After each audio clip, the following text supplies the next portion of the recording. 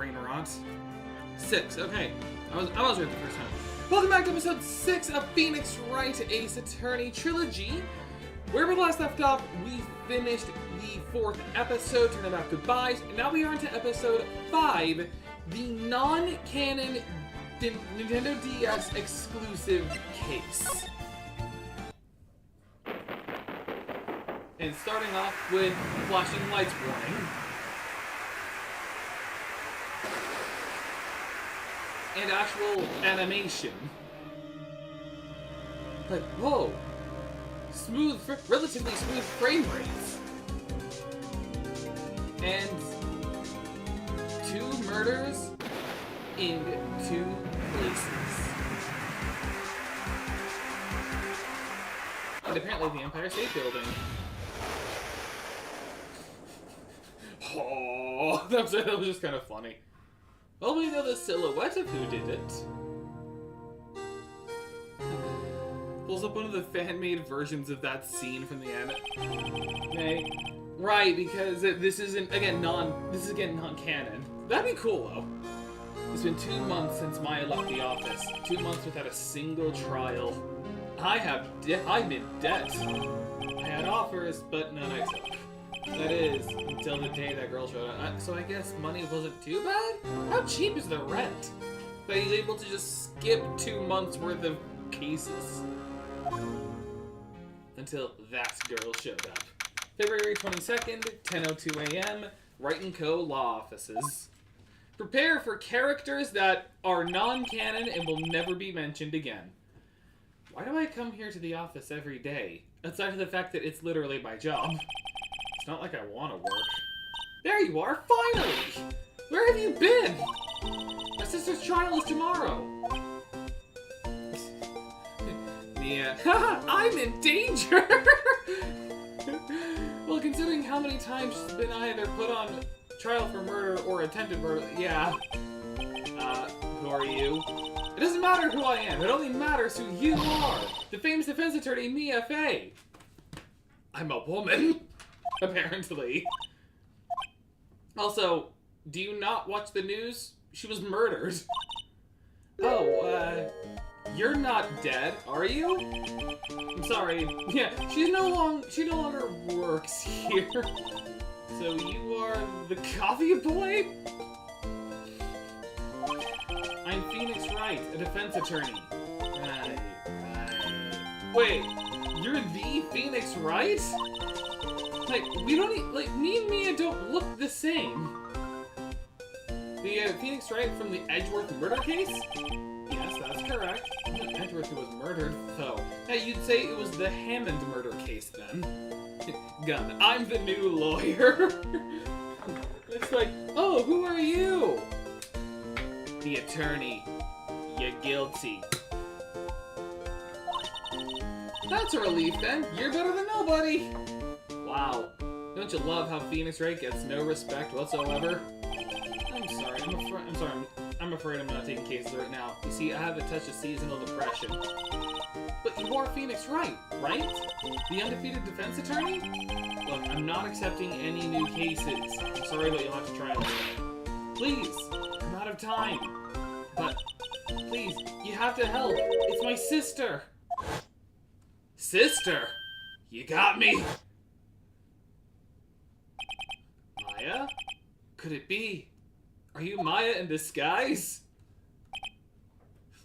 My god, it's Maya in disguise.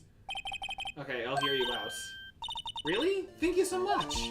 My name's Emma Sky. I'm a scientific investigator. Yeah, prepare for normal names in this game. Like, these are some of the most normal names you'll ever get in the franchise. Scientific investigator? Emma, was it? So you're a scientific investigator? Yes, that's right. Is something wrong? No, it's just, you seem kind of jumpy, or maybe just young? Young? I'll be 16 years old this year. Well, I see. Wait, only 16? Who drove you here? I guess, like, 15, she can still drive. It's just I guess it's just taking me by surprise, because I don't have a license. And I'm 24. and said to be formally assigned to forensics in 3 more years. Nepotism at its finest. I like to imagine he pulls up the gun and it's just right in front of their face. Obviously, it's not loaded. One saying, "I'm a lawyer," and lowers the gun and walks away. It's just like pulls up the gun. It's like, "I'm the lawyer, see?" And then just goes. My work is becoming quite well known at my age, no less. What exactly is your current position then? Well, legally speaking, I guess you could call me an 11th grader. I'm still in high school, but I'm ready to do my job at my age, no less. Great, another future professional in training. It's like, I'm the ultimate scientific investigator. Have you ever heard of Hope's Peak Academy?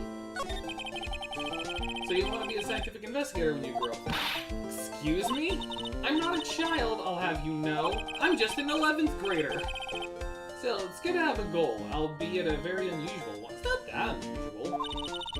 I believe investigation should be done scientifically, don't you? Yeah. Shouldn't falter for a lack of enthusiasm.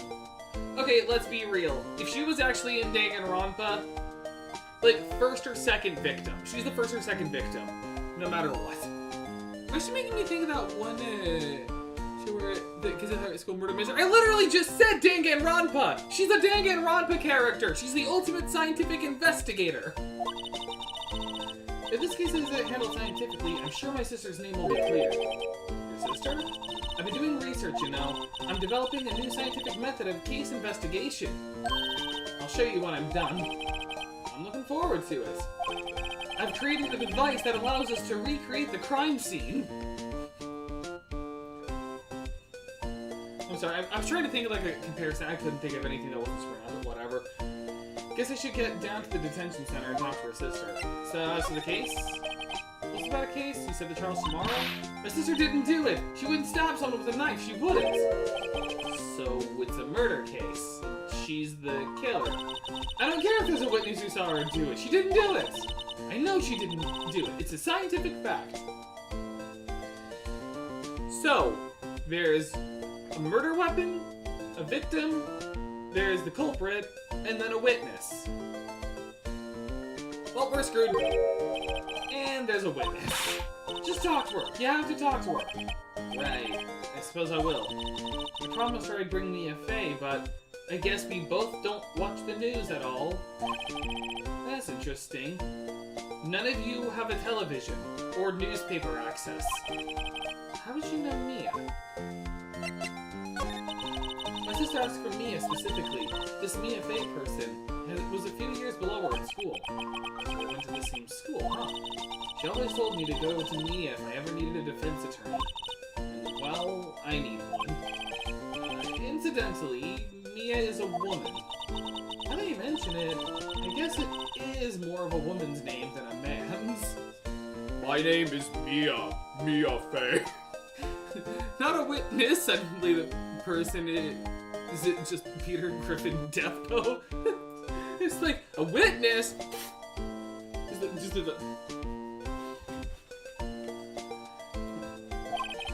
Well, it's nice of you to help your sister out like this. You must be close. We hate each other. Well, actually, when she gets like she is now, I kind of hate her.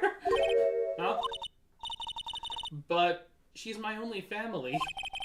Your only family? What about your parents? They got kidnapped by a black and white robot bear and were forced to murder each other. They died in a car accident when I was little. And yet I'm smiling about it. Oh, I'm sorry. All the while she has a pog pin. Like, it's no kidding. That pin on her vest, she's just pogging. Just wait till the 4th game Emma gets kind of a glow up. I don't know any of the games outside of the trilogy. That's kind of one of the reasons why I wanted to do this. Even though I know the trilogy, I want to do this so I could open myself up to the other games as an excuse. February 22nd, detention center. I wonder what's wrong with Emma. She got quiet all of a sudden as soon as we arrived. I mean, she did say she hates her sister when she's like this. You know, when she's accused of murder. Guard, I thought I told you I didn't want visitors. Sorry, ma'am. It's just your sister. No excuses. Or did you not want to raise this year? Oh, no. Understood, ma'am. I'll drive them out immediately. Like, I'll take him out, guard, and shoot him in the back of the head. What was that all about? Like, execution. Oh, hi, Lana. Funny. I seem to remember specifically telling you not to come here. Perhaps my memory is failing. Look, I didn't want to come here either, okay? But your trial's tomorrow and you still don't have a defense attorney. I'll be the one in court tomorrow. This has nothing to do with you, Emma. Why is she dressed like a military officer? Isn't that right, Mr. Wright? Hey, how do you know me? Mia mentioned you. I've heard quite a bit. I heard about you, I heard quite a bit about you from beyond the grave. I'm sorry, what exactly is it that you do? My name is Lana Sky. I'm chief prosecutor for this district. You're a prosecutor? Why are you dressed like a military officer? 2 sisters, 1 a lawyer. Could this be a coincidence? I think not! Sorry, Lenny, but you have to look at the lake. Ready's the gun. Like, hey, I think I found Gordy in there. It's just like, now then. Like, to the rest of my friends, like, you saw no one. You saw nothing. Emma, Lana. I mean, they're just like... Why does she look... You know what she kind of reminds me of? Kind of reminds me of, like, flatter version of, what, Esdeath from Akame ga Kill? Kind of. Just without the hat. Something wrong, Mr. Wright? I'm having deja vu. Sorry about that. So, you're the chief prosecutor. That's correct. I'm responsible for overseeing every trial handled by prosecutors in this district.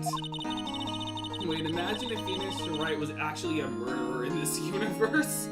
I mean, imagine that, and as a lawyer, he'd know how to get away with it. Until someone else just pulls random BS out of their butts to get him guilty. I make sure the prosecutors have what they need to do the job and manage every aspect. Those are my responsibilities in a nutshell. That's an awfully large nutshell. Still, I'm a little surprised.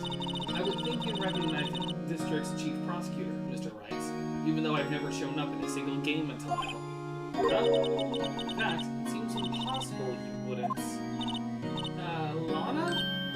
What happened to your hand? Oh yeah, it's bandaged.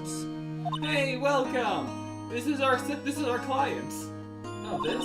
I cut myself by accident. When I stabbed him, that is. Huh? I'm not very good at being a criminal, I suppose. How am I supposed to defend this? Dude, Jesus, that's okay. Wait, she was in the class ahead of Mia, wasn't she? You were in school with Mia, correct? A few years above her? Emma told you that too, didn't she? Well, why not? I did drag him all the way here from his office. Well, it seems he has very little in common with me. Hey! I'm alive! It was in law school. I was in my 3rd year, and she was auditing the class. She was different than the other students. Different? She was strong. She'd do anything to become a defense attorney. Anything. Do you know how many times she's done drugs just to get the affidavit she needs? That is probably why she was attracted to me. Excuse me? Like, oh no! I'm a fragile man in the early 2000s! Intellectually attracted, Lana was top of her class in school. She was the best there was. Oh. But actually, practically, aww. Moss. He's like, aw man, I thought you were gay. I'm doing pretty good in school too, by the way. Sounds a bit different when Emma says it. It's like, I was top of my class. I'm doing good too! So, the case. There's something you should know. There's something you should know from the start. I paused my sentences, like Christopher Walken. Which is, the suspect in this case has confessed to the crime. Huh? Wait, but the suspect is... me. My goodness. Well, Mr. Wright, you begin by telling me exactly what happened? The crime took place yesterday, February 22nd, at 5:15 p.m. Okay, so we got our time down. That's quite specific. I was in the witness's deposition. The witness clearly saw me committing the crime. My, that was a bit of bad luck, wasn't it? That's some poor planning on your part. Like, you really should have knocked out everyone before you committed your murder. The crime took place in the underground parking lot at the prosecutor's office. The body was found in the trunk of my subordinate's car. Prosecutor's office, huh? Your subordinate's car trunk. Classy. I was arrested on the spot, caught red-handed, as it were. Well, that's just great. Like, well, crap. Hey, welcome. This is our client, and they're already admitting to the murder. So, who's the victim? An investigator with the police department. I suppose the correct term is detective. A detective? Death was due to a loss of blood. He was stabbed once in the stomach. By you? Death wasn't immediate, but the wound was fatal. I see. Allow me to repeat myself, Mr. Wright. The victim was a detective. You know what that means, don't you? Uh-oh. What, Mr. Wright? What does it mean? Well, it means the police department will consider it a matter of pride to have me found guilty. They will use any means at their disposal to do so. I always come back. Wait, I just saw something. What happens if the younger sister was actually the murderer, framing the older sister, but trying to get her out of the situation? That would be weird. That would be wild.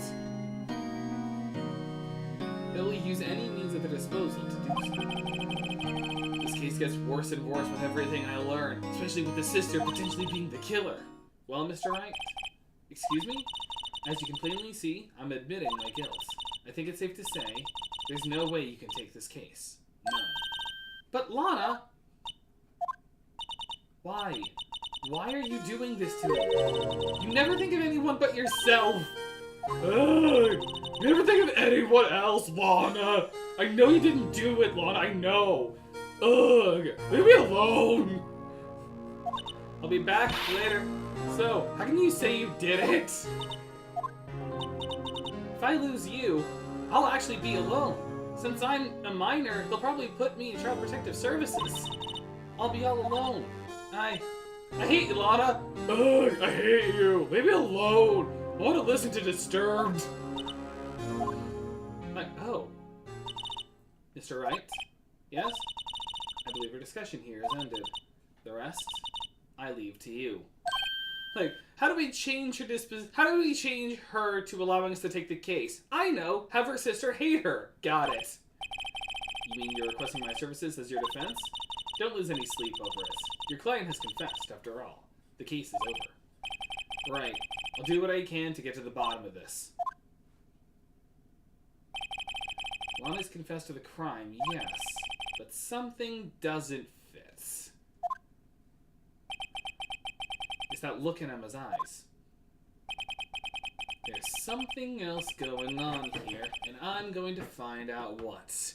This case seems quite sus. Quite sus, indeed.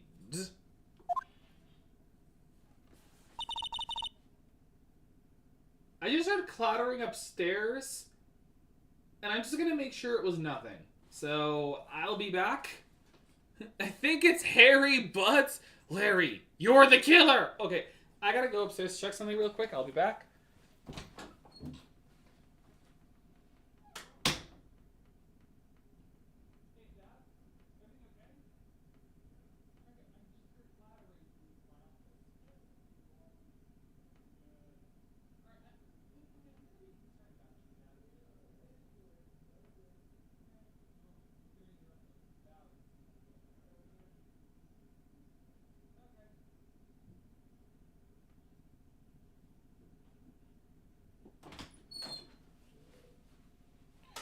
Okay, everything's good. My dad's just surprisingly loud. That's some horror movie what sounds. It's fine. I was just a little concerned because my dad has a cold right now, so I'm just making sure he didn't have like a fall or a faint episode or anything. I'm sorry, Mr. Wright.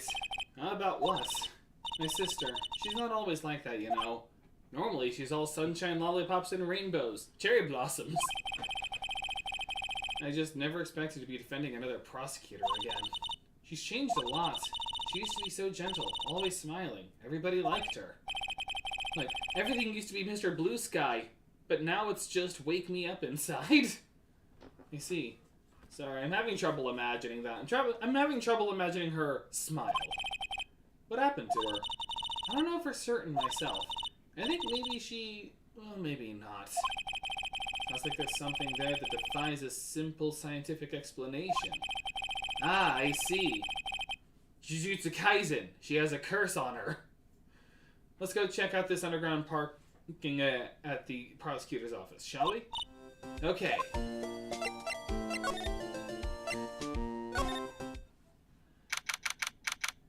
Alright.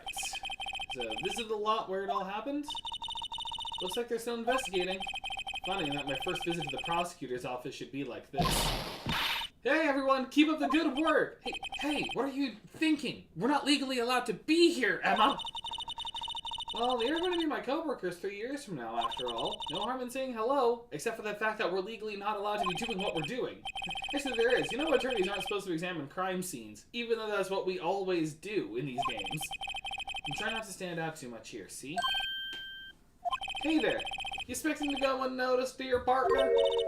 Partner? Oh, hey!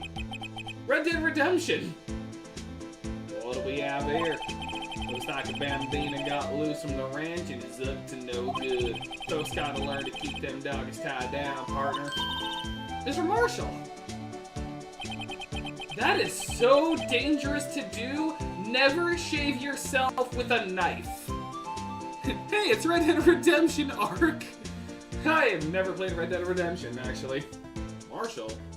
Looks more like a sheriff to me. Look here, Bambina. I know how you feel, but this is my gang's gold strike, see? Strike?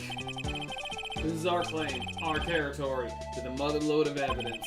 If you're fixing to mess with what's ours, you'll regret it, partner. I'll gun you down with a Smith & Wesson. You know what dreams the cacti? You know what dreams the cacti out the desert dream? You walk in? What's this guy talking about? Dude, you're not Arthur Morgan! This is not Red Dead Redemption 2! Hang on, I gotta get some whiskey in me. You head along home now. Happy trails, Bambina. Red Dead Redemption? You called me? Have I triggered my audience? Is that a hombre, a friend of yours? Kinda, sorta, yeah. He's a detective. He's also my babysitter. Kind of, even though my sister never requested him. Who thinks he's a sheriff from the Wild West, it seems? Bro thinks he's Arthur Morgan. Or Arthur Morgan's son.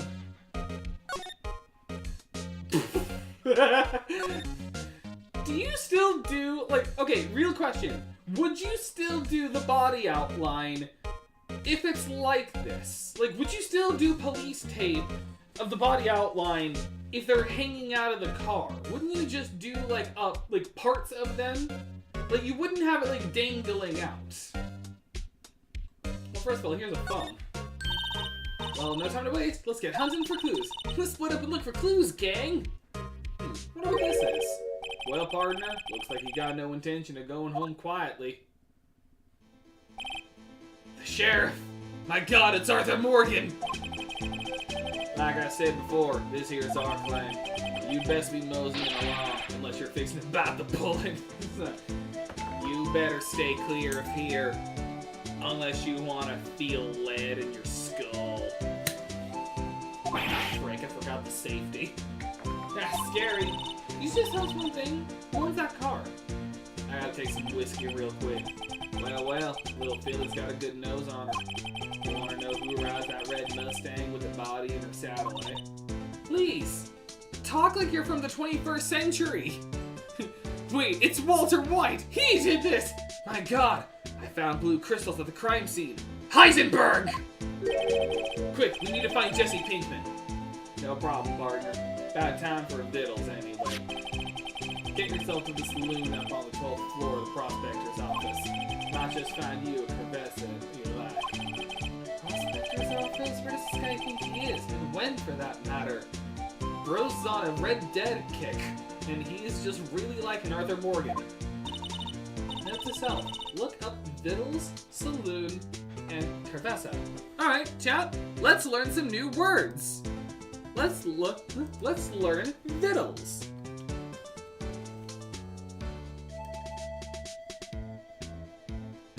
Food or provisions. Okay, so basically he's saying it's lunchtime, like he's hungry. And then I know what saloon is. So what is a Corvessa? Beer. Beer's like basically. Okay, that's funny. Basically, he's saying, "I'm hungry. Head up to the go to the bar and let's get some booze." I ain't talking normal, like until you solve this here case. Like, I ain't gonna get off my Red Dead kick until you solve this murder here. Then I'll maybe move on to Durham the Gone.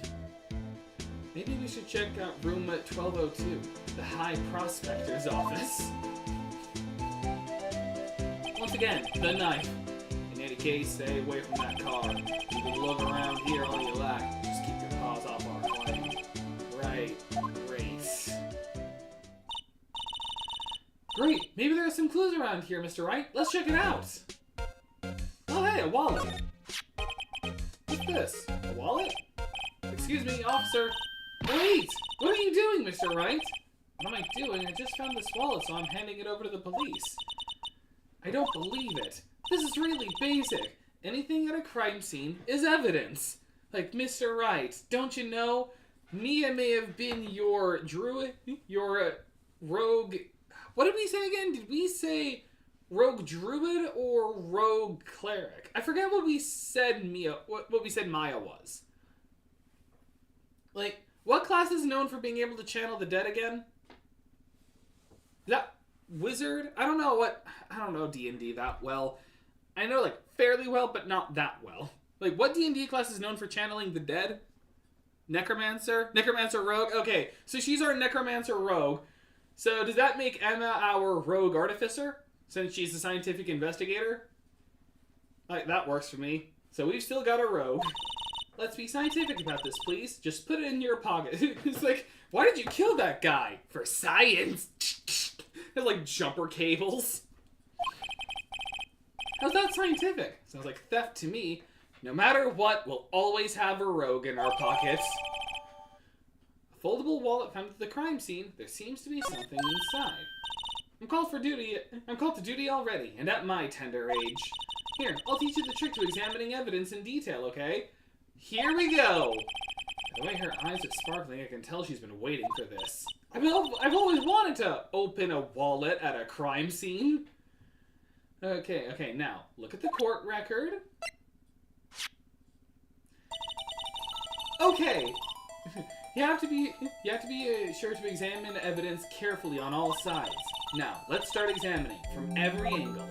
Okay, so, for context, when the first Phoenix Wright game was ported to the DS, they wanted to include stuff involving the touchscreen. That's what this whole case is about. Rise from the Ashes literally existed for the DS to show off its hardware.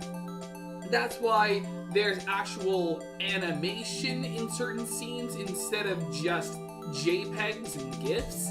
That's why you have this feature. That's why you have this to show off the touchscreen. So you would actually use the touchscreen to like move stuff around. So you could like physically examine your evidence. Oh look, there might be a clue here. You should check it out with the press of the X button. And that's why there are features in this game you won't see elsewhere. Alright, this is an ID card. List of police department. Sergeant Bruce Goodman. ID, like, Again, please cover your eye and read the charts. I actually should have been using this. I'm actually, not personally, but I have unequal sight in each eye. Like, 5, 8, 4, 2, 3, 8, 9, I want to say? Objection! That animation is, that animation is garbage because Harry Butts is here! Okay, there we go. I was actually pretty close. Sergeant Bruce Goodman, ID 584-2189. See? Well, isn't scientific investigation useful? Isn't it helpful to open a wallet? I guess. Though I don't see what science has to do with it. Like, with my calculations, I can open this wallet and take out a card. Goodman's ID. Alright, investigator's ID card found at prosecutor's office crime scene, ID 584-2189. Let's be sure to examine every piece of evidence we find. I guess I've got to be on my toes from now on. Excuse me, are you two all set? Us? What's this? She couldn't be... You're selling lunches? Here? This is a crime scene. Not that unusual. It is, but, like, she'd have to get cleared first. Hello, half and half, was it? Thanks? And you, sir? Yes? Some crunchy goodness coming out here? I don't know why that's the voice she has to... She has to have this kind of voice. Thanks. Interesting way of doing business. This area is off limits to anyone without clearance, especially passers-by. Who are you, officers? No, but you don't exactly look like the type to have clearance. Well, that's hardly a way to greet someone. Even if my days as the cop-up queen are over. Cop-up, huh? I used to kick men in the sternum and make them vomit. You know, I'm feeling kind of full. Maybe I'll pass on lunch. I'm quite connected to this case, you'll see. The images are burned into my eyes, you might say. Yes, all the sordid details. Secrets? Oh, sordid secrets. Dear me, you're a slow one, aren't you? I'll kick you in the sternum and make you cough up your breakfast. Like, lady, get out of here, you ain't a detective, scram! Like, man, this is a crime scene, please do not contaminate things with your fingerprints. No, little German boy, do not go to the weed cave. German boy, it's nice here. I'm a friend to the murder. Stabbing at that detective. What? Witness clearly saw me committing the crime. You mean you're the witness my sister was talking about? Please cough up, Queen. Tell us what happened. Cough it up. The name is Angel Star. Don't you go forgetting it. And before you know it, I'll have you whimpering at my heels. I'm a dominatrix, you see. Yes, ma'am. Yipes, she means it. Okay. Could we ask you a bit about yourself, Miss Star? I come here every day to sell lunches. I import only the freshest and best from the Far East. For some reason, the box lunches are a hit here. Probably because of bento? Because, again, this is Japan, like, they're convincing us that this is both Japan and America at the same time. So, it's probably because of bento. Why not make lunches here rather than import them? Do you say something? No? Only true connoisseurs can understand. The kind you can only tell someone who has tried General Tso's Trilogy to lunch sets. Never mind, you win. Actually sounds nice. General Tso's Trilogy? That sounds really good.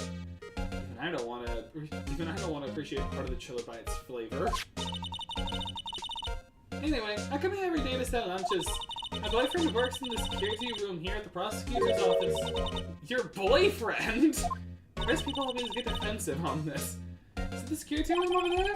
The glass wall booth? I sell my lunches, and since I'm here anyway, I drop in to see him. So, since you're here anyway, I guess selling lunches is more important than romance. It's like, you know, I do love him, but I also like the money. So to scientifically analyze the data available so far, you and Star are a lunch vendor with an ulterior motive for coming here. Useful analysis. Not! Like, got her. Okay, I just wanted to check something real quick. There is an actual reveal all.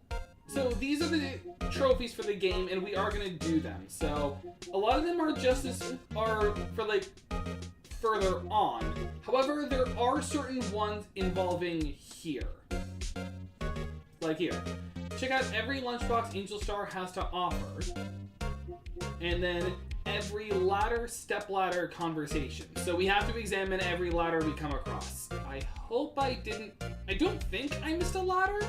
I don't think there was one at Gourd Lake. So I think we're good.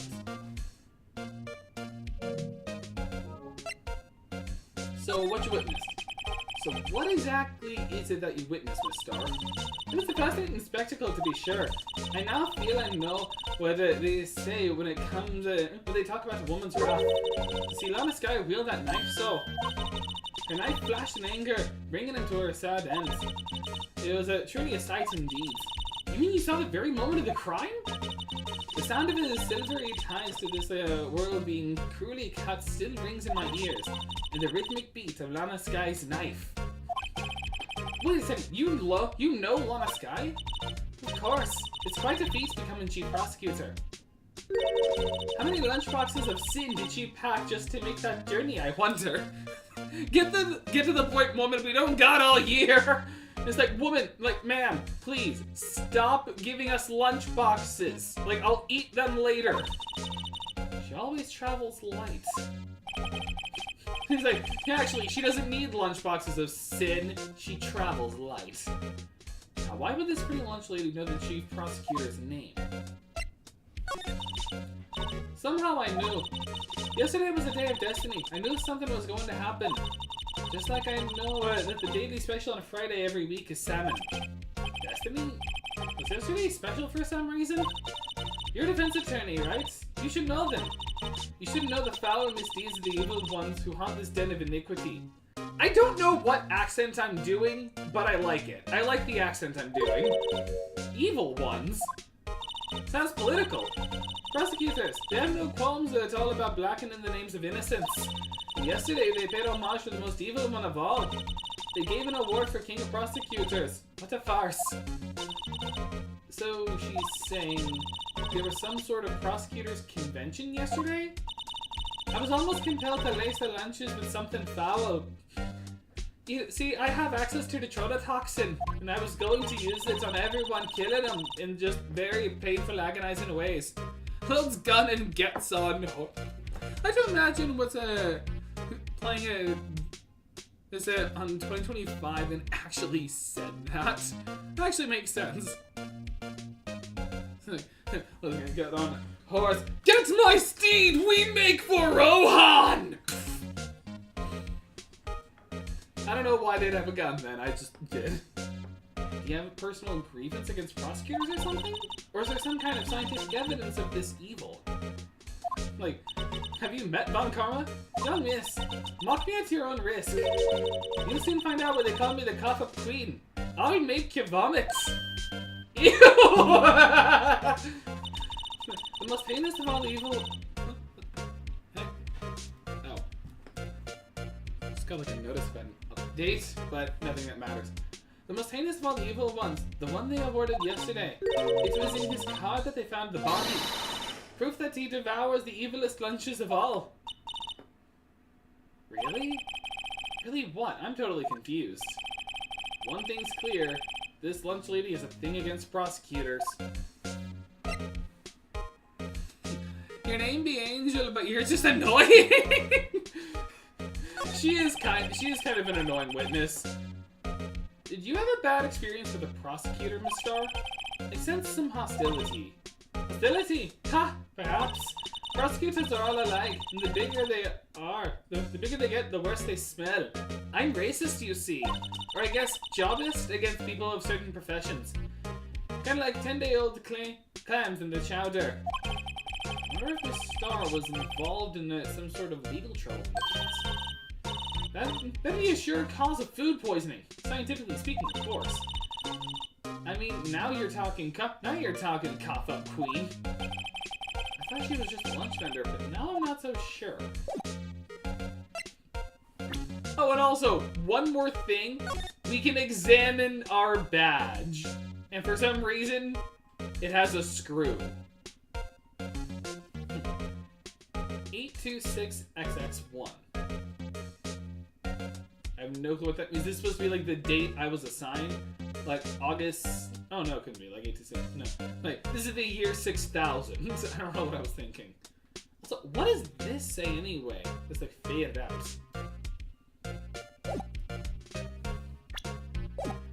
Okay, I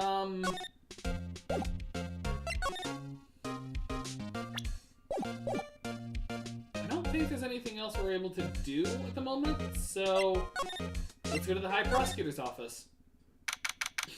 It's Edgeworth's office! Complete with the Steel Samurai, which is proof he actually does love Steel Samurai. And chess, apparently, with red and blue pieces. Von Carr. Sir, are you a stoner? There's no such a person with that name. There's only Larry Butts. Like, sir, I've never heard of a Von Karma. There is a Larry Butts, however.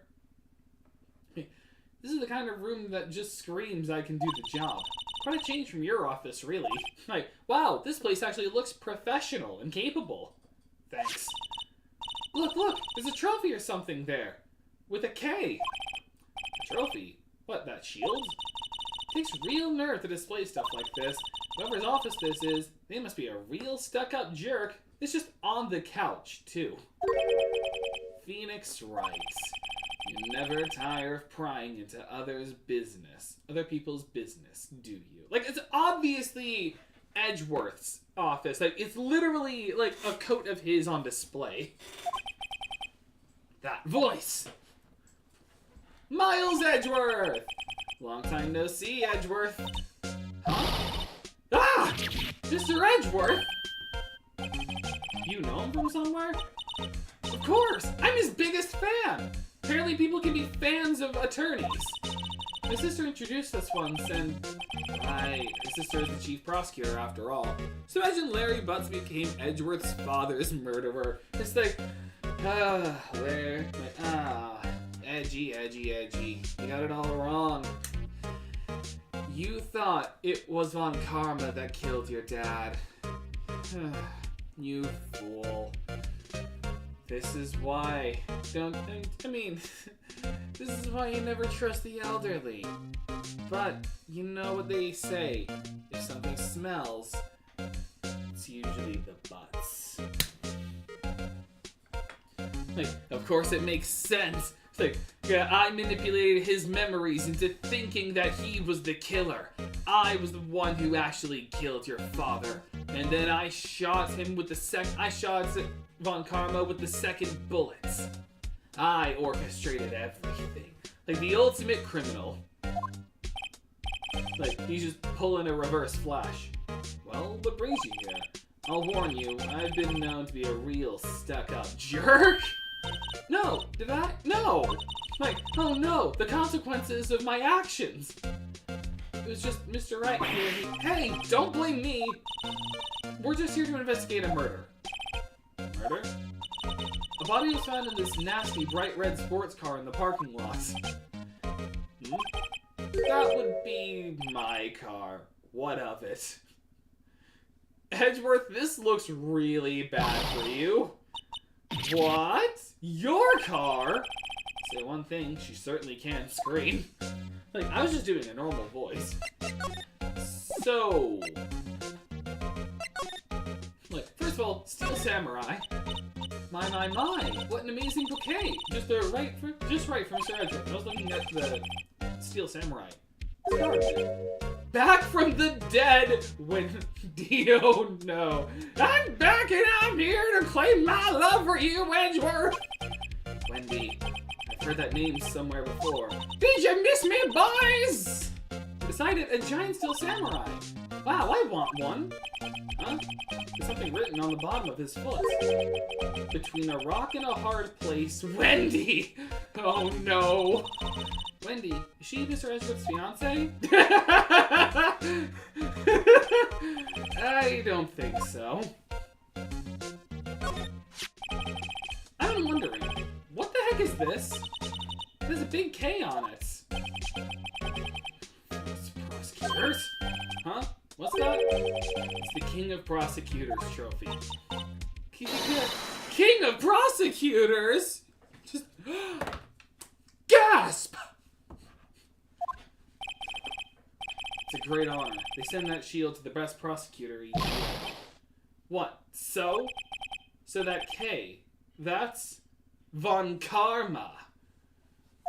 I see. K stands for King? Yeah, you had a problem with that? I didn't design the thing. Who would make an ugly shield like this? King of Prosecutors. Kind of like Employee of the Month, only better. We have this as the court record now. King of Prosecutors trophy given to Edgeworth, King of Prosecutors at the police department on the day of the murder. That's King of Prosecutors shield, huh? Well done, Edgeworth. You should be proud to be the King of Prosecutors. Congratulations, King of Prosecutors! Please stop saying that. That still doesn't explain one thing. Why is the tip of his shield broken off?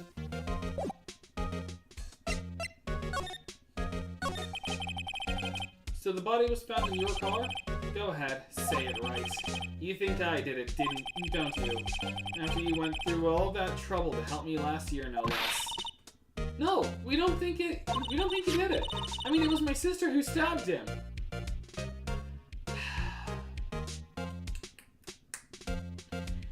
Emma, you're worse than Maya. Wait, no, she didn't do that. I mean, if we're up against Edgeworth, we're screwed. Wait, so you're the chief prosecutor's little sister then? Yes, sir. Emma Sky. It's nice to meet you again. Now that didn't sound forced at all. Ah, now I remember. You've really grown. Edgeworth, you want to confess something? Something into this lapel mic? I'll admit it. It was a surprise for me, too. I feel like my camera's a little too high up. I'm gonna just lower a little bit. Like, it cuts off David Tennant's head, but I feel more in frame now. To think that my own car would become the scene of a murder. More surprising still, I'm being forced to prove my superior's guilt. So we are up against him. Oh no. No one say Wendy D's nuts! Oh no. They used to call me the gotcha queen back in college because I used to get everyone tricked into saying D's nuts! I can understand. Wait, what did you say? Wanda Sky's the chief prosecutor, the top prosecutor in the district. She can't prosecute herself, so I'll be the prosecutor at the trial tomorrow. You? Mr. Edgeworth? I'm sorry I confessed to you about the murder. To be honest, it's a bit of a miracle I'm still here at all. What do you mean? Rumors. You've heard the rumors about me, haven't you? Like dark suspicions of the demon attorney? Miles Edgeworth. It's hard to remember a time when there weren't rumors about this guy. Even back in grade school, people called him a bedwetter. Forging evidence, arranging false testimonies, illegal searches, you name it. Thanks to you, my innocence was established in the trial at the end of last year. However, there are some who say I'm the one responsible for the current incident. What? That's crazy! Just because the body was found in your car. Some people need very little excuse to think ill of others. It's a fact of life, impossible to stop. Fortunately, he's not wrong. But some of them even go so far as to present me with toys like this. They think it's funny. Toys? That bronze shield? There's gotta be so... She just talks about this dude. Chief Prosecutor Sky? Yes. We first worked together on a case 2 years ago. It was my first big case. That's right, I remember. 2 years ago, I wasn't even a joined her yet. Since then, I always felt that she was looking out for me. It appears I was mistaken. Mistaken? Why?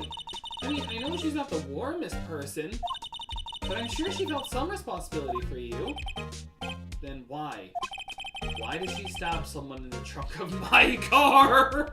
That does look really bad for Edgeworth when you think about it.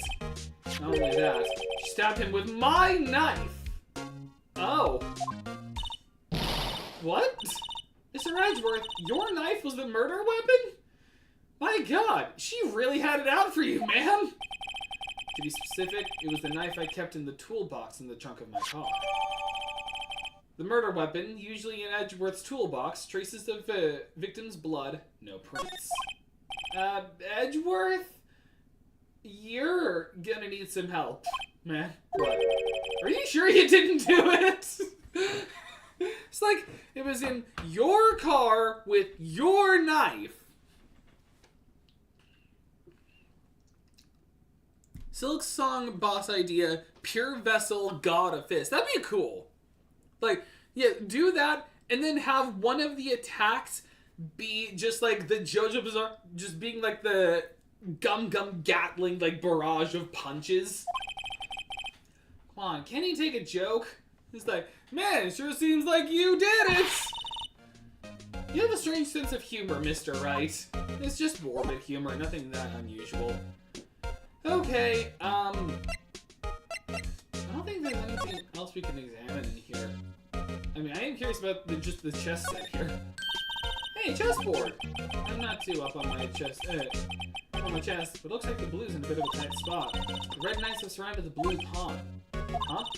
Those horses are mounted knights. Their swords have really sharp edges. Check out that poor pawn. His head is kind of Oh. Mr. Edgeworth must be an avid chess player, or an avid knee hater. Edges surrounding a pawn with spiky hair. It's nothing? Wow. Whoa, these are all case files? They're stacked up high. They're stacked up to the ceiling. There's even a ladder. What? I thought Edgeworth wasn't good with heights. He must have someone get them for him. Probably Gumshoe.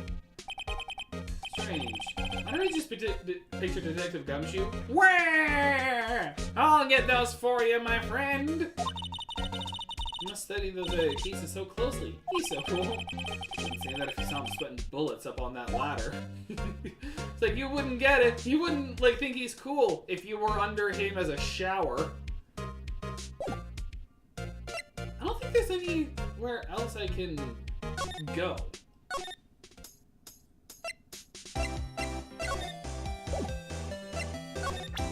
Like, not much I can... Maybe back to the detention center? No.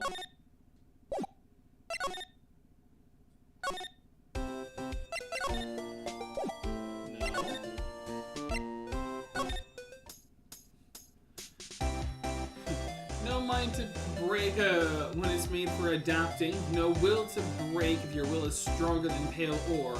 No vessel to take when it's already sculpted to perfection. No weapon to break when you are your own weapon. Okay, that is a good lie. That is a top notch. Now you get a turtle bell for that. I don't think there's anything I can present.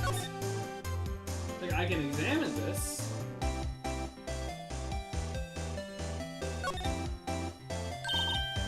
Hey, check it out. There's a metal plate here. Looks like the names of all the previous recipients are engraved on it. Wow, one guy's listed a bunch of times. Von Karma. Guess he must be a foreigner? Yeah, that's probably it. Well, where he's from, he must have been an amazing prosecutor. They pay her. Check out my King of Prosecutors trophy. You can meet this Mr. Von Karma sometime. He's in federal prison. He says that his name does have kind of a ring to it. Of course, the K stands for Karma.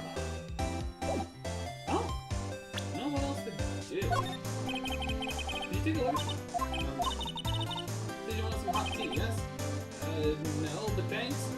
Look at me. You must have to brew leaves a long time to get rich flavor like this. You pre-infuse the leaves with steam before brewing. I knew it was fantastic. Well, that should make sense. The thing I'm showing here is wasted time. Yeah, I'm just gonna By the way, that's what made me think of a pure vessel god of fists. While testing my will. Ah, so you were on Carmelita too? Alright, hang on. I'm just gonna... Thankfully, I actually have a guide pulled up in case if I lose stuff. Oh, wait! There's another... Hang on. There's a lunchbox I can find. The defense attorney must be able to dice. How about you? Do you think you can win? How about tackling the Lunchaland's Pickle Supreme lunchbox? Oh, it's really crunchy. Box of pickles? Kind of sad lunch if you ask me. It's just pickles. It's like, what did you get for lunch, Timmy? Pickles. Oh!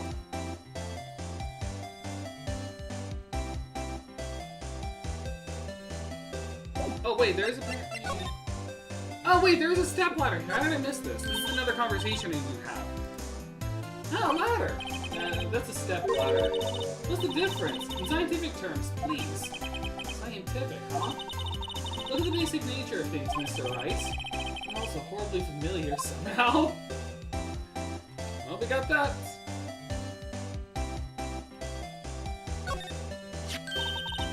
Here, a phone. Let's see if it works. Hey, don't touch stuff we don't need to be touching. I can't hear anything. My ears. No, my ears! Maybe it's due to barometric pressure? What's she babbling about? Hey, what did you just say? See, you can hear just fine. The phone's broken. Alright. Phone's broken. Good to know. Okay. I've only changed one role of my Challenger of the Fool challenge. I can heal, this is because the damage is so terrible. That actually makes sense. Alright.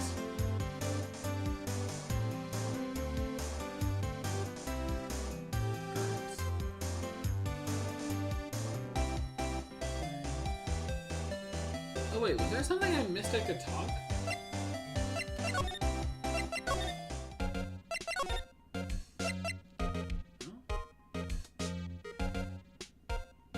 Something not showing up.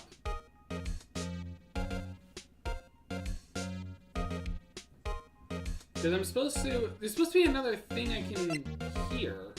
Maybe I gotta present something? So I guess my responsibility... Alright, so you... That's worth it's never personal. It's all about winning tomorrow. Okay? Alright, something's missing. Supposed to have another bit of dialogue. Hang on a sec.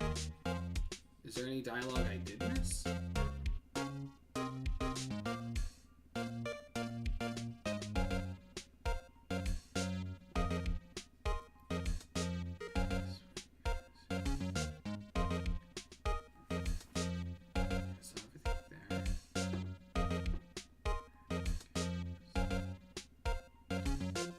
Oh wait, there's another present I can do. Barely can present this. Okay, alright, so this is what I missed. So basically, this says you were the best of the best last year, huh? You can take that foolish grin elsewhere, right? I lost a day of work to receive that travesty. Huh? Why's that?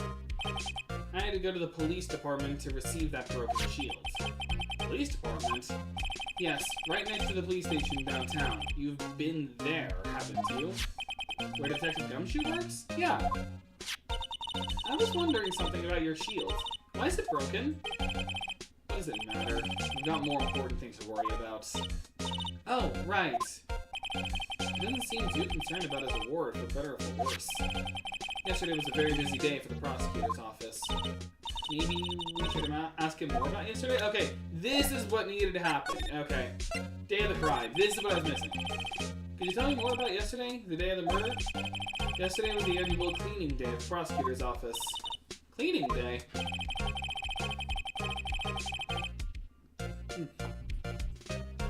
Working with the police department, we sort and file all evidence for solved cases.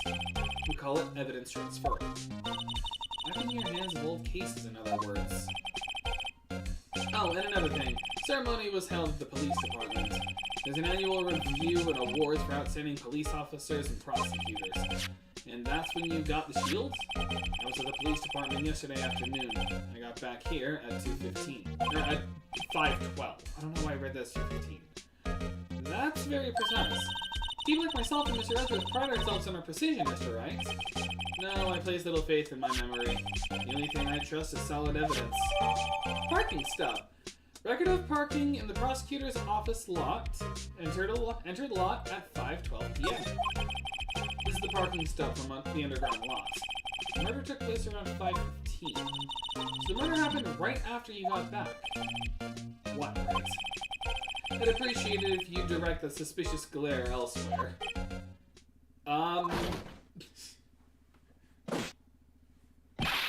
Excuse me, but Mr. Edgeworth, is Mr. Edgeworth anywhere on the premises? I'm Edgeworth. Oh, I'm here, sir, at the request of the chief. Sir, I've got your report, sir. Report? What? Did you find new evidence in the case against Chief Prosecutor Sky? I don't like the way this conversation is going at all. Sky? No, sir. No name of that kind, sir. Not in this report, sir. I think I just heard Edgeworth's lid blow. Mr. Edgeworth's lid isn't on very tight, is it? I made a clear request to the police department, did I not? I need to focus on the trial tomorrow, so don't bring me anything unrelated. Sir, I'm just following orders, sir. They told me to bring this to you.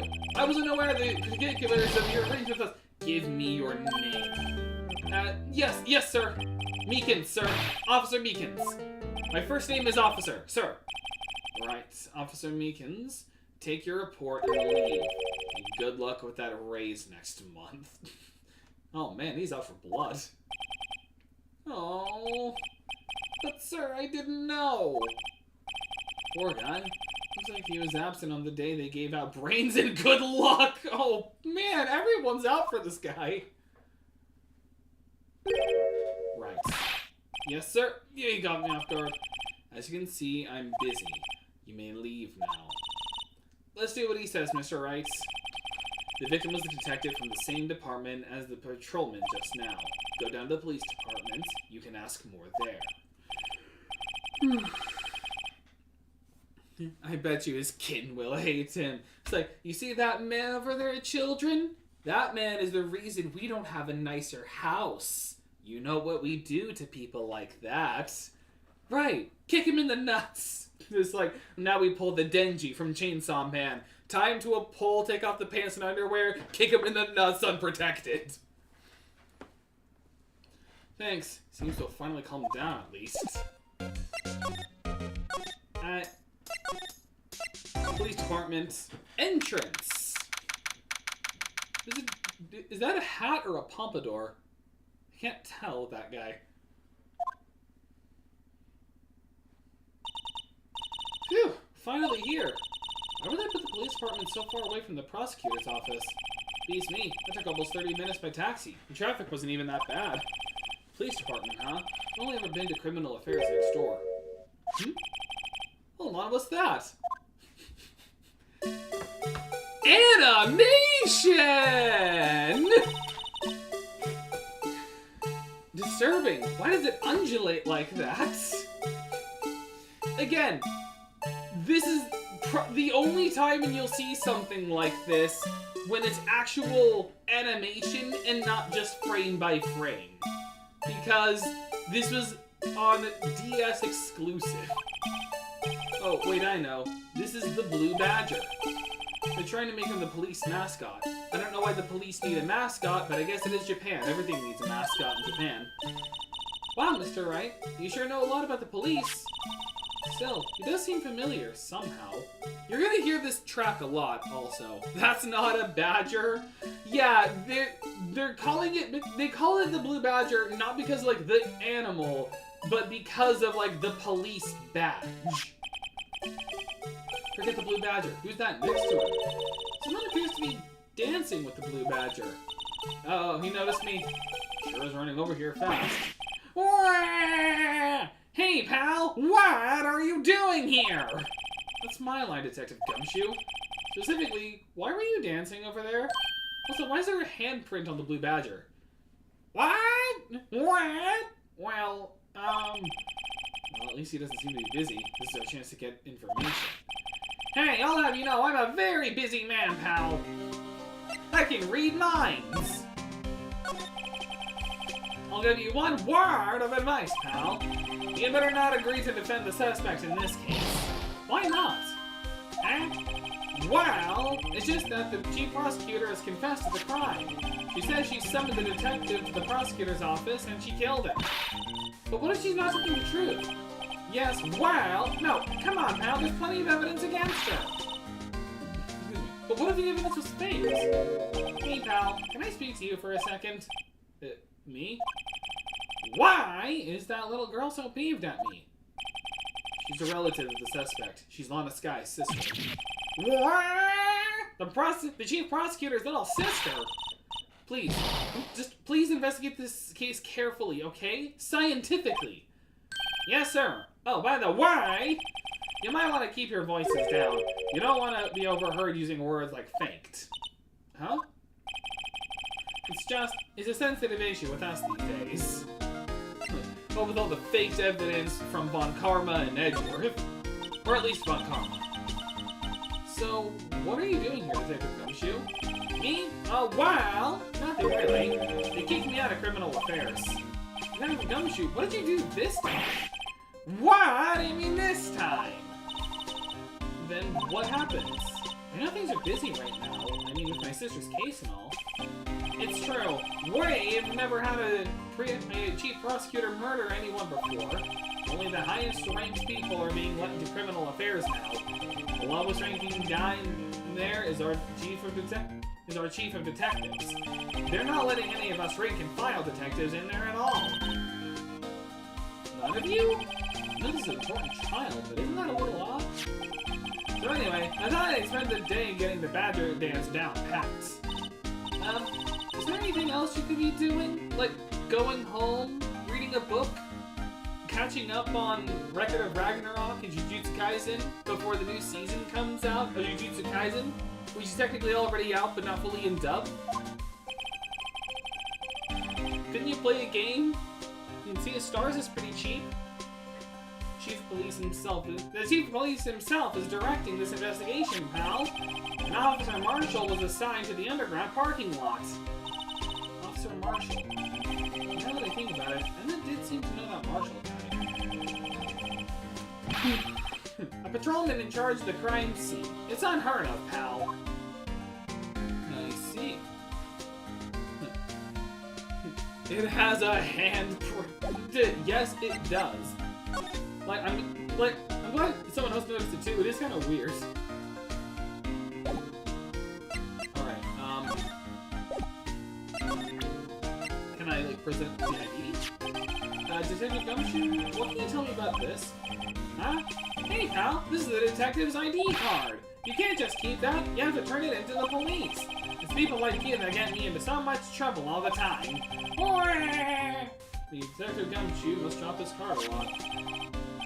Let's see. Bruce Goodman. Sounds familiar. Nah, my mistake. But didn't you work together with him in criminal affairs?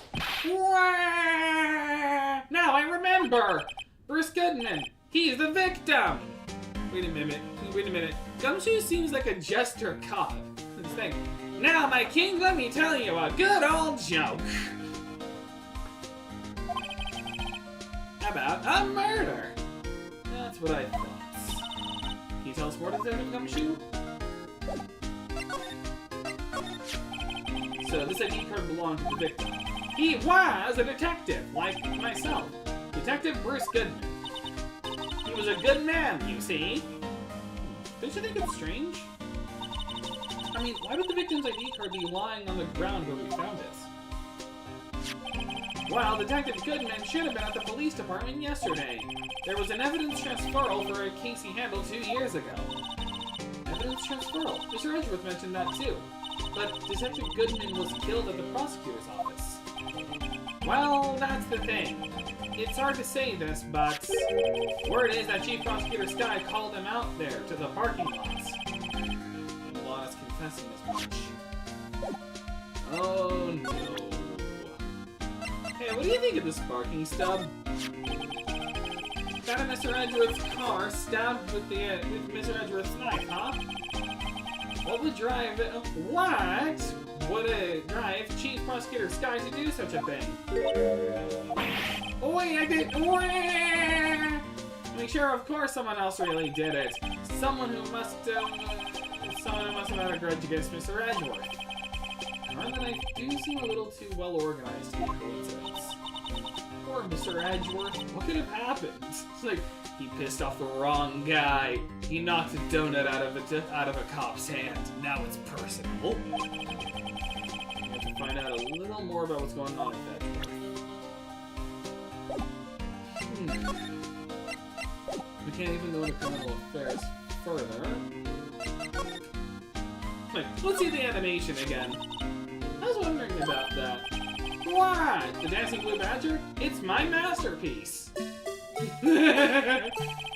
You made this, Detective Gumshoe?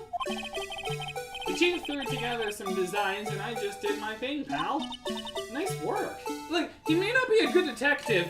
He's a surprisingly good engineer, though. It's battery powered, so it can go anywhere. There's no switch, so it just dances until the batteries die. Poor Blue Badger, fated to dance until he drops. Blue Badger Panel! A work of art designed by the Chief of Detectives and created by Detective Gumshoe.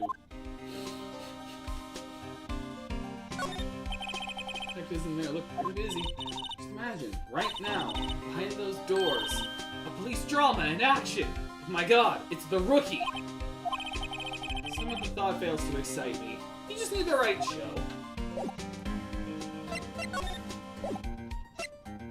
Like, it's kind of funny how, like, he's a bad detective, but he's a surprisingly good engineer. Like, even if the Dancing Blue Badger isn't canon, but in a later case, he made a bug sweeper in elementary school. Wait, is this just episode 1 but everything's in reverse? Kinda. Like, it's kind of like that.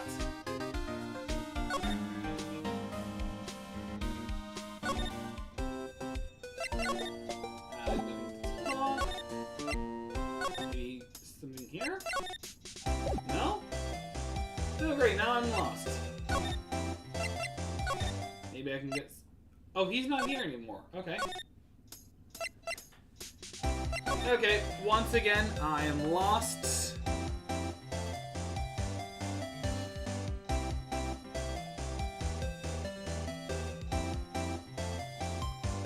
Oh, okay. Oh wait, there's something else I forgot to present. That's what it is. Just present this.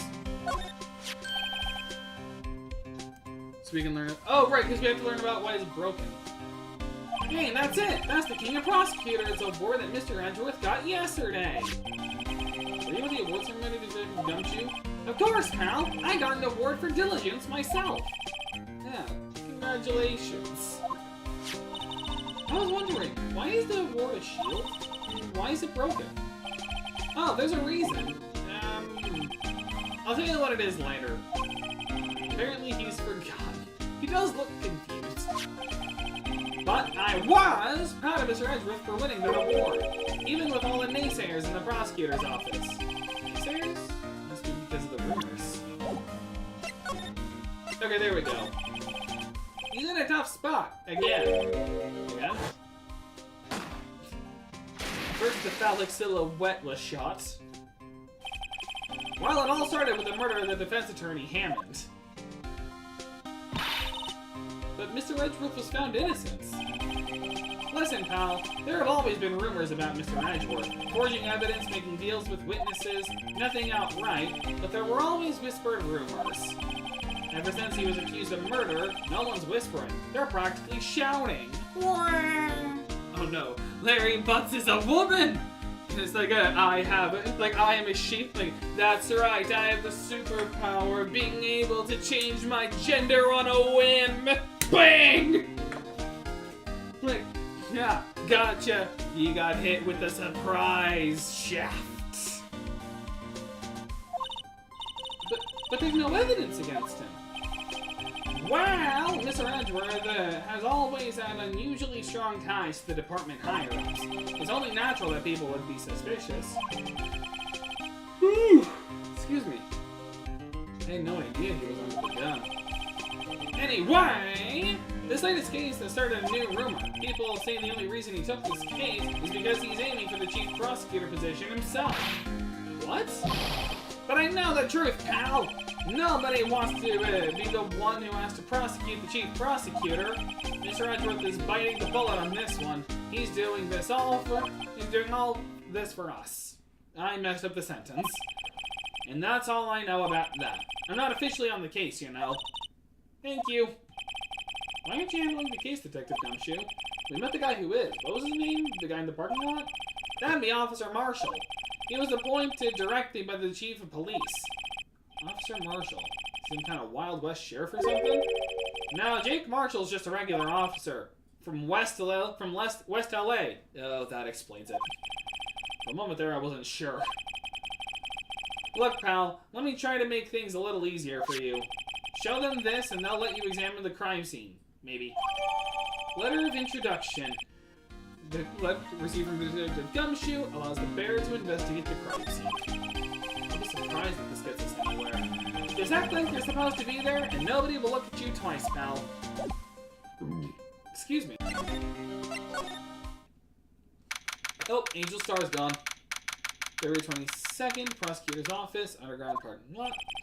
Looks like the investigation is still going. I have to be getting back to the shop. Sorry, it looks like I'll be stuck in this pit till the sun sleeps. I'll see you in my dreams tonight then, baby. Oh, that was the boyfriend. Oh, still here? Oh, hello. Why the surprised looks? Didn't I mention? I've got the boyfriend in the criminal affairs too. What happened to the security guard? I'm polyamorous, you see. I was wrong, Bambina. You're looking like a doji that's lost its herd. I gotta take some whiskey sips. Jake Marshall. Strange man to put in charge of a crime scene. That is so dangerous.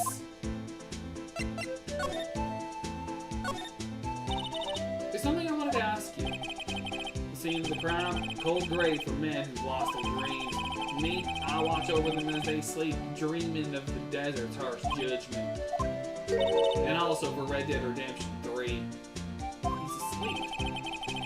Should I show this up the kid, pull this case in and catch his interest? There's something I wanted to ask you. Oh, okay. I'm gonna say the same thing until we show the letter of introduction. Take that! Would you mind reading this for me? What's this? I warn you, fan letters to me go straight to the spoon. It's a letter of introduction from Detective Gumshoe. May we investigate? Gumshoe? Ah, that old cow dog. He holding a birthday party or something? Hang on, I gotta take some whiskey. Huh? Look, where it should say letter of introduction, it says invitation. I think he just misread it. Wait, why am I getting all defensive here? No worries, this bruise is from Detective Gumshoe, better than a blood test. Guess I'd better let you in then, otherwise I'll cut you with my knife. Thank you, Officer Marshall. Oh, that's right, he's a patrolman, not a detective. Which reminds me. Hey, wait a sec. Isn't a crime scene supposed to be handled by a detective or higher? Well, folks, the clues are calling. Welcome to our gold strike. Be like the settler. Strike out for lands unknown. Manifest destiny. Let's have a hootenanny. I'll bring the whiskey. That's itself. These investigations are like selling lands. Well, Mr. Wright, what do you say? I say I won't be needing this anymore. Aw, we lost the letter of invitation. It crumpled and discarded. Oh, that's mean. Okay, now we can talk to him. Officer Marshall, could you tell us more about the victim? I had to take a sip first. Good men always die young. Remember that, partner. Could you be a little more specific? Bruce Goodman. He was a detective, right? Well, aren't you a fast and dozier right there? I'm very hammered right now, you see. Detective Goodman was stabbed here at 5:15. Smiling Madonna told me the tale. Thinking he's the witness, Miss Angel Star. One stab to the chest, fine piece of work. This here's the autopsy report. Alright, we have the autopsy. Death due to loss of blood, one knife wound, died within an hour and a half at 4 p.m. Okay. Was my sister involved with the victim in any way? Wait, hang on a sec. Die within an hour and a half at 4 p.m. Okay, no, that works. That works out, sorry. I was thinking this said 5 a.m. Was my sister involved with the victim in any way? Funny you should mention that, Bambina. Chief Prosecutor Scott Detective Goodman had nothing in common at all. Nothing in common? So where's the motive? They apparently worked together on a case a few years back. So there's no motive. Goodman wasn't a particularly gifted detective. And that's one reason why he didn't work much with the chief prosecutor. Or didn't do much work. But my sister called the victim here on the day of the murder, right? Here, to this parking lot? So it seems. By calling an unarmed man to a shootout at high noon. God, I'm hammered! So there's no motive. How could they even convict if there's no motive? I don't mean any offense, but Officer Marshall, you're a patrolman, right? Not a detective? You called me out, they shoot you for that. They shoot you for that in Texas. Huh? I was one of them fancy shoot detectives until 2 years ago, to tell you the truth. Oh, really? Now he tells me? But you're a patrolman now? So how can you be in charge of the crime scene? Nothing gets by you, does it, Bambina? So why are you in charge? No reason. They're just short on hands right now. I'm keeping an eye out for things out. That's odd, though. Detective Gumshoe was saying he had nothing to do. Nothing important, at least. He's nothing but a sad old cow dog that can't find his tail. Maybe it's because he runs with that Edgeworth, eh? Edgeworth? That cow dog's been kicking out of the cattle run. By order of the chief of police. Just, he doesn't realize it yet. You don't realize it. Detective Gumshoe kicked out of the investigation. We already knew that. Slide. First of all, why? Stroke, is it? Yep, they laid it in the outline of the victim's body. So wait, the victim must have died when the killer closed the trunk on him. Gotta be the only person I know that will come to that conclusion. Wow. This looks like a cell phone. Scientific analysis would suggest it belongs to the victim. Can't think of anyone else who could belong to it. What's so scientific about that? Should we check it out? Yeah. Right. Let's check it out.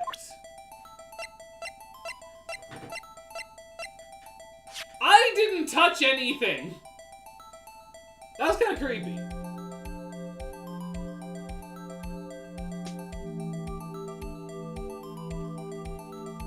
Oh. Button. Flip phone! Hey look, it's a morpherizer! It's a morpher from, I completely messed that joke up. Whatever, I'm getting tired. Letter of seduction. Oh, thanks, but it's in the bag of useless. It's like the bag, into the bag of unwanted holding. It's just a mimic. This phone's still on the redial screen. Redial? Mr. Wright, most phones keep a record of all the calls you've made and received. Just press the blue button to display the last number you called. Neat, isn't it? I'm surprised you didn't know about it. Sorry to disappoint you, but even I know about things like redial. Huh? Oh, sorry. It's just, you never know with people from your generation. Ow.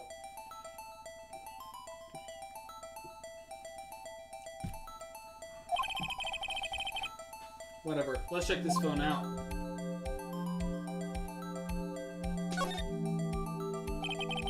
Now, to see who the owner of this phone called last. The defense attorney doesn't think first, he just pushes the button! He's like, button! Boop! Explodes.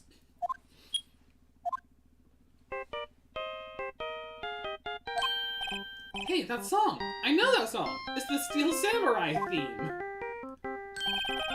Hey, what's going on over here? Oh, sorry. I see you, partner. You pressed redial on that there phone, didn't you? Well, yeah. Whose phone is this anyway? It was on the ground over there. Whose is it? That belongs to Chief Prosecutor Sky. What? It's my sister's. Oh no, more evidence. She apparently dropped it when she was taken into custody, right after the crime. Look, the last call was made right when the murder occurred. Looks like she was fixing to call someone, except she only spoke for a few seconds according to this. Who'd you call? No idea. Sorry, partner. I don't know how these newfangled technological contraptions work. All I know is horse and gun. Now I got a question for you, partner. I heard a phone ring just now. One of those newfangled ringtones. Oh, that? Sorry, that was my phone. What? Your phone? Yeah, it's kind of strange, but someone called me right as we picked up the other phone. A wrong number. I hope you're not lying. They shoot you for that in Texas, partner. We shoot people for minor misdemeanors in Texas. At least back in my time period. Uh-oh, I've incited the wrath of the Lone Star Patrolman. Like, oh no, I've angered Arthur Morgan. Property of Lana Sky, last call made at 5:18 on the day of the murder. So 3 minutes after the murder.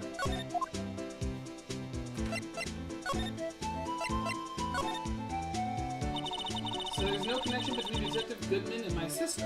Oh no, he's going full Texas on me!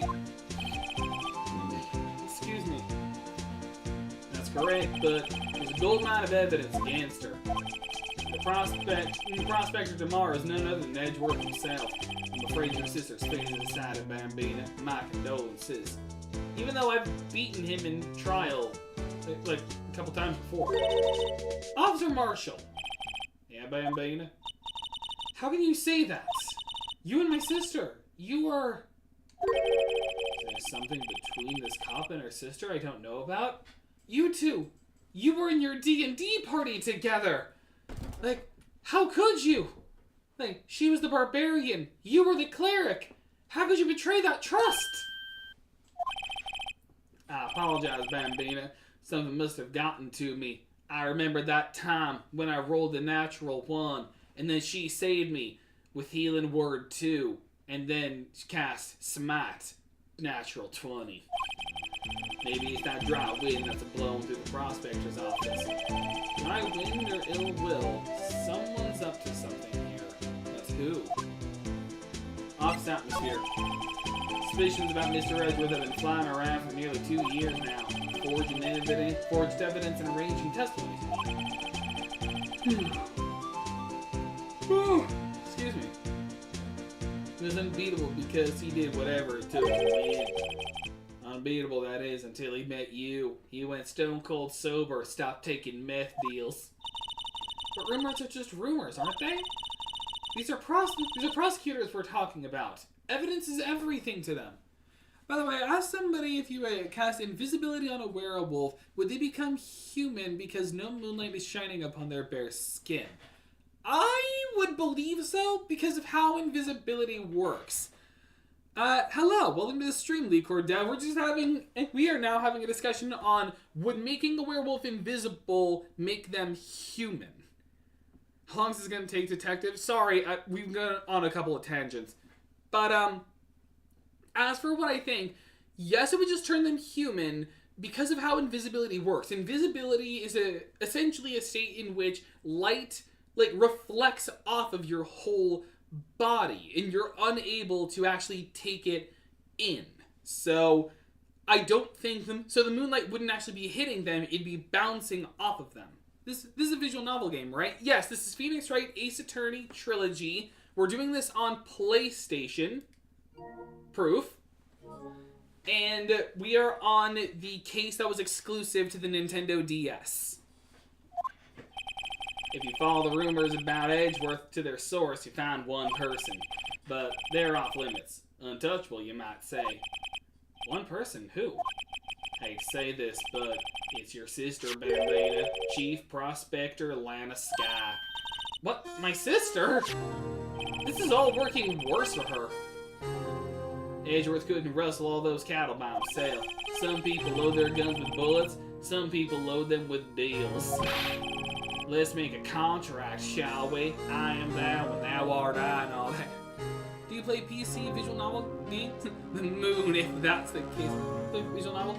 I've never done any on PC, but I've done other visual novel games before, like Danganronpa and 13 Sentinels and 100 Line Last Defense Academy.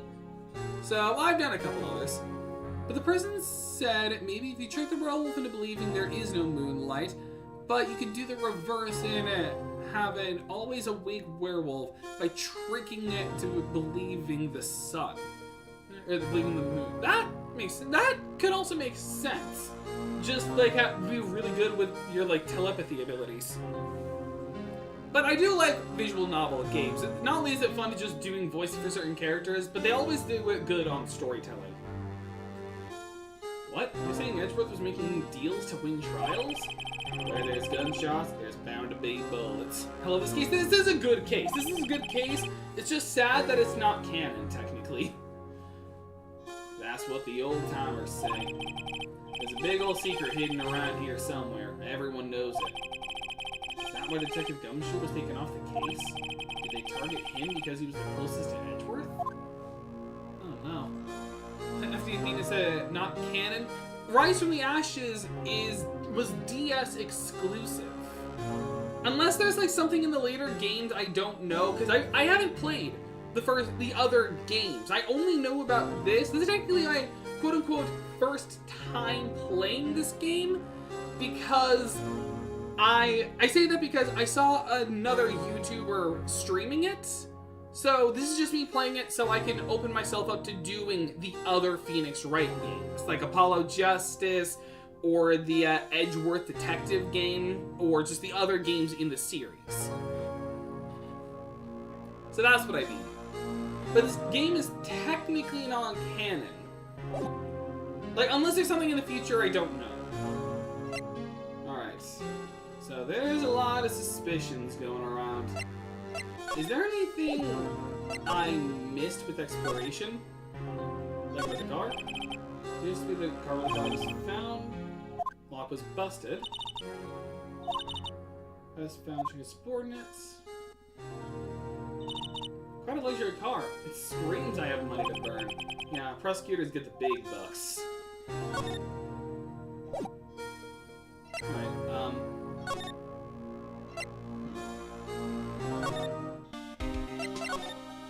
it's like, now for happy music!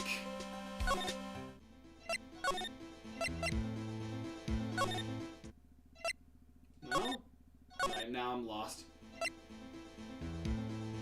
I don't think there's anything I can actually present.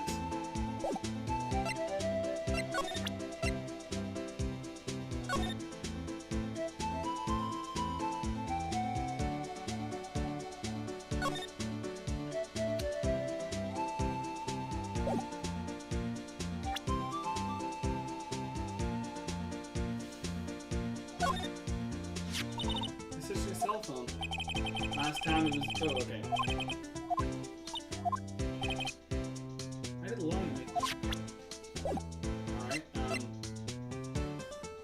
Well, I am now locked. Present your office badge, maybe? Maybe?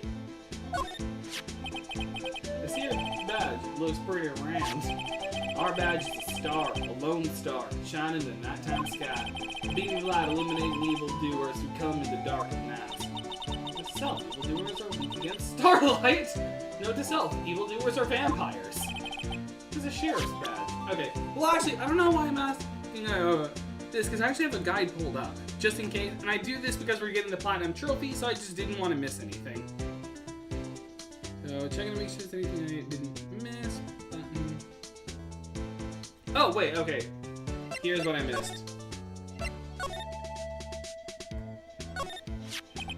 There we go, okay. What's this? Looks like some sort of notes. Look, something's written on it.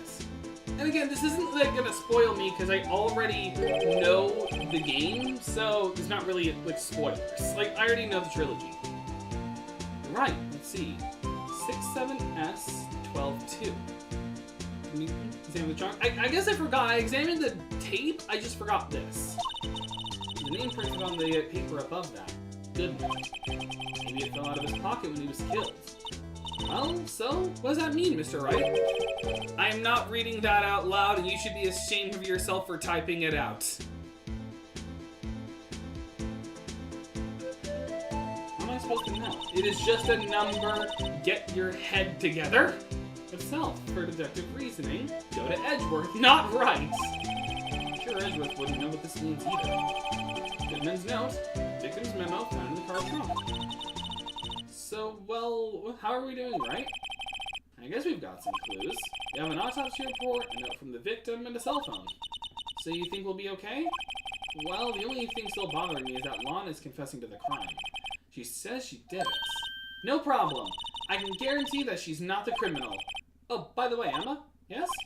I know that song your phone plays when it rings. What? It's the Steel Samurai theme song, isn't it? That popular TV show for kids? Like, we got her. The phone that rang earlier wasn't mine. It was yours. How's that for poor deductive reasoning? At 5:18, just after the murder took place, your sister called you, didn't she, Emma? I'm sorry? Can you tell me what you talked about? She hung up right away. I see. Cell phone updated. Property Atlanta Sky. Last call made to her sister Emma at 5:18 on the day of the murder. I already hate myself. I don't want to hate myself more. Good. Feel the shame. The detective is murdered, and the suspect is the top prosecutor in the district. Got a bad feeling about this. Like, maybe I still don't know everything that went on here. To be continued. Right now.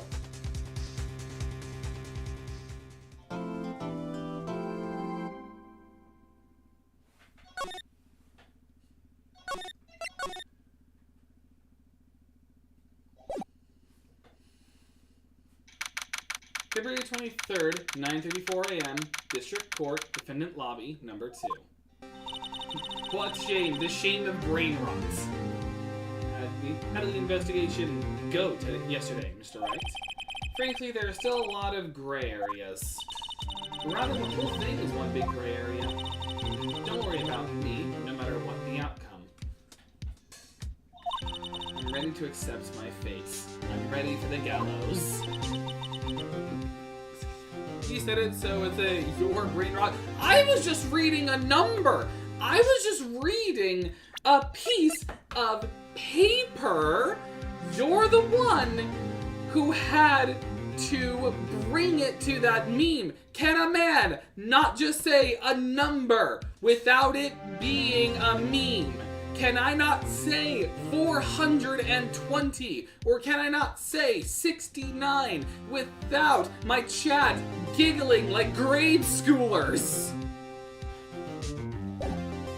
Like, they were numbers. Just like sus didn't always, like suspicious wasn't always a word that was associated with Among Us.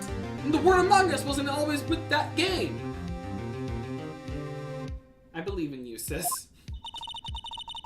Of course. Mr. Wright, let me offer you a word of advice. I hate numerical memes so much. So specifically, before 6-7, I hated 69 so much before the other number came out that anytime I found a YouTube video with 69 comments, I would comment saying, before I commented, there were 69 comments. I would always do that out of spite. It's alright, let me offer you one word of advice. Yes? A defense attorney should never believe their client. That is actually true.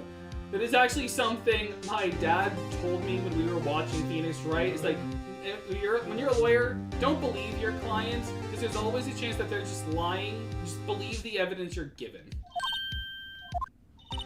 The defendant is called to trial because they are suspected of wrongdoing.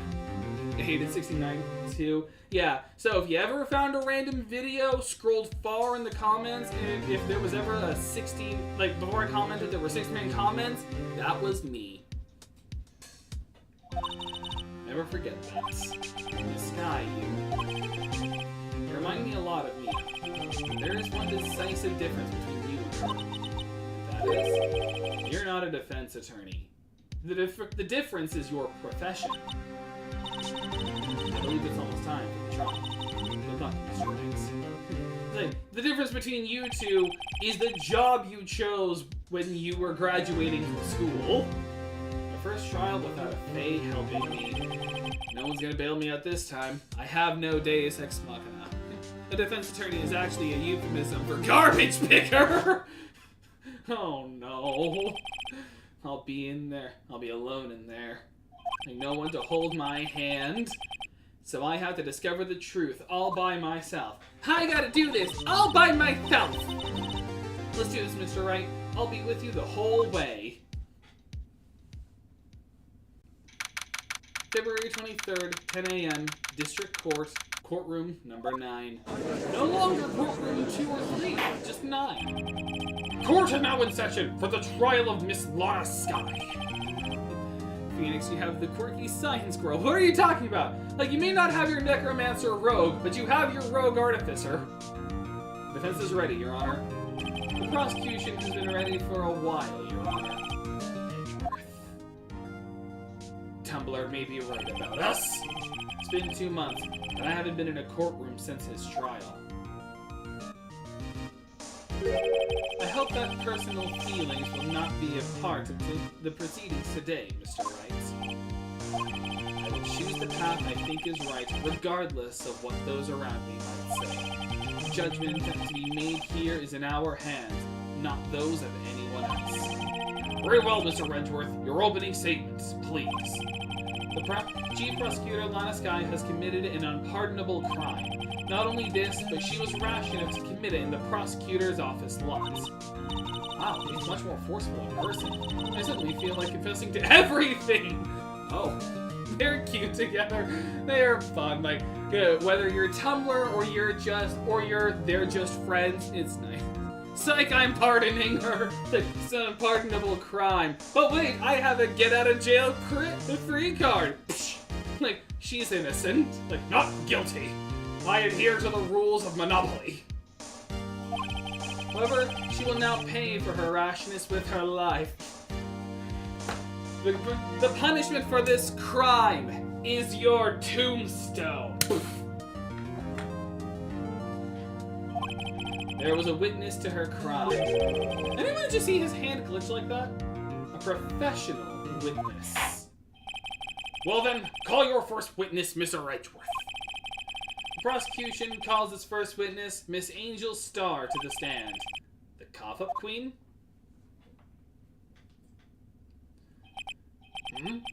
Haven't I seen you somewhere?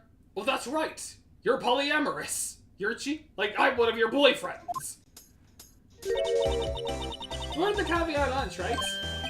Oh, caviar! I haven't eaten caviar before. I did once. It's actually pretty good. Salty, very salty. The judge is really wolfing it down. And for you, I have a fiesta bun. Thanks. The witness state her name and profession. And you, sir. Did you order the fingerprints lunchbox? It is too early for lunch. Your name and profession, please. Well, Your Honor, how does it taste? So this is why everyone raves about caviar. It's so tasty it hurts.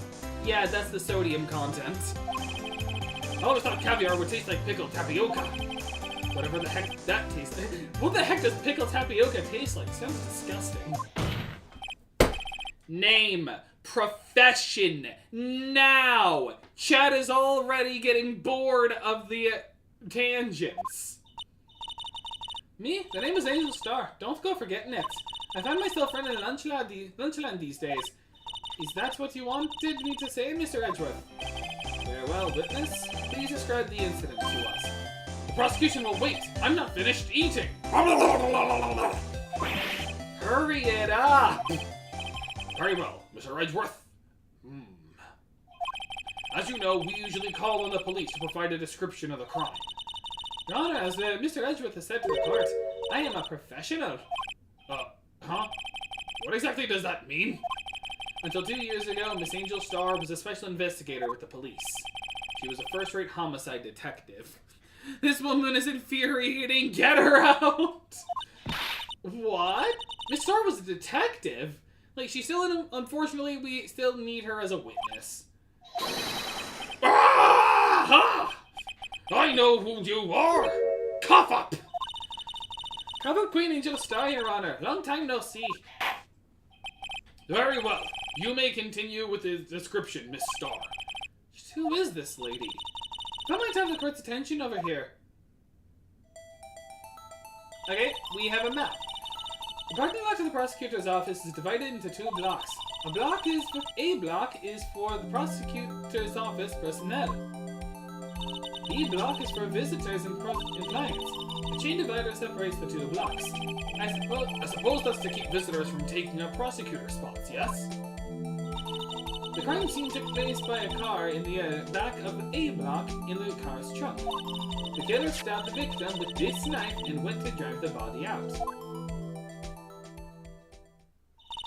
Unfortunately for her, there was a witness and an arrest was made on the spot. And who was this valiant witness? Why, it was me, Your Honor. Alright, parking lot floor plans. The parking lot with Edgeworth's car. Witness, did you see the very moment of the crime? Of course, Your Honor. Immediately after that, I apprehended the chief prosecutor. It seems rather cut and dry, doesn't it? Well, Mr. Wright, I can't agree on principle, Your Honor. It seems that some poor losers are unwilling to accept the truth, Your Honor. I shall proceed to crush what little hope they have remaining. If you can, then give them your worst, Miss Starr. Break their spirit and bone. So says the cult of the spear. Wait, are they talking about me? Witnesses' testimony, witnesses' accounts. Somehow I always knew a day like this would come. I was on my way to deliver a lunchbox to my boyfriend when I sensed something. Perhaps it was my finely honed detective's intuition at work. Oh, she's really going for the kill. Through the wire fence, I saw the chief prosecutor standing next to a garish car. The chief prosecutor was holding a knife in her right hand. Then she thrust the pointy tip of the knife into Detective Goodman's chest. Bringing a lunchbox to your boyfriend. How touching! As you can see, there is no room for doubt. The key point of your testimony seems to be nothing other than the point of the knife which you saw being stabbed into Detective Goodman. So how does it feel to be so utterly crushed? I'm still thinking about that. It's merely a flesh wound, Mr. Wright. It's just a flesh wound. Monty Python will never die. Very well, Mr. Wright. You may cross-examine the witness. Okay, I'm going to pull up my guide real quick in case if there's a lunchbox here, because there's a trophy for all lunchboxes. Larry, get your butt off the stand. Like, stop sitting on the witness stand. Okay, there is one of them. Okay. Alright. So on a day like this, I knew where to come. Alright. Okay, so there are 3 things to press on, so there's apparently one of them. I normally wouldn't consult, but the fact that there is a trophy tied to doing specific things in this case in particular, I kind of have to. So,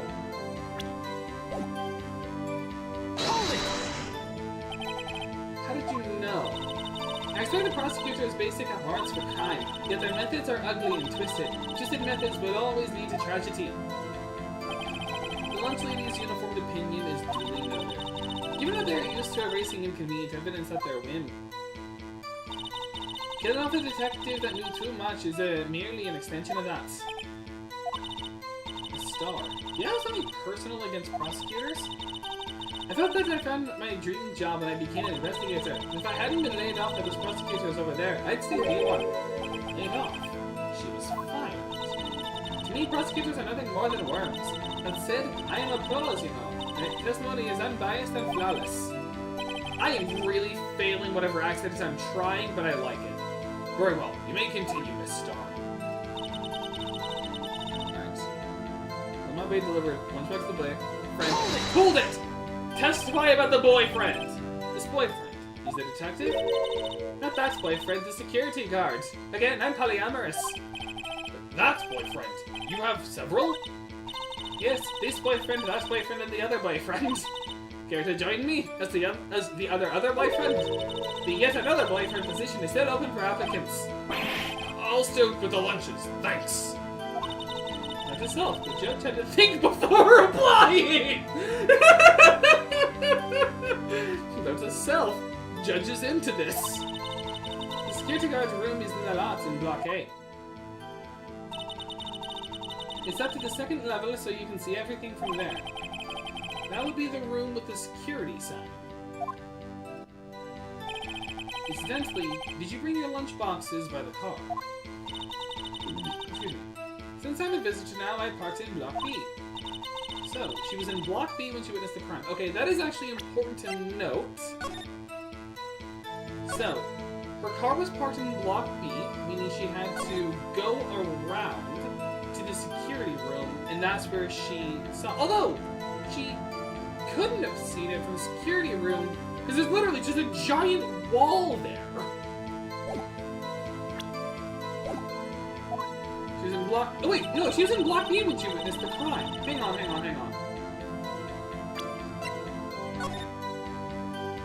Block B when she witnessed the crime. It's, I mean, kind of, but not really that easy.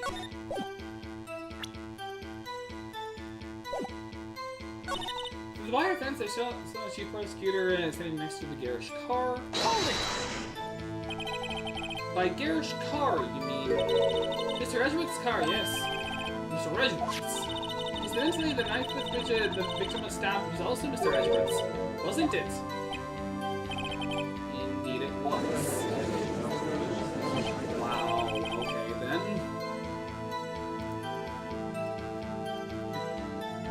Imagine that's actually just the female version of Larry Butts. Like, Your Honor, this woman is actually the Butts. Like, ah, yes, you see it. This is what I sound like when I'm on a different kind of drug. Starlinger keeps damaging the witnesses. He keeps dodging the questions. Oh, okay. Still, yeah, you're not wrong. What an odd case this is. And the person you saw, are you sure it was the defendant? I saw her from no further than 30 feet away. I am certain it was her. If she's telling the truth, we're doomed. Let's just do what we can. Even if we don't have any proof, we can always nitpick. Witness, in your testimony, you clearly stated the following. Prosecutors are nothing more than worms. Ergo, you are a biased witness! You might want to keep those silly opinions to yourself in the future, Rookie. Huh? Rookie? I've actually done multiple cases before. Unless you're willing to risk the consequences of doubting me. I'm fried like a fritter, crispy on the outside, chewy on the inside. That was inspiring. I believe I heard that tagline elsewhere. Could you cry plagiarism? Like, Your Honor, she pulled that off of Wikipedia! I may be relegated to the lowly post of lunch lady, but my instincts are honed. Photograph. You took this. The moment I witnessed the crime, my reflexes took over and snap, I took a picture. In fact, one of my lunchboxes is rigged with a camera. Is this even legal? What is this, drug dealer simulator? Stoner's Haven, gender swap? Part of me considered playing Schedule 1, but honestly, I don't think I would unless I did it multiplayer with other people. Because I just think that would be funnier. I suppose that's more exciting than just hanging it around your neck. Even though I don't know if that's legal or not. Witness, why am I only seeing this photograph just now? You think I'd show it to you? A prosecutor? Think again. I'm jobbist. My boyfriend works in the photography division of the criminal affairs. Well, this is most certainly the defendant, wearing a bloodied coat. The moment of the crime as photographed by Angel Star. Uh-oh, that is unmistakably Lana Sky. So, what was the defendant doing at the time? The chief prosecutor was holding a knife in her right hand. Good. Hang on. Just moving where I'm putting checks.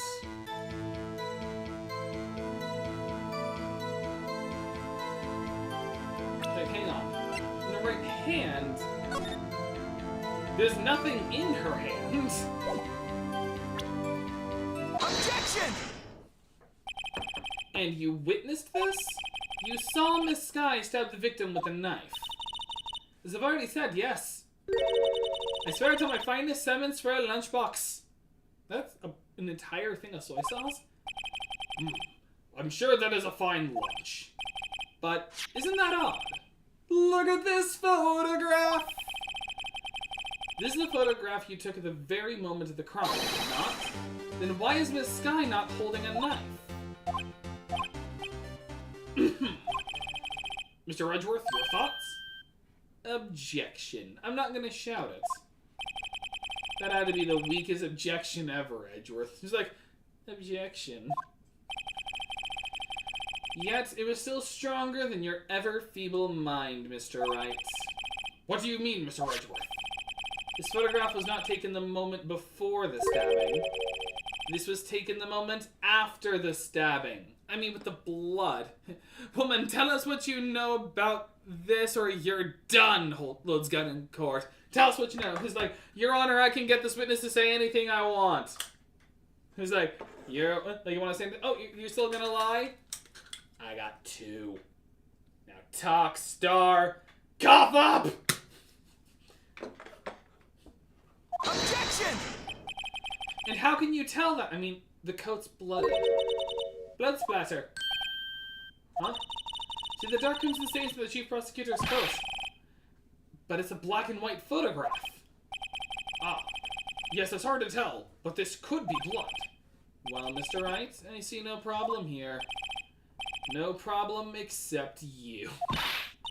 Mr. Wright, are you going to just sit there and take that kind of abuse?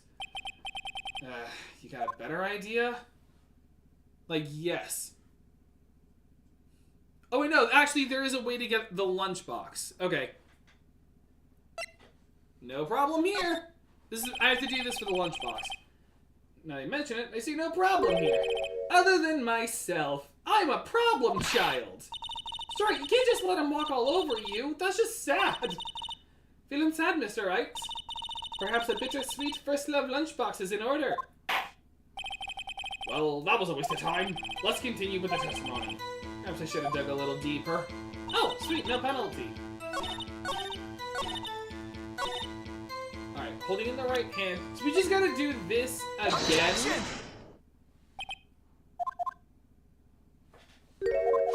And we just gotta skip.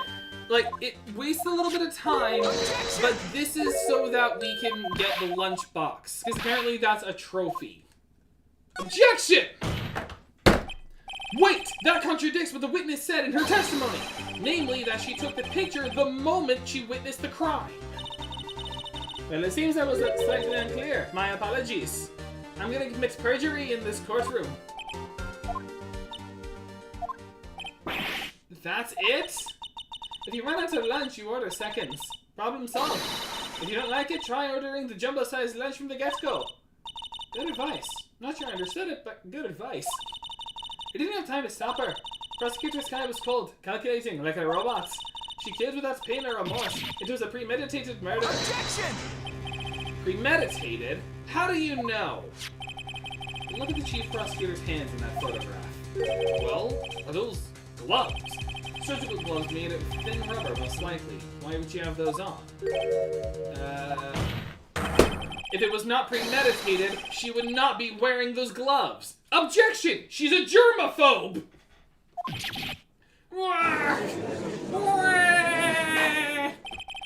Lady, your lunches don't even taste good. Like, hey, lady, this rice is stale. Ugh, you're a disgrace to bento box makers. These gloves do seem to be to tell the tale of premeditation. Meditated murder, serious offense. Witness, add this to your testimony. There's a plain rubber gloves prove it. Except it doesn't because the knife was Edgeworth's. Objection! Witness, do you know what this is? Are you trying to test me? I sell box lunches for a living, you know. That's the knife. The knife. The knife that was in Mr. Edgeworth's trunk. Indeed, it is my knife. I'm not the killer, though. What's with this case? Bloody murder weapon, red log, all the ones for the prosecutor. Defending is the chief prosecutor for the district, right? Mommy, are prosecutors bad people? Poor Edgeworth. The defense has a request. Yeah, lady gets on horse and court and yells, "Yeehaw!" Like, objection! We ride for Rohan! We ask that the witness provide an accurate testimony. What's that, rookie? In your testimony, you stated that Lana Skye planned this murder, and that's why she was wearing those special gloves. Seems like a natural conclusion to me. The gloves do indicate planning. However, why would she not also prepare the most important thing, the murder weapon? I mean, she could have known Edgeworth kept the knife in the car. Ah! This knife just happened to be in the trunk of that car. Ladies and gentlemen, if you're going to plan a murder, you don't forget the weapon! I should know. I've planned many murders.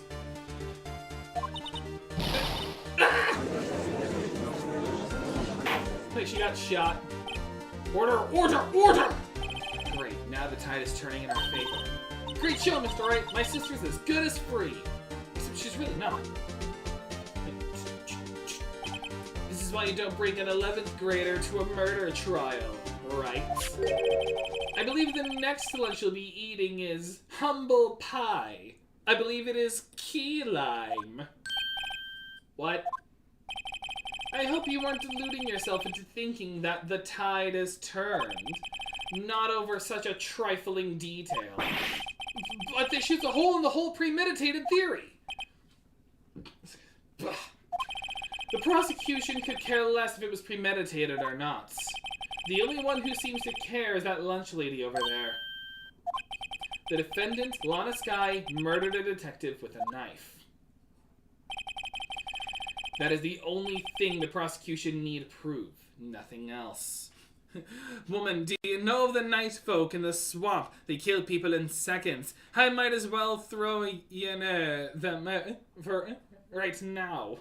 It's like I might as well just throw you to the night folk.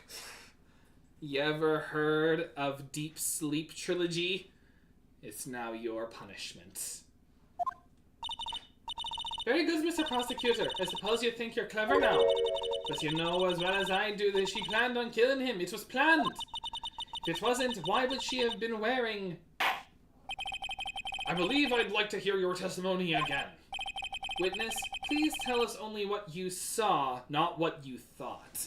I mean, I'm still gonna actually... I am gonna defend this by saying it could have been premeditated, because she could have known ahead of time that Edgeworth's car was parked down there. She could have known ahead of time that there was the knife in the toolbox in the trunk. So it could have still been premeditated if she had prior knowledge. Premeditated just simply means you planned the murder out ahead of time.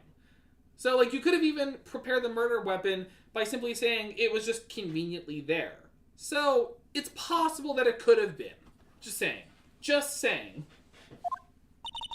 How dare you! My powers of deduction are not to be underestimated, nor is this bad accent. Really now. Angel's Deduction. Am I the only one who feels like that sounds like a stand name?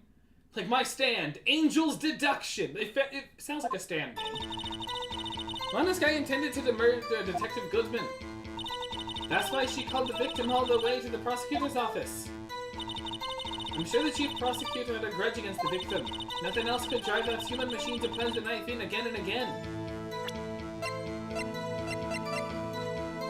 one knife wound.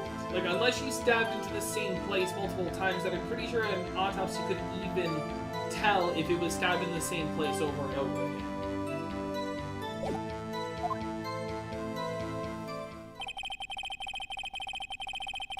The victim was summoned from the police department to the prosecutor's office. It does sound a lot like premeditation, doesn't it? So, if I ordered a pizza, does that mean I'm planning on killing the delivery boy? It's like, hey, here's your Domino's Supreme. That was like, hey, this is 30 minutes late, so I don't have to pay. You do still have to pay. How dare you! In any case, the defense may now cross-examine the witness. Angel's deduction.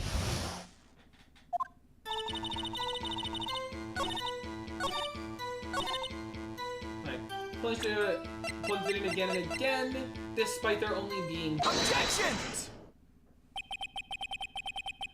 You say she stabbed him again and again, but you couldn't have witnessed that! Are you testing me? Then I'll test you. With my moss surprise! Alright, chat, there you go. She's getting on your good side now. She has moss for you. So, there you go. She gives you moss surprise. Also... You're not even allowed to bring food into a courtroom. You're not allowed to do this. Like, this is actually kind of against the rules. I'm afraid the moss is growing under our feet as we wait, Miss Star. How dare you disregard moss? I'm trying to appease the mosslings. What do you mean? I shouldn't have to explain this, but take a look. The autopsy report states that death was due to a loss of blood from one stab wound. Ha! You're right! Good show, Mr. Wright. What a hunk! He's my hero, really! Dang it, she's turning against us. But my objection! No one noticed? Aww! But I was so cool when it happened! Well, witness? Oh, that's just in poor taste. That's bad. You got the crime scene, right? Oh, thanks. I always believed that no one could ever mistake ketchup for blood. But now I realize that such mistakes are possible. So, you're saying you mistook something for blood. When she lifted her knife, I thought I saw blood at her breast. That was blood from her victim. That's why I thought she must have stabbed him at least twice. Then tell us what you saw that you thought was blood. Testify! Red muffler looked like blood to me. That's how ghastly the whole scene was. Like, red muffler? There's not a muffler on her. She's not wearing a muffler. Objection! Miss Starr, I demand an explanation. The witness is clearly not suited for detective work. What? The suspect was not wearing a scarf or muffler of any kind when she stabbed the victim. Also, he's now on our side, helping us with our defense. Edgeworth's coming back to the light side of the law. Well, then my patience has run out. Blows gun dramatically.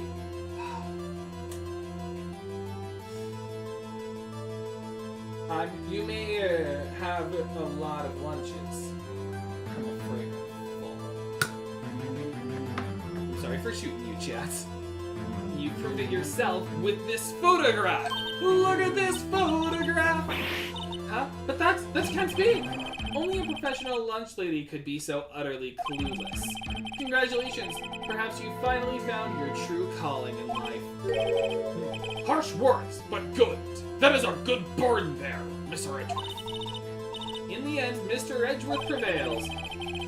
What was my objection? Chopped liver? But it was there! A scarf!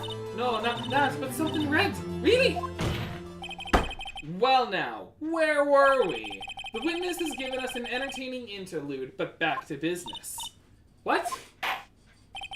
Very well, witness. Continue your testimony. You saw the crime and apprehended the suspect. Tell us about that. Very well. Also, is she heterochromatic? Does she have two different colored eyes? Because here her eye is gray, but when she flips her hair, her eye is white. Did you have heterochromia? It's kind of cool.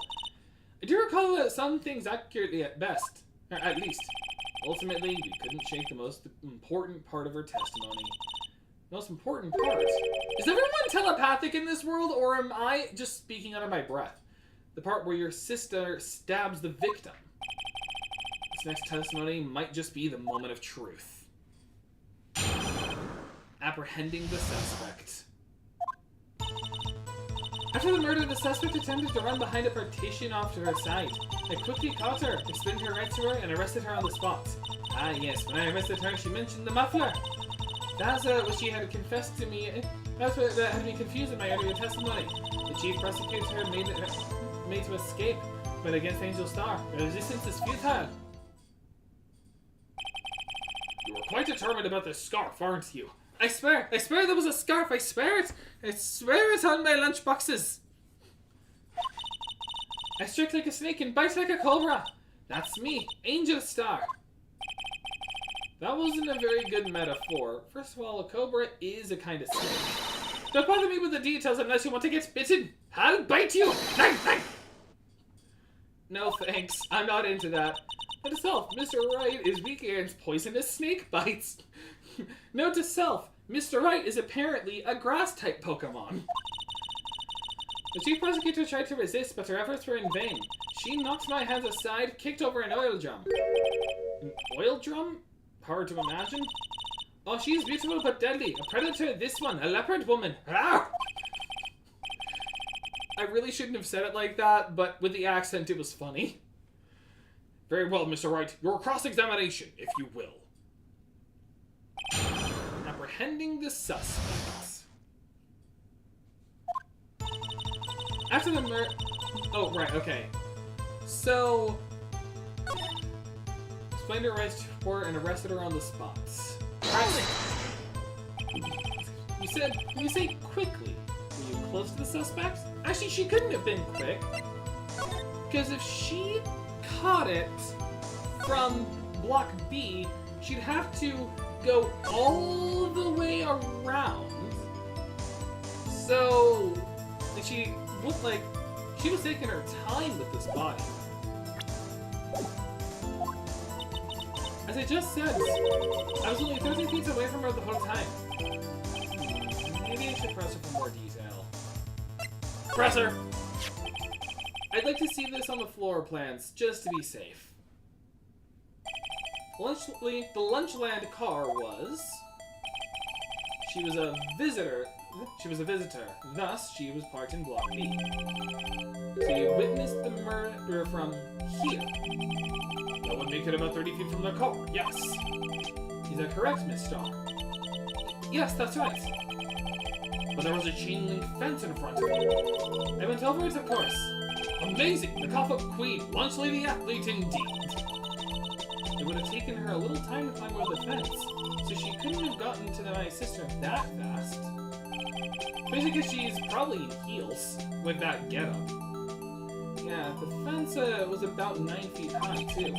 How did this guy not get away? Hey, so I arrested her, she mentioned the muffler. Professor, hold it! She mentioned the muffler? What exactly did she say? If I remembered exactly, I would have told you my testimony. Cheeky. Anyway, all I heard her say was the word muffler. Just that one word. So, what you heard wasn't the suspect talking to you, but to someone else. Yes, Chief Prosecutor was talking on the phone. Phone? She can't mean... ask further. By phone, do you mean this cell phone discovered at the crime scene? Is this the phone you're talking about? Actually, I can do it with an actual prop. Is this the phone you're talking about? It's not actually a phone, it's a charger, actually. See? Yes, ultimately. My memory. It's like a salmon heading upstream, you see. No, the court does not see, Miss Star. Stop using analogies and just get to the point. Chief Prosecutor first attempted to use the phone hanging on the wall. On the wall? That's right. Near the car, there's an emergency phone on the wall. Apparently it was not in order, and so she used her cell phone. Indeed, the emergency phone was out of order that day. Good witnessing, witness.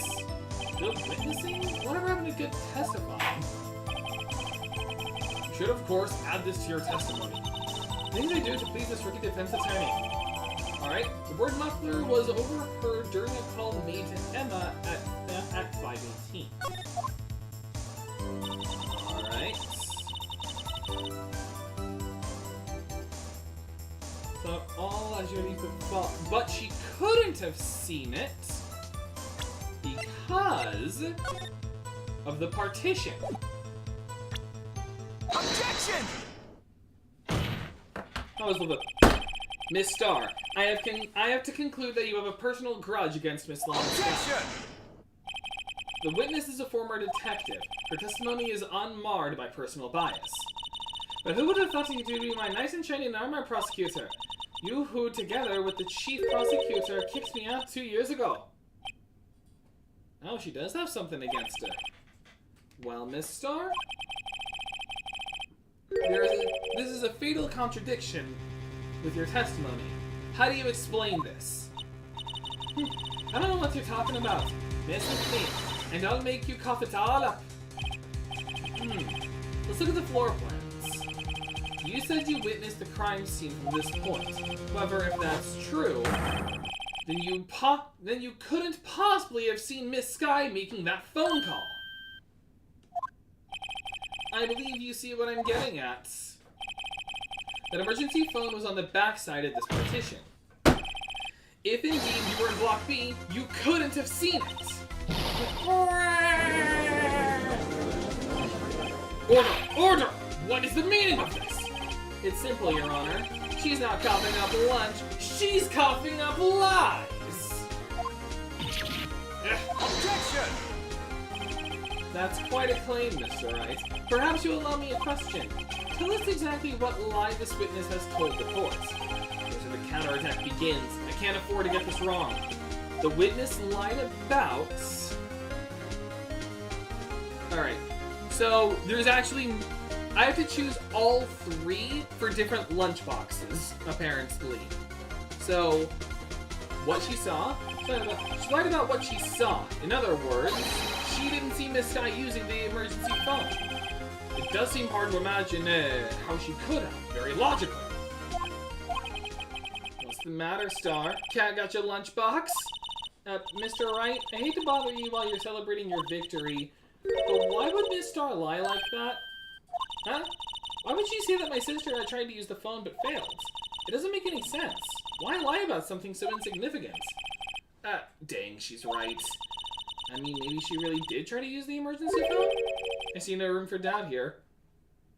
You ordered the Batulian rice, right? Mr. Wright? And I thought you had something there. One more try.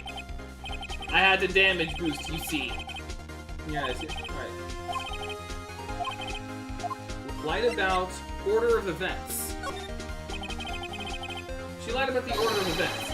This guy used the emergency phone before the murder. I see, I hadn't thought of it. That took the wind out of her sails. Mr. Wright, I hate to bother you on victory. Why would anyone use the emergency phone before the murder? Huh?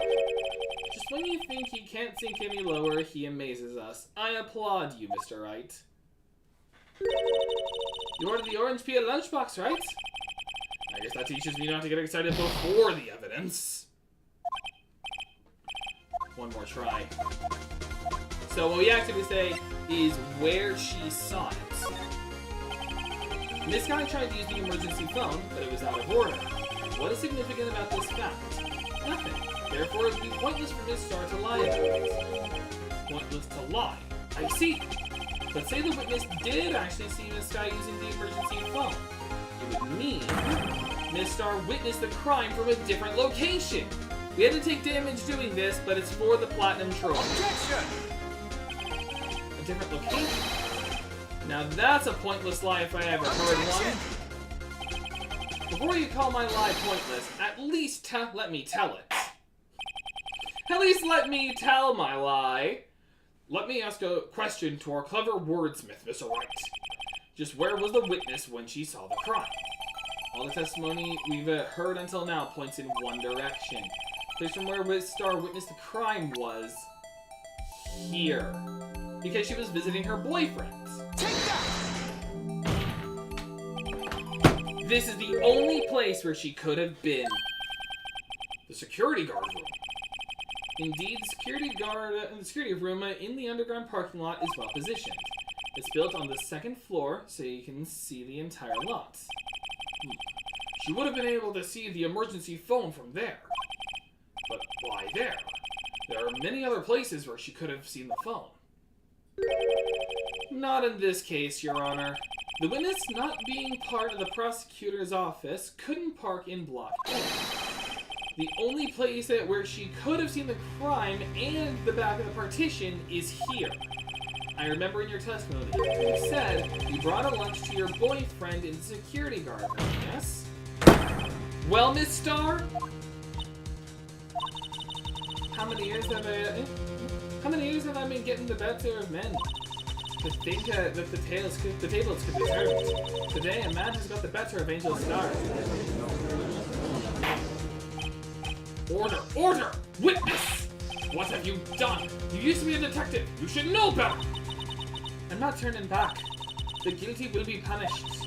And I'll do what I must to make sure justice prevails. The guilty? Shut up, Miss Sky. Mr. Wright, doesn't this strike you as odd? Why didn't Miss Starr lie? It doesn't make sense. Huh? She could have just said she saw the crime from the security guard station. It wouldn't change anything. Exactly. This photograph tells all. It was the defendant who stabbed the victim. That truth still stands. It still stands? I disagree, Mr. Edgeworth. What? If a witness is found to be lying, they're guilty of perjury. She knows this. She wouldn't risk that without a good reason. Now they bring up perjury. Dual wields guns dramatically. So just gotcha. Jackpot.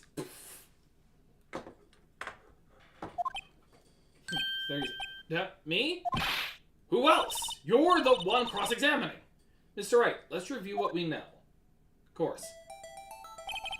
Miss Starr witnessed the crime from the security guard station. But she lied and said she saw it from Block B. It must make a vital difference. But what? What would it change?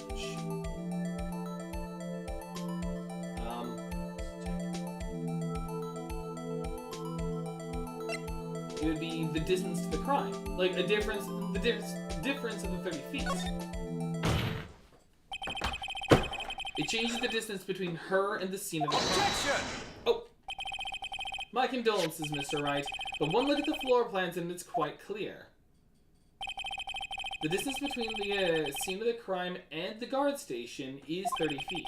I don't see how that would change what she could see. Objection! What she saw is not in question here. What matters is the time it would take her to reach the scene of the crime. Miss Starr, you witnessed the crime from the security guard station. Now, how long did it take you to go from there to the scene of the crime where you arrested Miss Sky? Well, witness, you... Yes? You ordered the squid wheels, right? Quality of my lunches has gone from low to inedible. I was bringing a PB&J lunch with fresh boysenberry jam to my boyfriend. Boysenberry to the boyfriend. He wasn't at the station, so I waited. I witnessed the crime from the glass-walled station. Oh, now we have an expansion on the photo. And before I knew what I was doing, I found myself running towards the scene. But the door was locked. I couldn't open it. And she had to make the rounds. Also, there's no way she could have actually seen the murder because of the partition.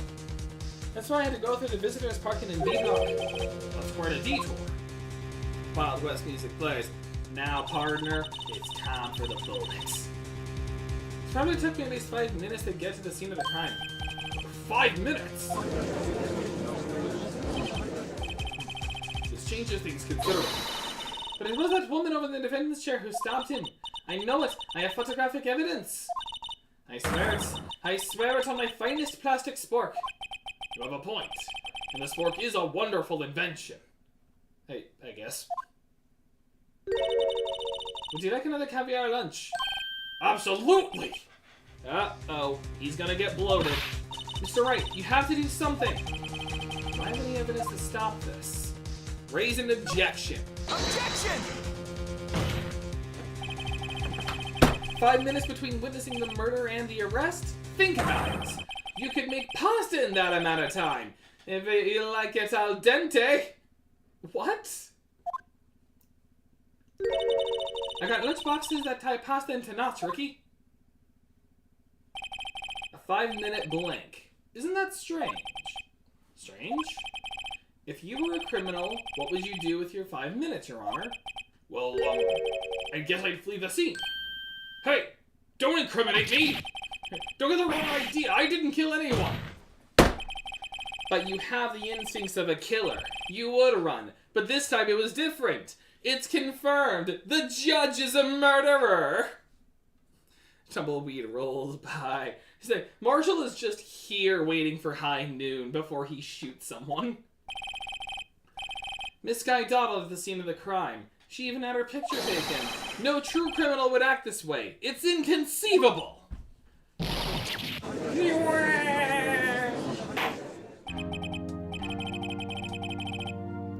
Well then, it seems we've come to the end of this testimony. The witness has a grudge against the defendant and a blank in her testimony. Mr. Edgeworth is the next witness ready to go. Unfortunately, I appear to have overestimated this witness on account of her professional history. We did it!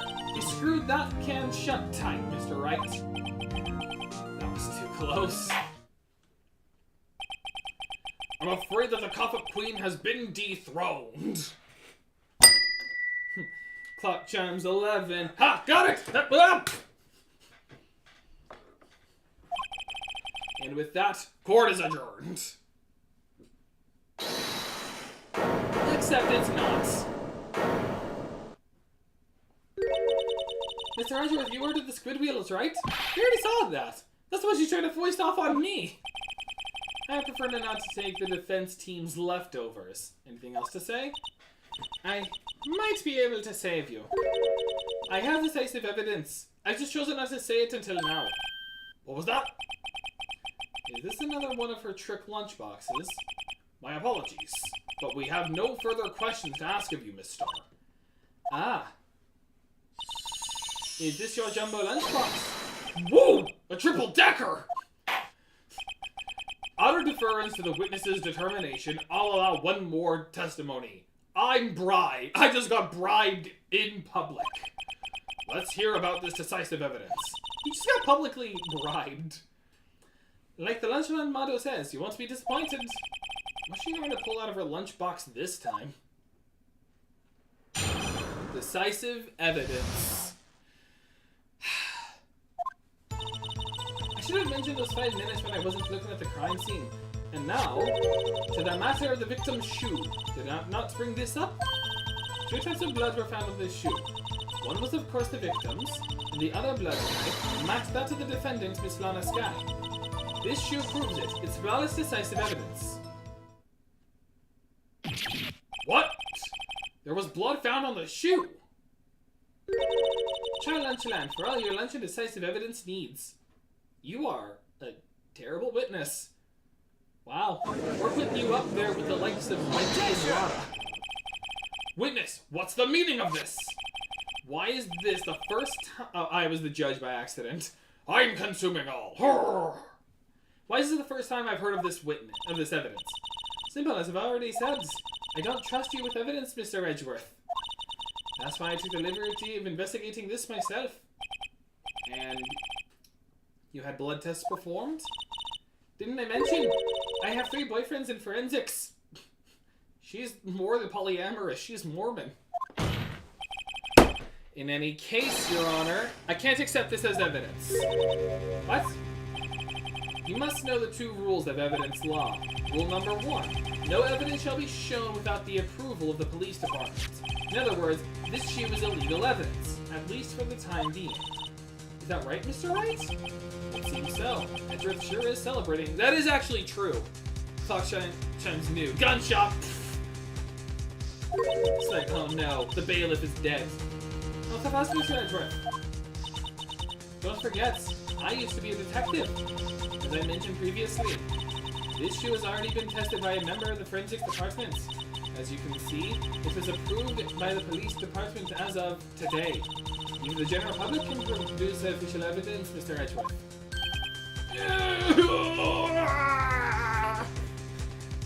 So what was the second evidence law rule? Is that right, Mr. Wright? It seems so. Edgeworth is looking pretty sullen. He is fuming. You could at least study some evidence law, really. Like that's ever mattered in the Phoenix Wright series. The prosecution's complaints notwithstanding, it appears that this evidence satisfies the first rule of evidence law. However, it seems you have yet another count against you, witness. Anything to ensure that the guilty are properly judged. White enamel shoe bears traces of blood from Goodman and Lana Skye. Very well, Mr. Wright. You may cross-examine the witness. Decisive evidence. Alright. So there is another lunchbox in this testimony. Shoe proof. Is it? Wrestling. Okay, let's evidence it go through without a fight.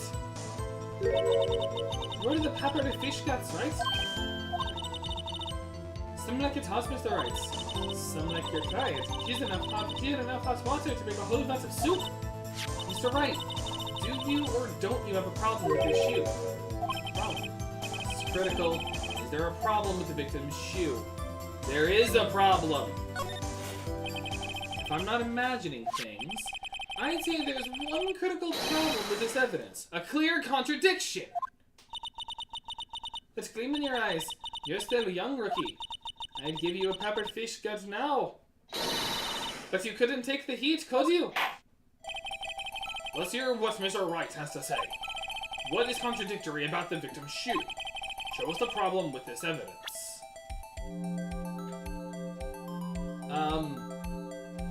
Oh! Take that!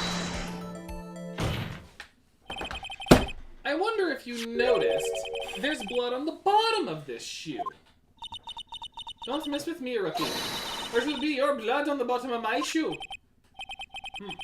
Indeed, there is quite a bit of blood on the bottom of the shoe. It makes sense. The victim was stabbed with a knife. What could possibly be contradictory about blood on the bottom of his shoe? It's the fact that there aren't any bloody footprints. Right? Crime scene photo? Oh, I can't say right now, dang it. I'm gonna assume crime photo? Yep. The problem lies in the footprints. The footprints. Note that the bottom of the victim's shoe is covered in blood. Then, isn't it strange? Why weren't any bloody footprints found by the scene of the crime? Aha! As you can see, there are no traces of any such footprints at the scene of the crime. That contradicts your claim about this shoe. This picture only shows part of the floor, so there could have been bloody footprints. Then where are they, Mr. Edgeworth? Because we checked the scene and found nothing of the sorts. Order! Order! Order! Well, witness? What? Huh? You're going, Mr. Wright. You're going, Mr. Wright, but it's true that the lack of a footprint is a contradiction, but we have to ask why there wasn't a footprint. Oh, that's true. There has to be a reason why there wasn't a footprint. Think, Mr. Wright, think. Hey, I don't know why it's not there. I just threw stuff out. I'm just good at finding contradictions. What? Oh. I see. Now I get it. Get what? Our witness is more devious than I gave her credit for. We were hoodwinked to the very end. But she slipped. There is one vital hint to the truth in her testimony. What are you talking about? Think back to when she told us about apprehending the suspects. The prosecutor tried to resist, her efforts were in vain, knocked Maya hands aside, kicked over an oil drum. Beautiful but deadly. Leopard woman. I thought that was a strange thing for a normally cool-headed chief to do. No kidding. Now, witness, allow me to ask a very simple question. This oil drum, was it empty? Oh, that? I'm not sure I like your answer, Mr. Edgeworth. I thought apparently you're not the stuff's conveyor belt in the lunchbox factory. Witness? Well, was the oil drum empty? The oil drum kicked over by the chief prosecutor was brimming with water. Water? What does that mean? Also, I don't see anything else on lunchboxes, so I think I'm good to just be back on OBS, so. Still don't get it, Mr. Wright?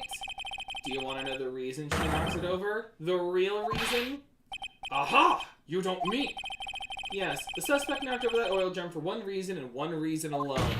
To erase the bloodstains that would become evidence against her.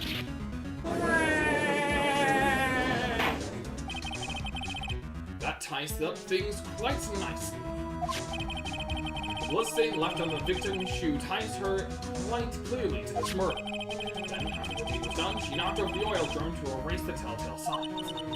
Why, that's the prosecutor's specialty, erasing evidence. That reminds me, this guy's right hand was hurt. Didn't you say she cut herself when she stabbed him? So that's when my sister's blood got on the shoe. Well, I see no reason to prolong this trial. Mr. Wright, do something, please! What? What can I do? Your sister has confessed to the crime and she tried to conceal it. But... enough. There is no need for further debates. The verdict, Your Honor. Very well. The Angel Star was on the prosecution's side. She could have been lying about the water. True, because if she did knock over the water can, how did the blood stay on the shoe and the bottom of the shoe? It should have been smeared at least. This court finds the defendant, Miss Lana Sky.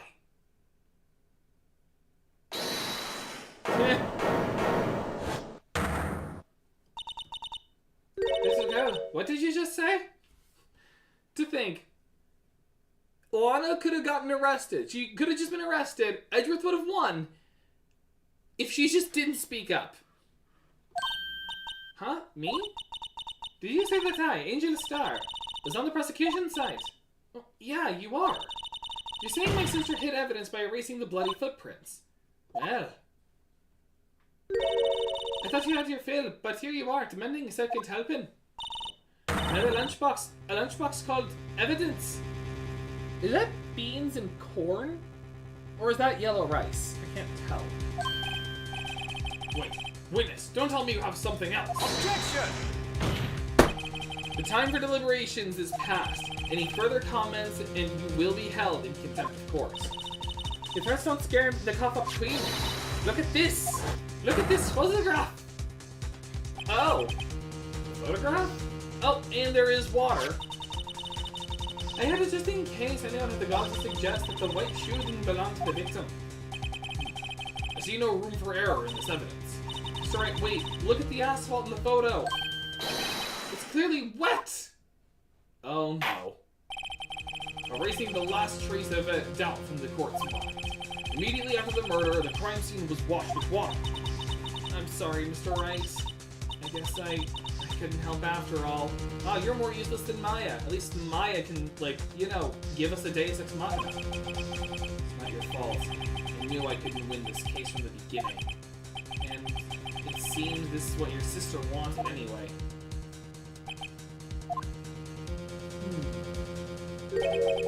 Sorry, Mia. I'm a failure. From beyond the grave, even without a medium, the ghosts shall give us our aid. Right. Wet or not, Don't be so quick to throw in the towel. Get yourself up off the asphalt. Take another good look. Don't give up. Not until the bitter end. Why does that sound like Hot Shell Raider lyrics? The last piece of evidence. Very well. This time I'd like to declare a verdict for good. Objection! Your Honor, wait! What is it with you people? Can't I hand down my verdicts in peace anymore? Whatever it is, can it wait? No, it can't. And then it will be too late. Look at this photograph. The last one submitted.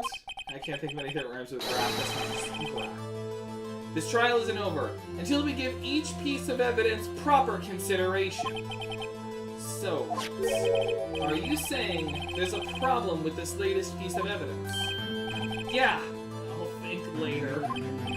Yeah, there's a problem. Right or wrong, I've got to go ahead with this. I suppose as we've come this far, we should give every claim a fair shake. Very well, Mr. Wright.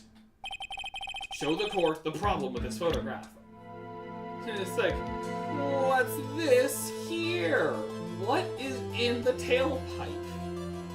Also, is his license plate 56V9 or S6V9? Alright. Take that! The problem in this photograph is here. What's this? Oh no, what's this? There's something poking out of the car's muffler. Wait just a moment, Mr. Edgeworth. Your Honor, you just said muffler. And that's what Lana meant. However, I see no trace of a muffler or scarf of any kind in this photograph. A muffler is also a part of a car or motorcycle. Just think of it as part of the exhaust system. A pipe. I see. And I see! What's that suspicious-looking cloth sticking out of the car's muffler? So what if there's something sticking out of the muffler? What does that have to do with this case? Nothing, absolutely nothing. You fool. Sorry, Miss Starr, but it's not going to be that easy. In fact, you've already told us why this is important to the case. You said as much in your testimony. What? Let's hear what Mr. Wright has on his mind. Tell us why you think this piece of cloth in the muffler is related to the case. Of course. The Blue Badger panel! Take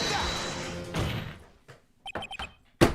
Miss Starr, recall your testimony for the course. Ah, yes, when I arrested her, she mentioned the muffler. That's what had me confused in my earlier testimony.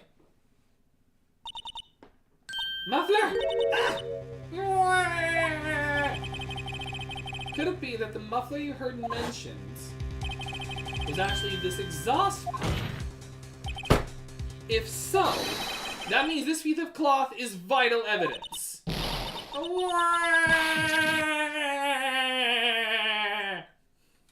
I like making it the Waluigi scream. Well, it seems we'll have to suspend the proceedings. Suspend? I find myself wondering about that piece of cloth. Ooh, that felt good. Shit, like, ladies and gentlemen, we sniped her. If you have any question unanswered, here we do a disservice of the law.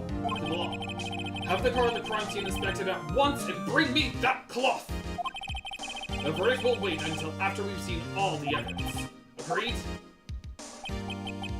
I suppose so. It shoots 4 times.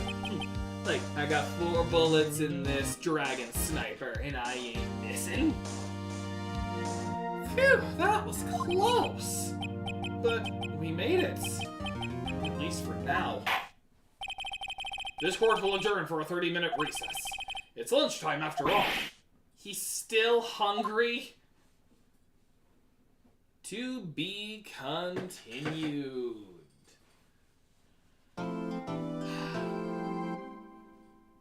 Still now. We're still continuing from here. Trial former? trial later. Or trial ladder. It's like, still the same day. This is just, they're dividing this into 2 parts.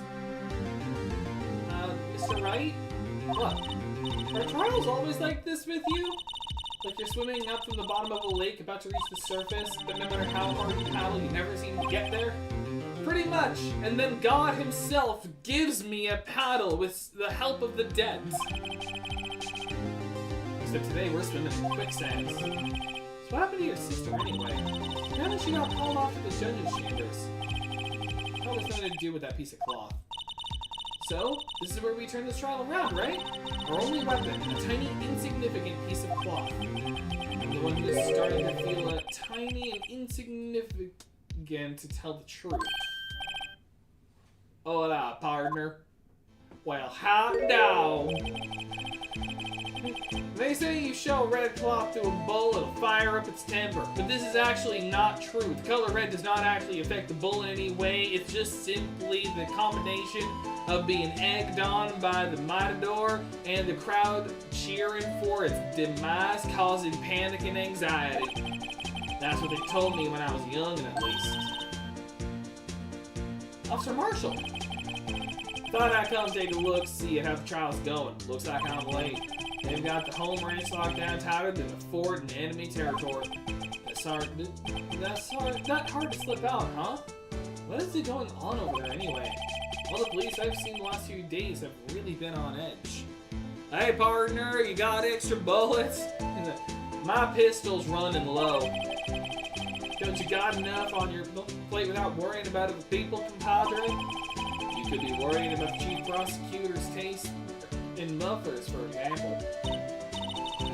Officer Marshall? The whole muffler thing didn't have anything to do with scarves. She wasn't even wearing a scarf. I gotta take some whiskey. 2 gulps. You don't say. Now don't that just beat all? I've seen the red breeze blow at her slender neck many a time. I saw it that day too. She was wearing a red muffler. Oh. What? At the award ceremony that afternoon. Edgeworth seen it too, I reckon. What does that mean? In the photograph taken at the crime scene, she wasn't wearing a scarf.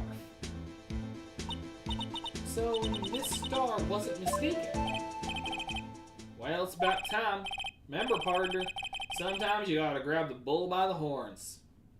The red cape thing is actually it's an actual myth. It's not actually true. The color red does not incite anger in the bull. It's actually just panic caused by the natural aggression of a bull, a human egging them on, and the loud cheering of the crowd. It's all just basically a big panic attack that leads to violence.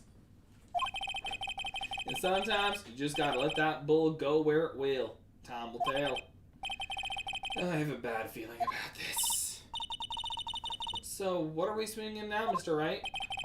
If it's steak sauce, I can hook you up with some fine ribs. Ooh-wee! No, it's mostly just the way the cape moves that irritates the bull. Either way, it's just basically just... well, either way. Like, it's not the color that angers. I'd like to resume? What's up? Judge keep looking over the prosecution. I do love just the... I always love that sprite of Edgeworth. There's something wrong, Mr. Edgeworth. Your face is blue. Your lips are purple. You're sweating bullets. My God, he's cyanotic. The furrowed brow, those grinding teeth, those watery eyes. What's more, your eyes are unfocused. You're doubled over. Your back is bent. It's asphyxiation. It can't be. This can't be. Wonder what happened to Mr. Edgeworth. Well then, I believe it is time we continued on with this trial. During our recess, I had requested that the prosecution conduct an investigation. This is unacceptable! It seems our prosecutor is quite beside himself. Excuse me, knock knock. Who's there? Who's a Batman villain.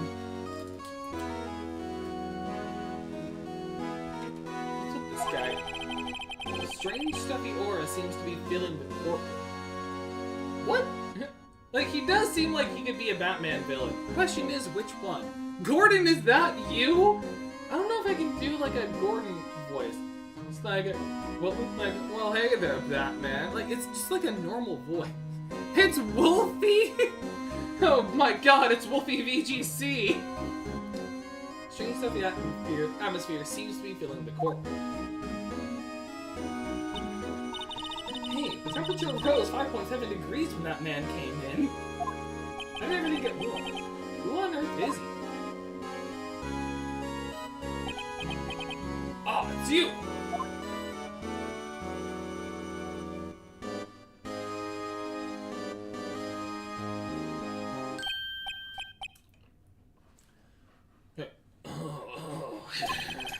Sorry I'm late, Yuji.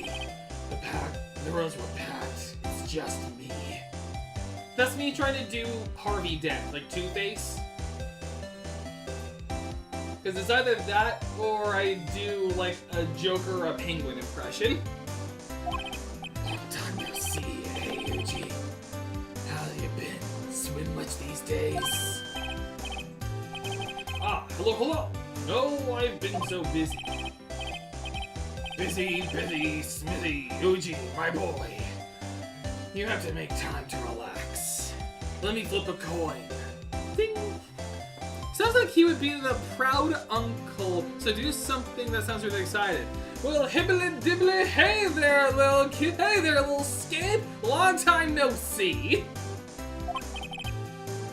I'll go the Ned Flanders voice. Well, hi, really, hey there. Hello there, neighbor. Udgy seems to be his nickname for the judge. What's the judge's actual name? I'm afraid you're right. Very afraid. Sorry, but who are you? Well, I'm Ned Flanders. I'm the neighbor to the Simpsons, friends. Huh.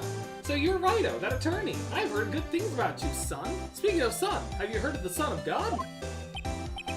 Like, I made the joke, but I am actually Christian, so thanks. Sorry about a little work. Be giving you all that trouble, eh?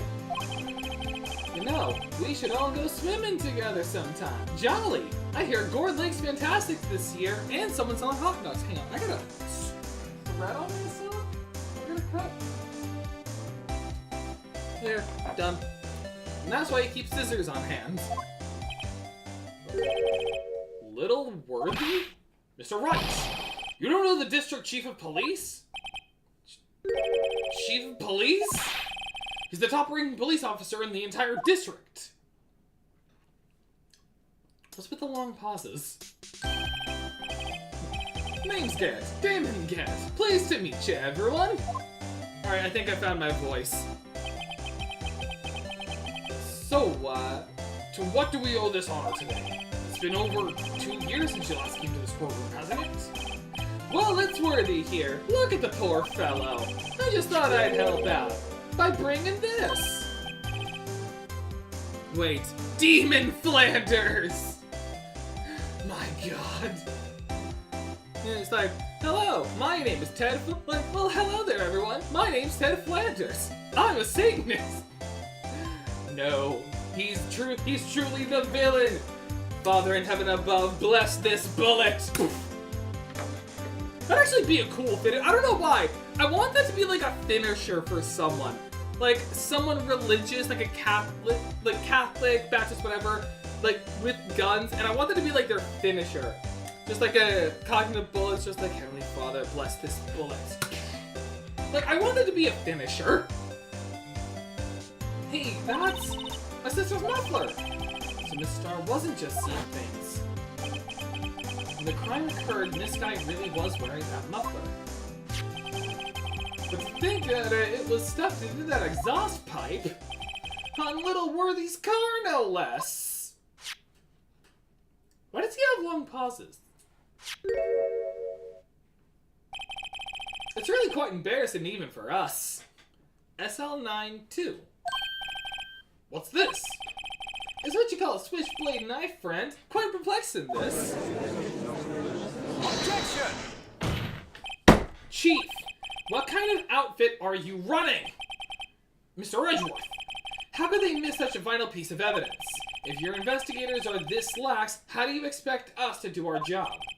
Now, wait a minute, Worthy. I've no desire to hear your excuses. I'm telling you to wait, friends. Or didn't you hear me? I'm now part of the Muppets. Have a look at this document where it says person in charge of investigation. There's no mistake in that signature, is there, Miles Edgeworth? That's not fair. On the day of the crime, I had your head in the clouds because you got that award. I know how you feel. But you're the person in charge. I'll expect a written apology, or maybe even a pie. What's your favorite kind of pie, kids? I got him. He's a Muppet. He's his own, like, Jim Henson character. What? Are you serious? Don't be too upset. We'll find a way to clean up this mess that you made. Let's all sing the cleanup song! This is the first time I've seen Mr. Edgeworth at a loss for words. This kind of major blunder is unlike you, Mr. Edgeworth. Yeah. The courtroom accepts this new evidence, but I'd like to ask the defense a favor first. Yes? Just to be sure, I'd like to take a look at the blade of this knife. The blade, Your Honor? Well, I don't see why not. Could you open it up for me, I wonder? Yeah, well, I think all you have to do is push that switch, and... If I cut my finger, Mr. Wright, I won't be able to pound my gavel anymore. But if I cut my finger, I won't be able to point at people anymore. Like, objection! Come on, just hurry up and open it! Again, I'm not touching anything! It just does that. I wonder. Oh, man, I can't see this properly. Hey, chat, could someone help me with this? Could someone like hit the button for me? I think it's stuck. I'm trying to see if there's something like stuck inside. The knife. No, don't scare me like that. Hey, did I just have like the knife like at her? Hey, hang on, let me see here. Ching! Like right at her eyeball. I'm the one who's scared. Look at this knife blade. The tip is broken off. This dark red stain. Blood? Switchblade knife found at the crime scene, wrapped in the defendant's muffler, small tag attached. This is not an excuse to the actions of the police department. I would like to hear an explanation from the chief of police himself. I'm terribly sorry, but can I ask you to testify for us about the split between the prosecutors and the police and this knife? Sure thing, friend. Not a problem, not even a little one. Really? Like, let's examine evidence. Department in disorder. This knife is special, but I can't say how here. Unless there's evidence to prove a connection between this knife and Goodman, that was a bad day for the department. We weren't in any shape to do an investigation. A detective was killed at the police department. See? What a mess! The time of the crime? 5:15. Scary coincidence, eh? It's not officially linked to this here case, so I can't talk much about it. Yep, it's there. There was a murder at the police department? A detective? That's hush-hush information, Nudgy. We can't exactly announce it yet. Wait a second. You said 5:15. Same time of death as Bruce Goodman. That's the exact time that Detective Goodman was killed at the prosecutor's office. Order! Anyway, we were at the department where all the flustered, as you might well sue. Yep, it's right there. Well, how do they there, neighbor? We were all flustered, as you might well assume. We were in the middle of a top-secret investigation. Don't tell anyone, okay? You got a pinky promise, friend? I think we understand the police department situation. Well, Mr. Wright, 2 detectives killed at the same time in 2 different places. she's that or really slim, scientifically speaking, of course. I'd like to exercise my right to cross-examine the witness. Why do I feel like he was stabbed in the middle of the chest like a vampire and the badge is hiding the hole? What, like it's like Noitora's eye patch in Bleach? Like it was just concealing his hollow hole? Keep your questions focused on the case at hand. Okay?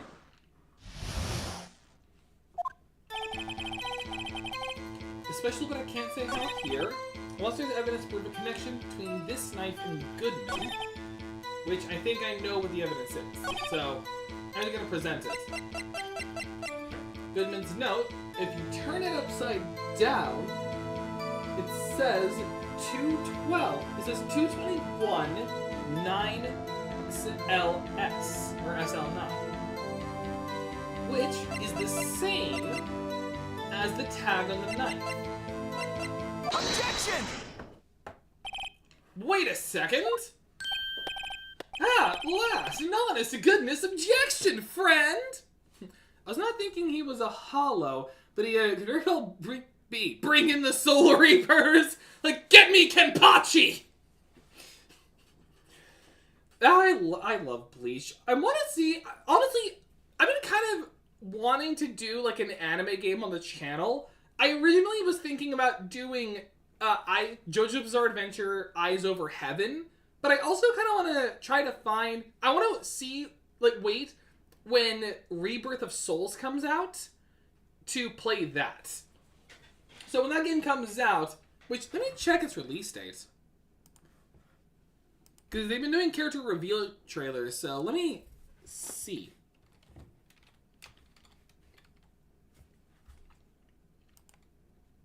Like, is it already out, or... Oh, wait, it's already out.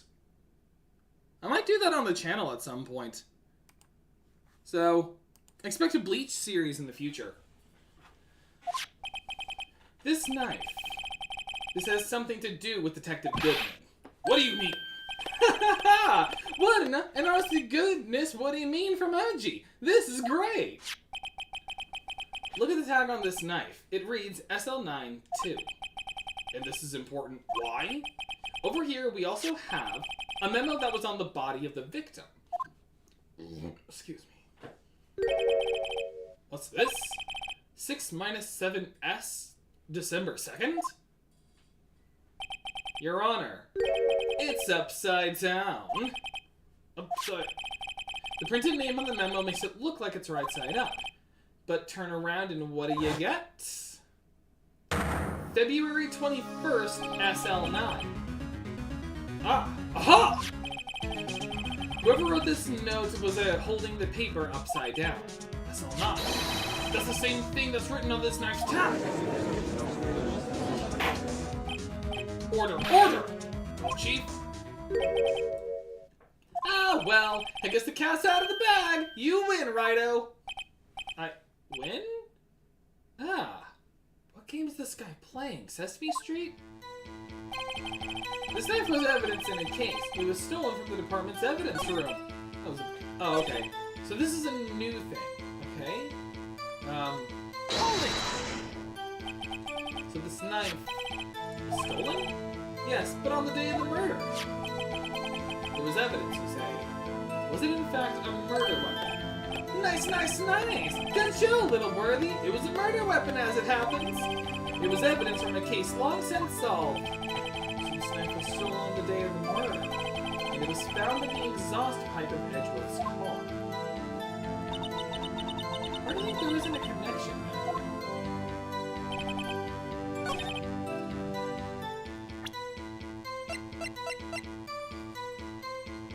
Do I have something here? I don't think I have anything else on the knife. Like, the blood is dried, so... like, the blood looks dried. Well, I guess so does this.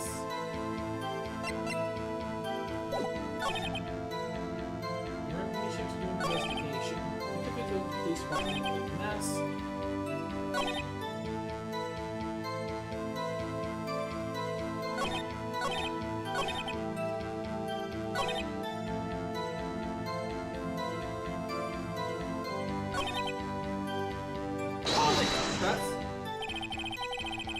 doing at the police department too, huh? You got a good look in your eyes there, Ryder, my boy. Sharp, hungry. So something did happen. And why wasn't I informed? Why weren't you informed? Well, why didn't you ask? No matter, I understand. You're busy, but with Lana's case and all. Well, what happened? What happened at the police department that day? Oh, okay. Okay, let's learn on this. On the same day that a detective was killed in the prosecutor's parking lot, another detective was killed at the police department? That's a fact! Surprising, ain't it, Uji? I'm at a loss for words. And the perpetrator, do you have a suspect? Well, there was a suspect. Just arrested him, in fact. Just arrested. That was quick. But there's still a lot of unanswered questions. Maybe you could help, Righto? I suppose I could help. If you help me by giving me data on your case. Haha, good one! This kid's sharp! Okay, here's the deal. I'll tell you one thing and one thing only. I don't know why. I mean, we know they were found there. We know when. I guess, maybe where? Hang on, just in case.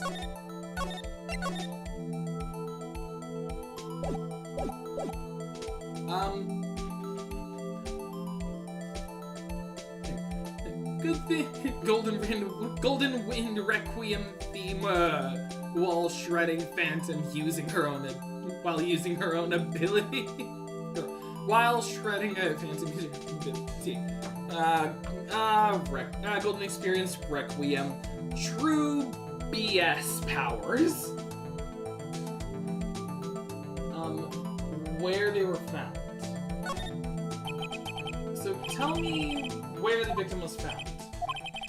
Well, I can't speak on where the corpse was found, but I can say the crime scene took place in the evidence room at the police department. The evidence room. Wait a second. I've heard of this. The evidence room. Didn't he mention that in his testimony just now? Yep, the knife was stolen from the evidence room. There's a connection between the two cases. Seem happy, Mr. Wright? Happy? We just got handed our ticket to go to town on this case. With a link between the two cases established, we can finally have some leverage. Now we can get Gant to testify about the details. Like, it's not officially a link to this here case, so I can't talk much about it. Chief.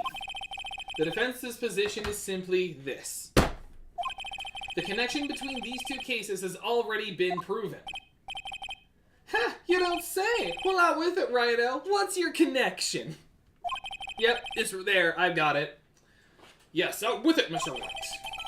The connection is a place mentioned in the testimony we just heard. The knife found in the lot was stolen from the police department's evidence room. Not to mention the victim had on him the case number on the knife's evidence tab. And we also know that the detective murdered at the police department was killed in that very same evidence room. Indeed. There do seem to be too many connections for it to be a coincidence. Again, what up with the long pauses? Is he trying to think of a good dad joke? You two make a good pair! Now I understand Tumblr! It took my men 2 days to find out what you deduced right here. Chief, I deny the Tumblr allegations. I requested that you release your information on the victim at the police department. See, that's the tricky part. It hasn't been announced yet and all. Can we get the information unofficially? Can we break the law? Sure, why not? It's unofficial after all, friend. What, really? Who would have guessed? This guy's a pushover. I'll cooperate, but I can't reveal the name of the victim in the department, okay? Hold it! If we're gonna tell us a little, why not tell us everything? Ah, well, case information is sticky stuff. You have to do everything properly. Oh, well, I guess I might as well try to get what I can out of him. Like, tell us the gender. What was between the legs? But ID number would be important since we have Goodman's ID. So if it matches 5842189, then we know that was Goodman. Okay, how about you tell me the victim's ID number?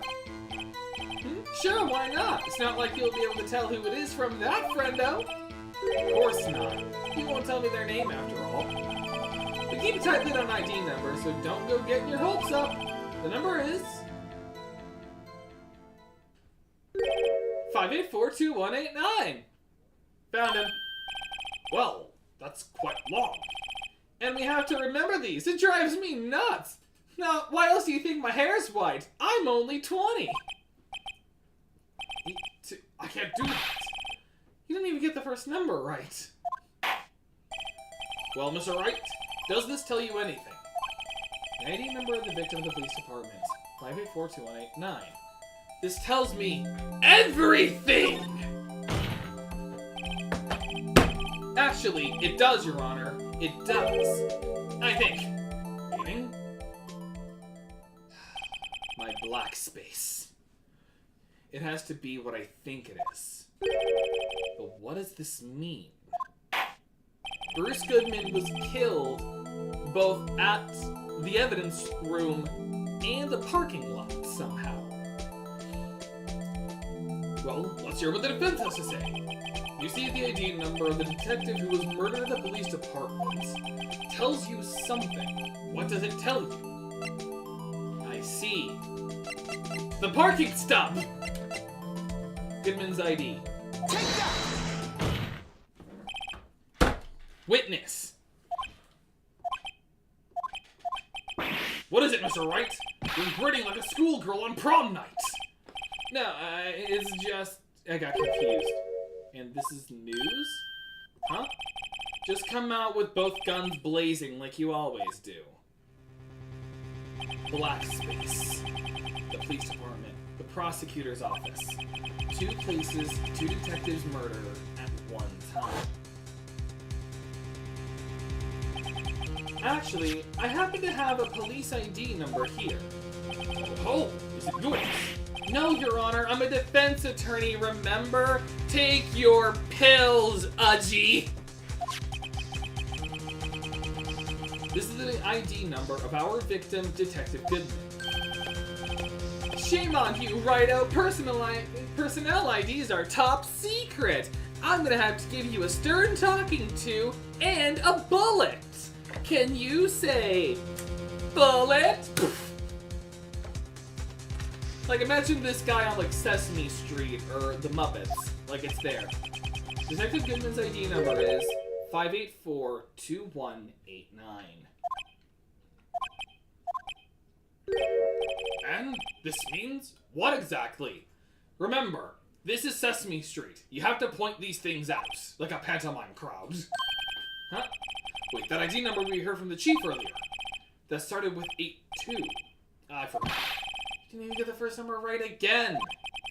The number the chief of police gave us was 5842189. Objection! Wait a second, Wright. What does this mean? That's what I want to know.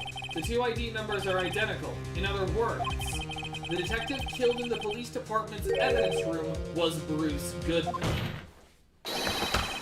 What does our witness think about that?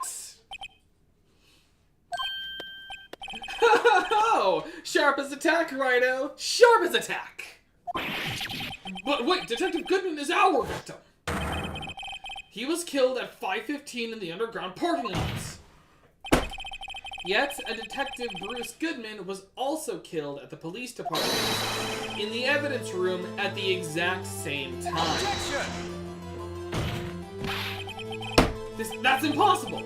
So what we're saying is, same person was killed at the same time in a completely different location.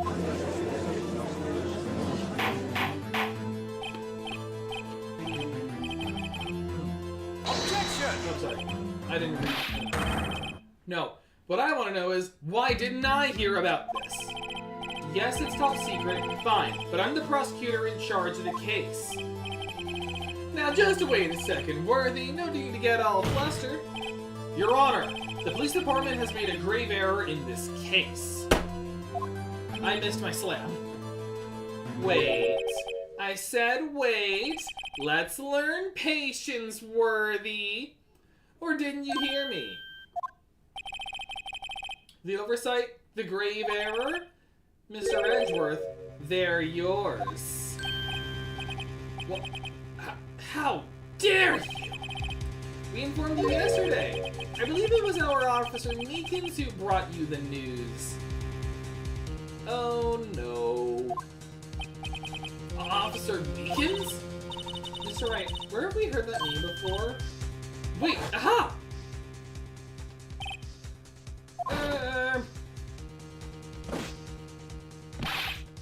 Excuse me, but this is Mr. Edgeworth. Is it Mr. Edgeworth anywhere on the premises?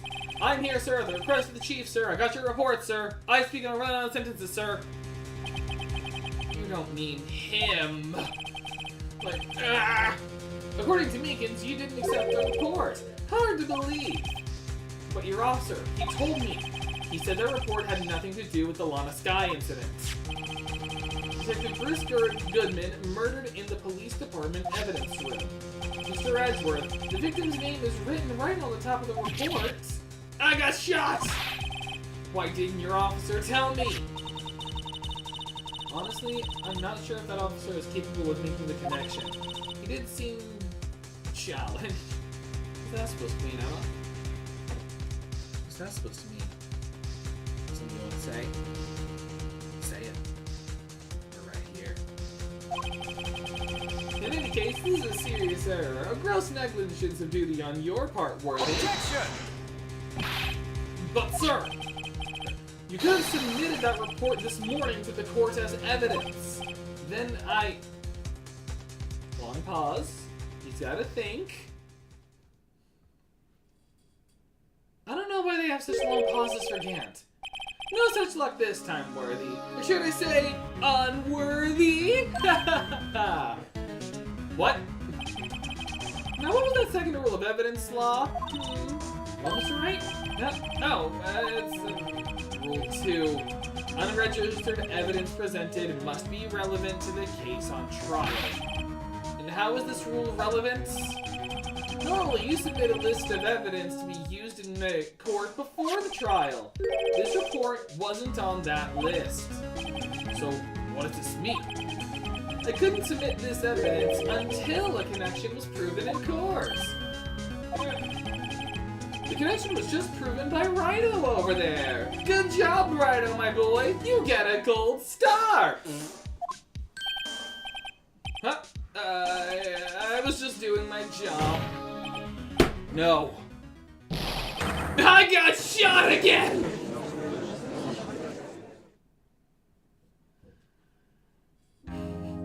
Poor Edgeworth. It seems we have come to the end of this trial.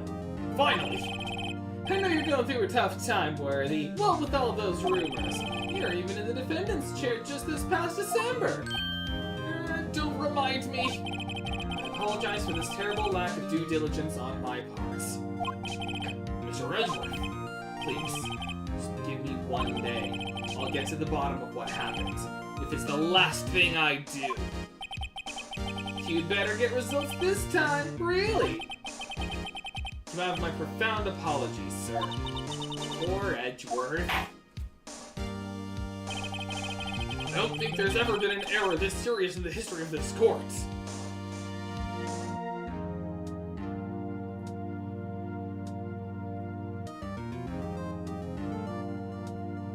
I'm just gonna let that sit there while everyone really ponders what he just said. I will grant one further day as the prosecution has requested. Will that be sufficient, Mr. Edgeworth? Yes, Your Honor. Thank you.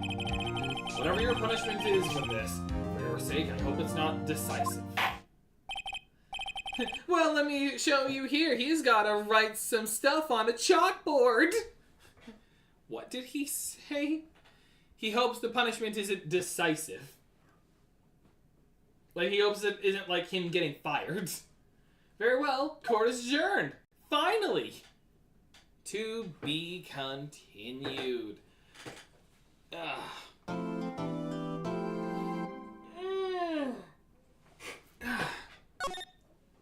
I think I'm gonna continue for a little bit longer. So I'm gonna finish up the day 2 investigation, and then I'll end stream. I think is a good way to end.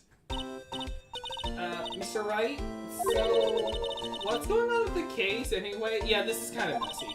I'm a little confused. Well, let's see. What is going on? Victim, Detective Bruce Goodman, was stabbed to death after 5 p.m. on the 21st. He died in the prosecutor's parking lot in the police department's evidence room. So he was killed in 2 places at once. What's this and the evidence room part? Prosecutor's office and the police department are 30 minutes apart by car. Well, that's what we're going to find out. Or try to, at least. Alright, let's do it. Glad she's in good spirits, but I'm not sure she's going to be much help with this. Don't be so sure, Mr. Wright. Huh? Can everyone read minds in this world? Look, we're in this together, right? I'll prove that these thick-rimmed glasses of mine aren't just for show. They're also amber-tinted, so my eyes don't hurt from blue screens. Let's go. Science awaits us. Yes, science! The power of Jesse Pinkman shall see us through this case. You know, I really don't think we should worry about the police department murder. I think we should if his ID is in the same place. There wasn't even a body found there. Who cares? Emma, you don't really think this stuff through. This is why you're not a scientific investigator yet. Yeah, it was only our victim who was killed in the evidence room. No biggie. Oh no, she's a Pinkman! I mean, she's a Pinkman. Either joke worked. You know what I learned the other day? The actor for Jesse Pinkman is in Dispatch. I don't know who specifically he voices, but I heard that. So I just find that kind of funny. I kind of want to look that up. So I'm just kind of curious.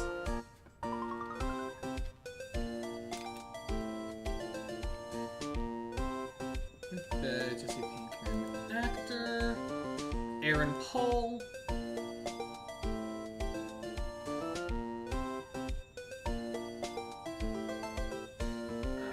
Sing. Okay, so who was Aaron Paul on Dispatch? Oh, he's actually the main character, Robert Robertson. Oh, that's fun. Mega Man is Jesse Pinkman. Pinkman. Oh, no.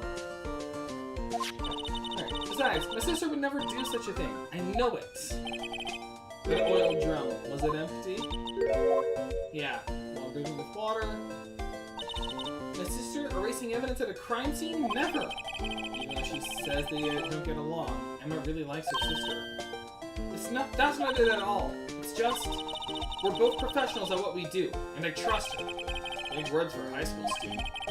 Well, whether there was blood on the floor or not, the water in that oil drum washed it all away. Ignore the strength of my science at your own peril, Mr. Wright. You fell for my trap card. Go, magic cylinder! What's that grin for? This situation calls for one thing, and that is the heart of the cards! Now, luminol testing fluid. Luminol? Blood is sticky stuff, you know. You can't just wash it away with a little water. Even if you can't see it, it's still there. But wouldn't the police have already done those tests? Never trust anyone's eyes but your own, Mr. Wright. Just give it a try. And this, once again, is one of the DS exclusive mechanics. I'm a minor. I can't even drink yet. We're testing bloodstains with this stuff, not drinking it. Like, we're gonna get wasted, Emma. Here, look. I'll lend you these glasses. Huh? You had an extra pair of those things? Oh, sweet! It's the Doctor Who 3D glasses. Even the ones that let him see interdimensional background radiation? To test for a blood reaction, just spray the luminol. Like this, see? Press the X button to spray on it. Okay? Let's find us some bloodstains. So again, this was something that would be done with the touch screen.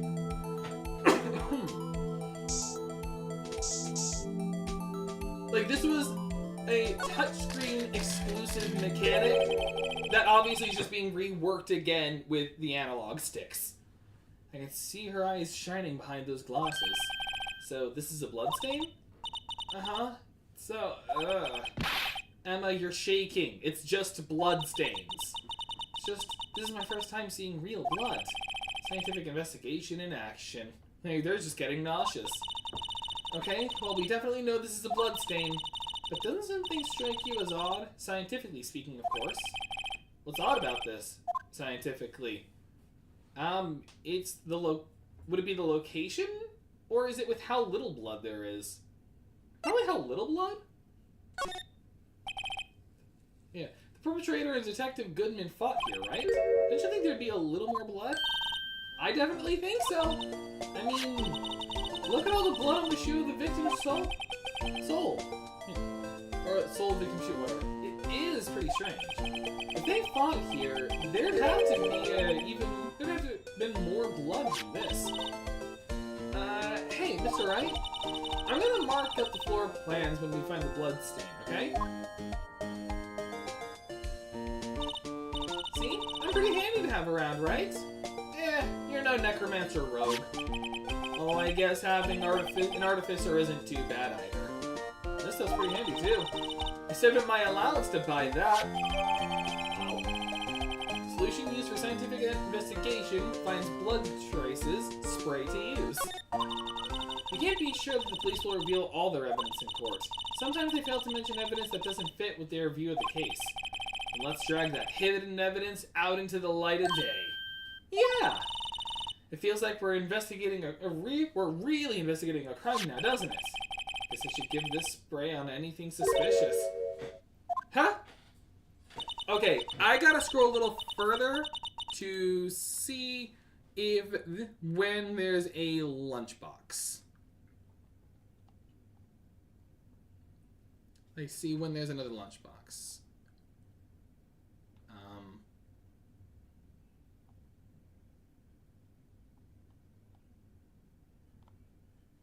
Oh, okay. Never mind. It is, like, much later on. Okay. Looks like I'm just scanning,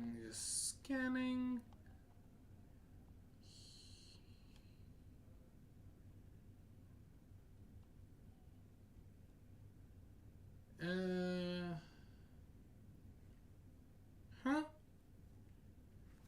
Yep, okay. So there isn't any others. It looks like we'll just get it as the story goes on. I wonder how that fluid of yours would react to a nice deli box. Miss Star! You only trust your own eyes, hmm? Not bad yourself. This day old deli box is on the house. Sorry, it's just that kind of lead doesn't really get my mouth watering. You certainly put me in a tight spot today. My apologies, Miss Star, but no, it's okay. It was my fault. Oh, we know. We know you're the worst. I witnessed everything from the security room right there, but I was afraid that wouldn't sound convincing enough to see. I was wrong to think that. I'm sorry. Sorry, you lied on the witness stand. Committed perjury. That's unforgivable.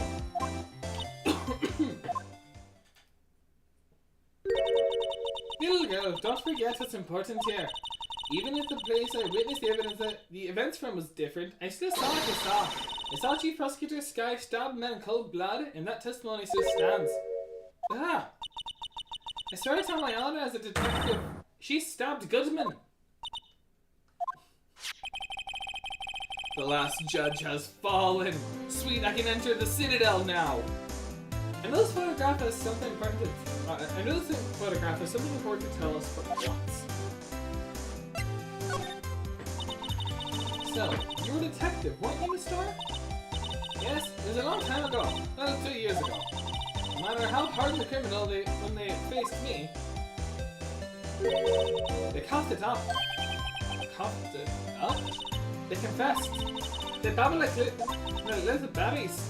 You know, I may seem like a demon sometimes, but I can be an angel too. Oh my god, it's Alice Angel! I wouldn't doubt it. Act 2, Citadel of Silk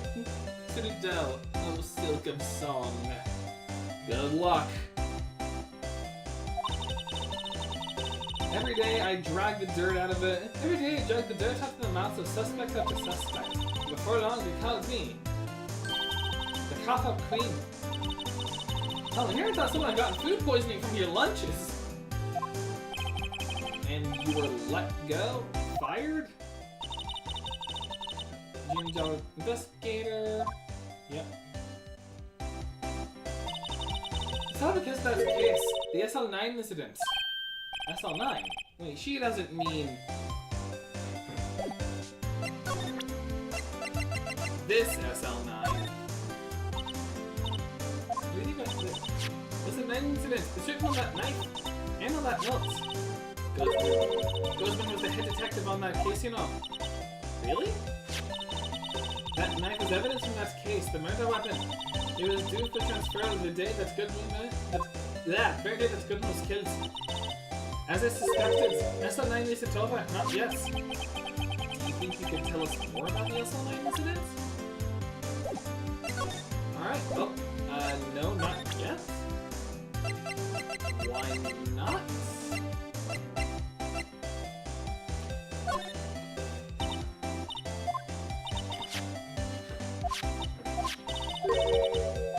Okay, so we're not being told anything more? I don't know why.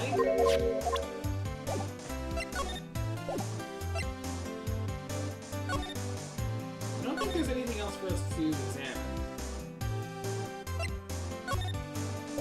So, hold on. Maybe Lana's got something for us? Nope.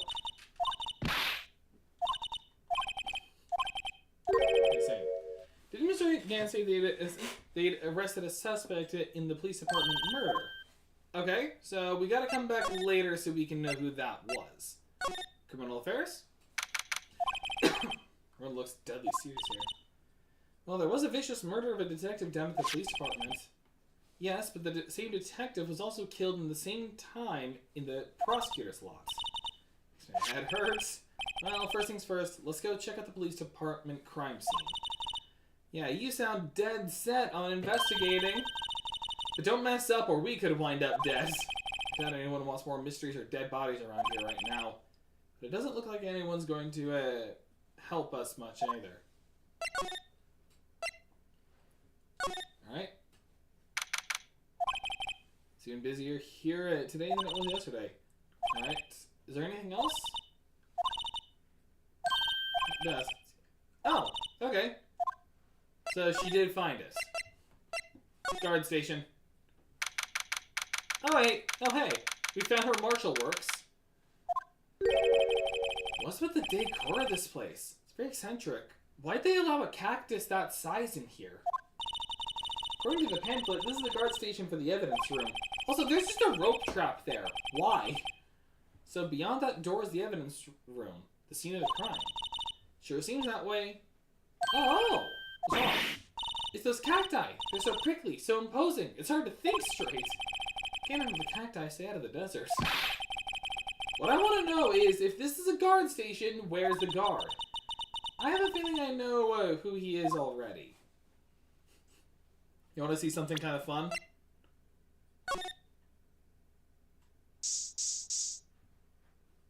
There's blood on the cactus. We got a reaction! There's clearly blood around the spines here. This room's pretty messy. Someone must have tripped over and planted their head right in the spines. Ow! The thing that may be more painful than being murdered. Yeah, it would be. It has nothing to do with the story, it's just something interesting. Look on the floor, a lasso. Looks like it's set up to trap something. Trap? Here? Oh, I know. Maybe someone was trying to catch a wild bull in here. But the lasso missed. Emma?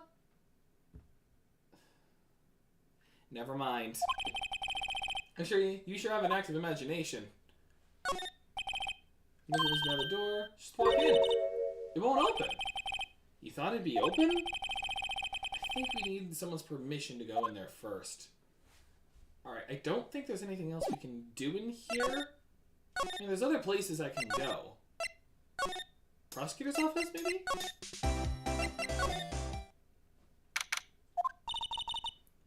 The classy days will yesterday. We'll speak classy tomorrow. Edgeworth's not here. Okay. Here's what he's doing. Okay. If we can't talk to her further, there's nowhere else to go. Alright. Guide time. Please tell me this isn't gonna take too long. Oh, there's another thing I can present. A couple other things I can present. Okay.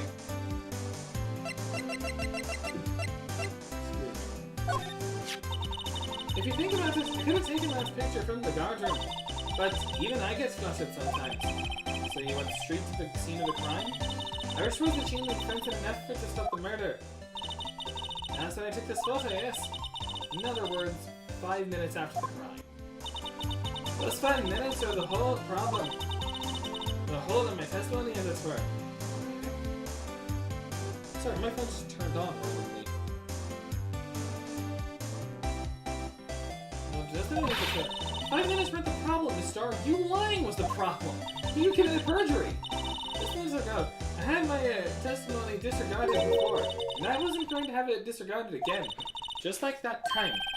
That time. And then another thing is Goodman's ID. I don't know this up until 2 years ago. Becky, you were the Goblin Queen, right? I found this ID card here in the parking lot.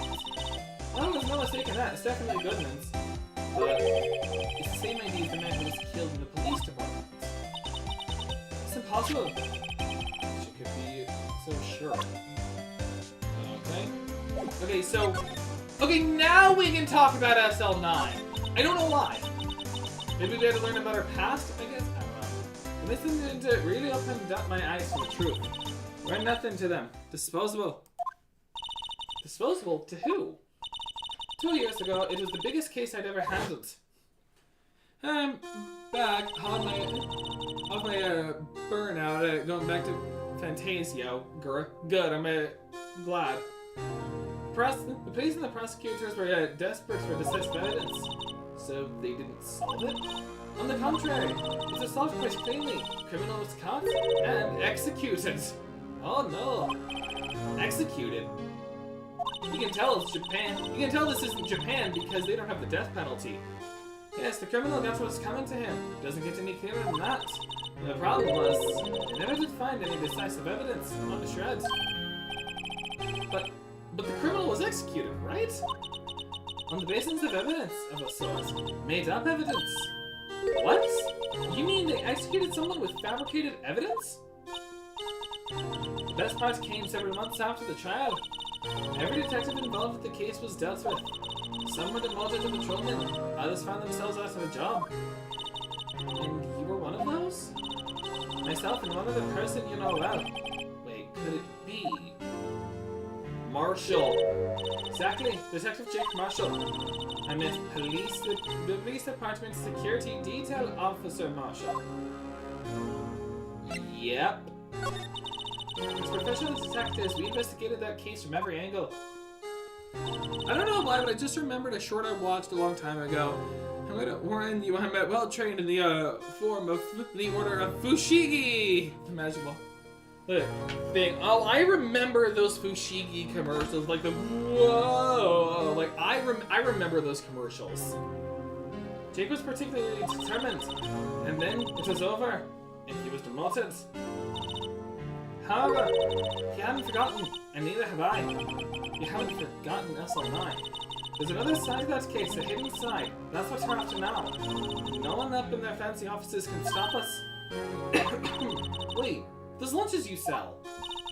Only one reason I come to sell lunches in this accursed office. I come here to meet old friends, boyfriends that can help me investigate. Okay, so she's not polyamorous, she's just using them.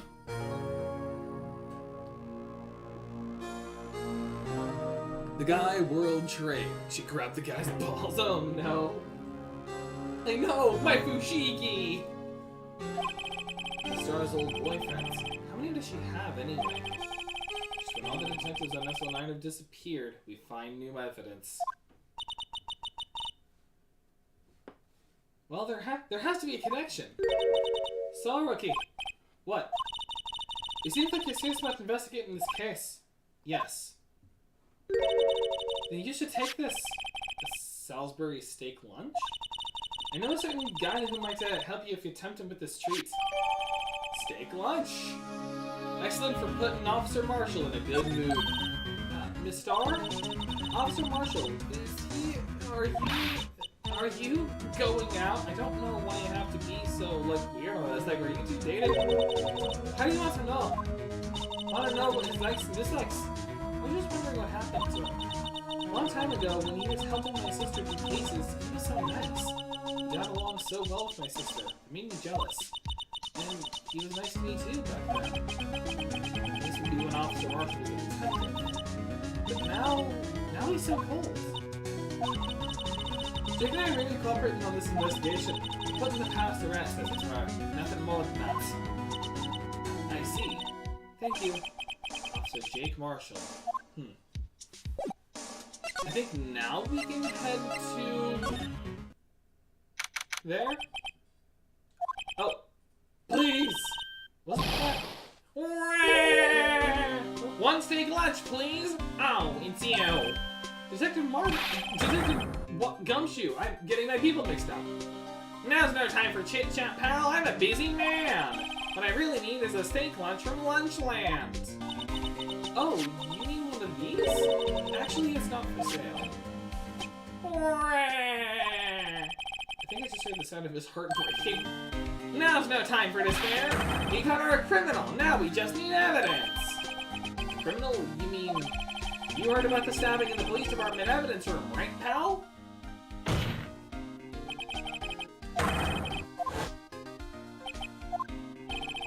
Yes. I could make this cut out of context vid. I would love that, mate.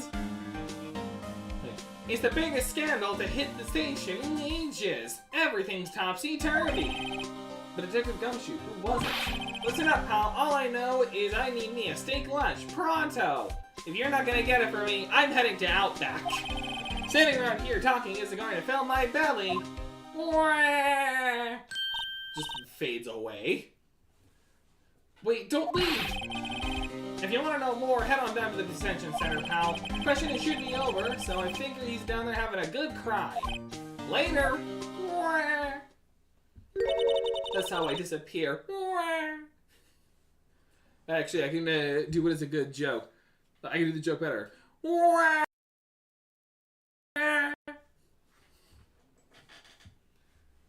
ran off to the evidence room. Well, this investigation is off to a running start. So we have two places we can go. The detention center or to the guard station. Let's try the guard station first. Never mind. Let's head to the detention center.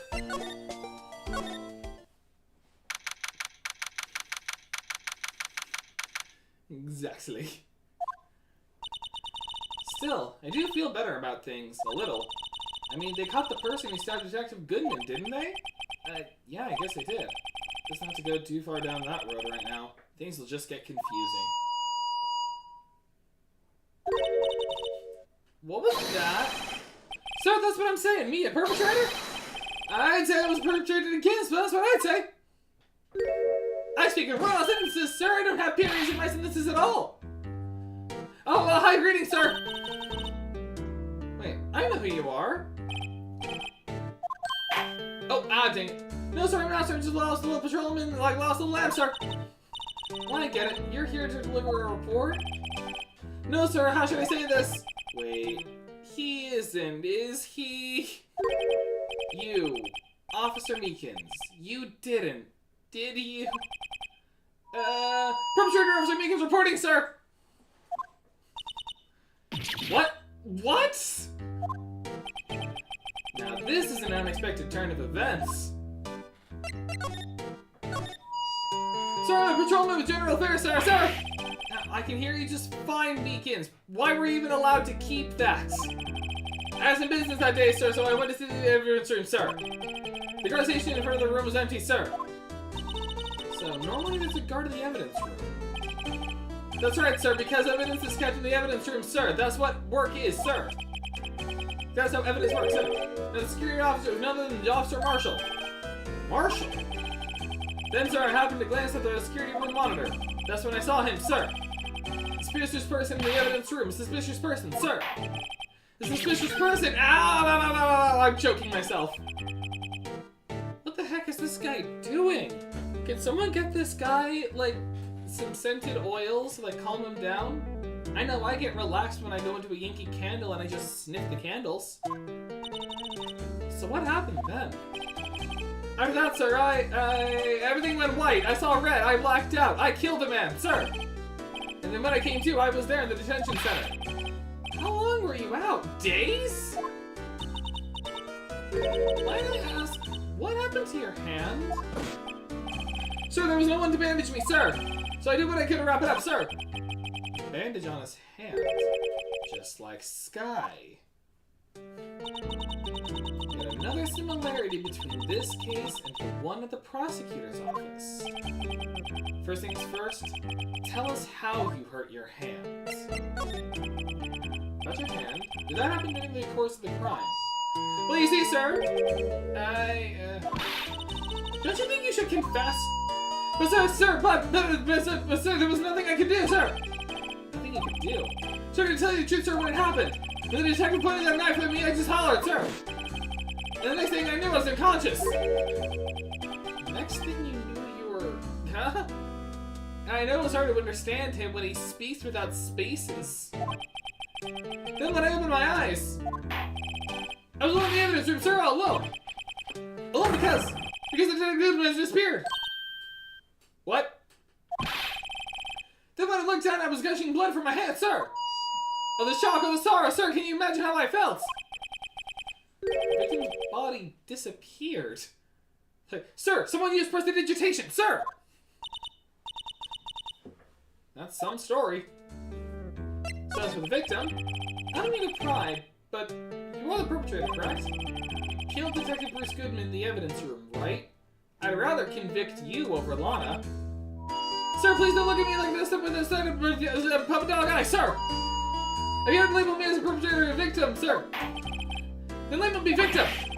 I would, but you happen to be in detention and alive and well at that.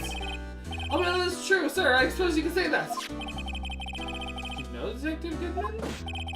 Well, sir, if I had to label him as a stranger or a total stranger, then I'd say he leans heavily on the total stranger side. So you didn't know him. Oh no, they use Fushigi, full body technique. Sounds like something, this sounds like something, an attack you'd hear in an anime. Like, Fushigi, full body technique. Like, sounds like something out of Naruto, like 8 trigrams, 64 palms. It's like, Fushigi style, full body technique. And you just, like, contort them until they're, like, tied into a human knot.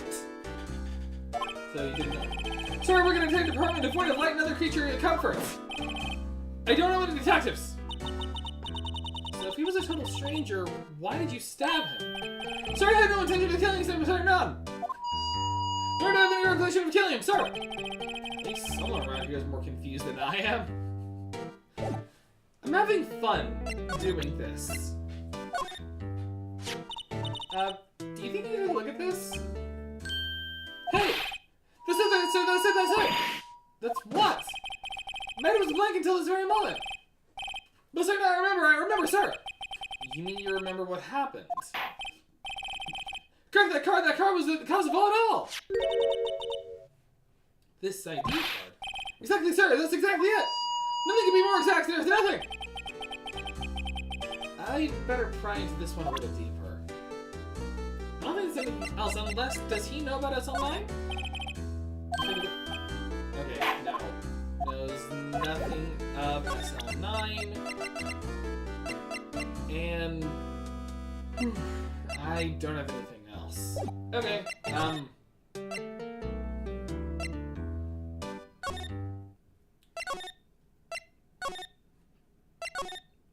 is he back at his guard station now? No? Come on! Like, I did everything I could, unless there's like more I can talk with. That's my only thought. Did I miss like a talk point? Yes. Okay. Can you tell me what it is you do remember?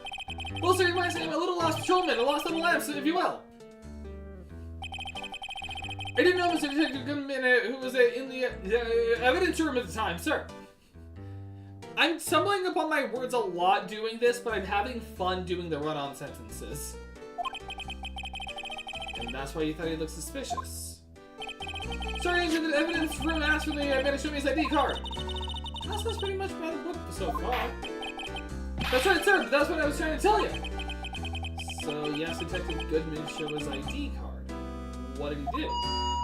This is the thing, suddenly he pointed a knife at me. What?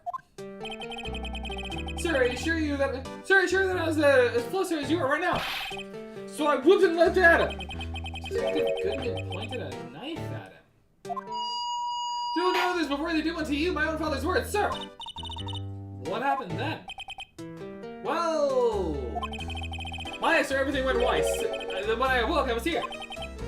Right. And the reason for the arrest? So, Officer Meekins. Why was it the arrest? You mean, Emma?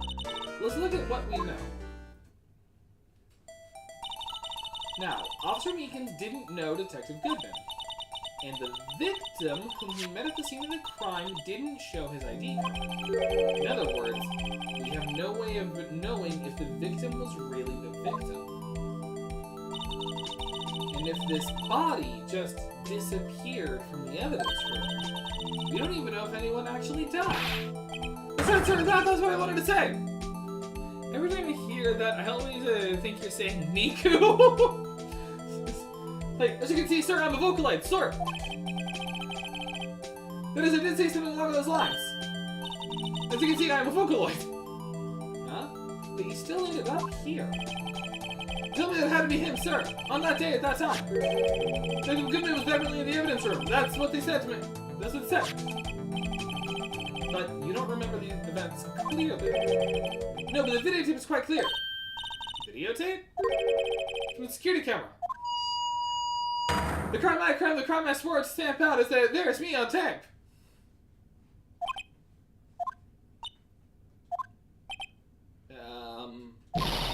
And you waited until now to tell us this? I'm sorry, I'm really sorry, sir. Hand over my badge. I don't deserve it. No thanks. I have my own badge. It screws into my person. Well, guess we better go check out the crime scene. Okay, now we can check out the crime scene. And irritatingly, we have to go through a lot of hoops and ladders just to get over here. What? He's not here. Did he feel the evidence room? Okay. Recording. Okay.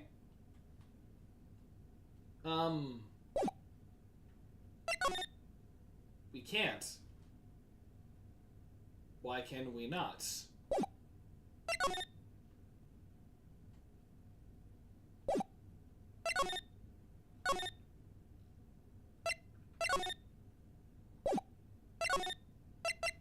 It's awfully quiet now. Oh no. Everyone's gone Miku. Well, I did. Oh, wait. Mr. Wright, look who's standing over at the Chief of Detective's desk. It's Police Chief Gantz. Well, hibbly, hi there, friends.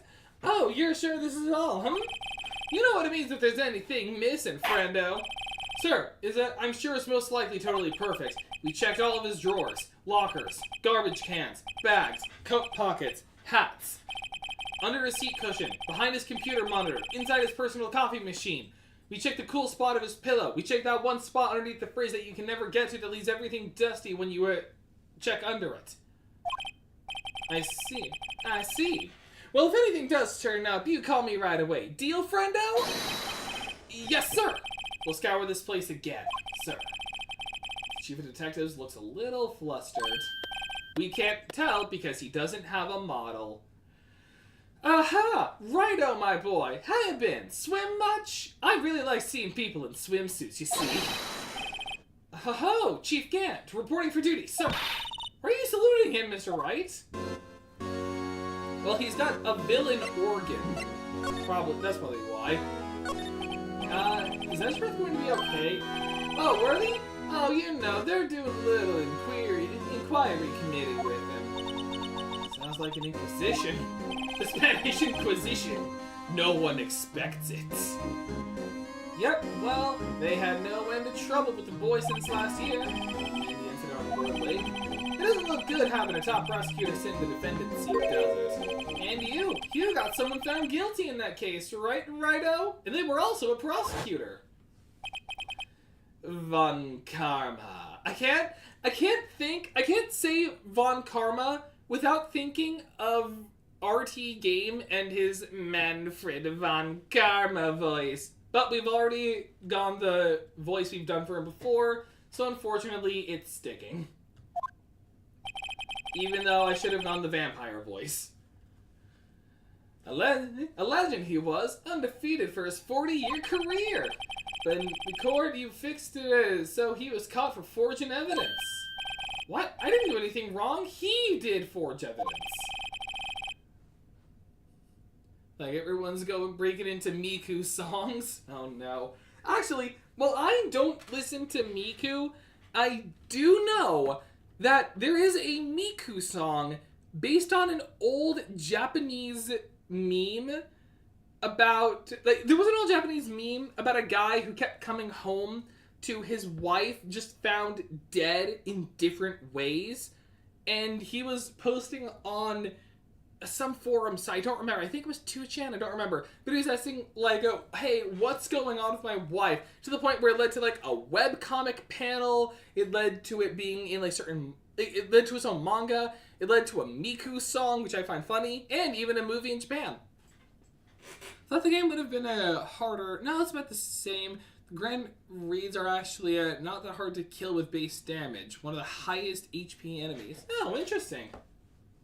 Right, good to know. Like, probably just because you've gotten that used to it.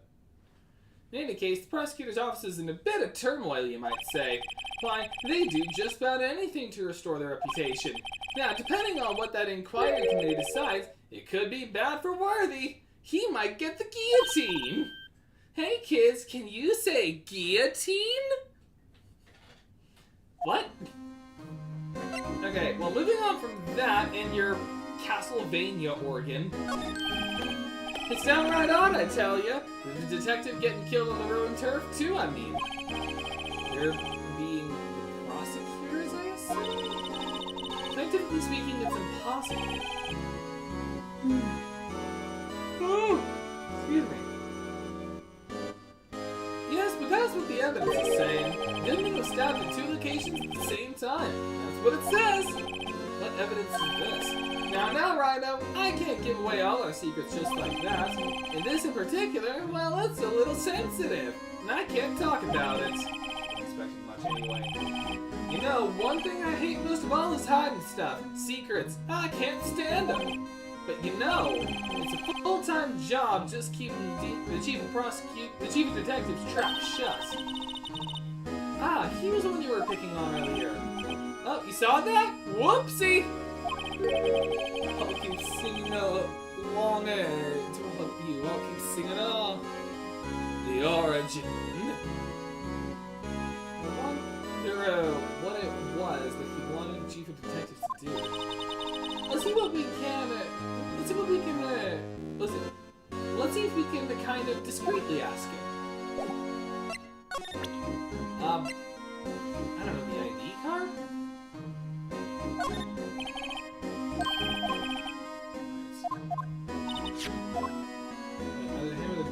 The badger. Hang on. I didn't actually fully read what it said. That guy who can seem to sit still, busy one. Okay, Gumshoe. With him to test. Okay, Okay, so nothing here.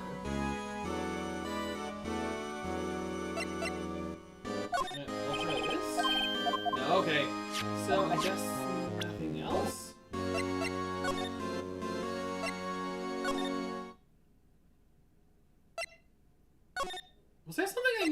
talk to him about?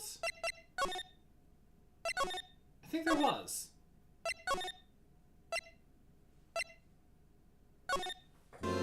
Hang on.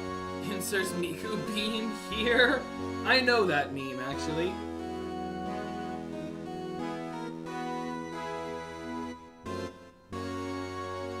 Alright, is there something... Oh, wait, yes, okay. There's something I can examine here. Alright.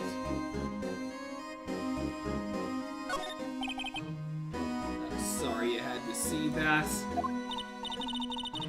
What do you think that the chief of police want it to do? Well, see over there? That's Goodman's desk. He wanted me to check it for anything that might be a clue. He took away every last piece of garbage in the trash can. So nothing belonging to Detective Goodman is still there? Of course not. Well, except for this. What, you kept something? Sure, why not? It's not important. He didn't even finish writing it. It's a lost item report, but it's only half complete. A lost item? Did Detective Goodman lose something? The date on it is February 21st. It always returns to me. Goodman's lost item report. Half-written document dated February 21st can only be submitted to the chief of police. I should really get back to investigating the police department crime scene.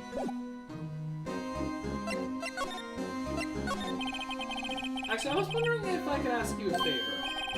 Well, I never thought the day would come when Wright asked me for help. I was wondering if we could investigate the evidence room. Oh no, another long pause. Let's say hello to Tito. I will. Now, Righto! I'm sorry, I don't need to investigate at all. Righto, please. Do I look like a selfish man? Huh? Heck, if anyone asked me, sir, can I borrow $50, I'd give him $50 no problem. So go ahead, investigate that room to your heart's content. Knock yourself out. It just goes to show, you never know until you ask. And for you, here, you can borrow this. Bruce Goodman's ID card. Huh? Hey, this is a detective's ID card, isn't it? That's a special card for guests, so don't lose it. Yes, sir, it's an honor. You just run along and do your best now. Later, folks! Disappears. Like he shapeshifted into Emma.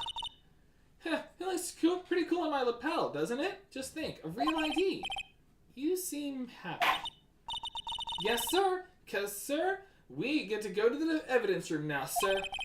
I think this place is a bad influence on the girl. Okay, now we can go. The evidence room is beyond that door. And we have the ID card from Chief Gant. Let's just walk in. It won't open. Ha! The card reader is turned off, see? What is that security guard thinking? Howdy, partners. Well, well, what's made my bambina sky so gray? Officer Marshall! Why does it have to be him? We already knew it was him, though. What's that? Why does it have to be him look for? As you may have surmised, this here's my saloon. We're here to investigate the crime scene. Yeah! That card you got there on your chest. That's better than a sheriff's badge in these parts. I got whiskey. Just listening to Miku music. Usually if I'm not listening to Christian music, I'm listening to just like nerdcore or K-pop Demon Hunters on my YouTube music, which sometimes involves a lot of death battle tracks. Yeehaw? Well, yep. Oh my god, wow, that was a long sip.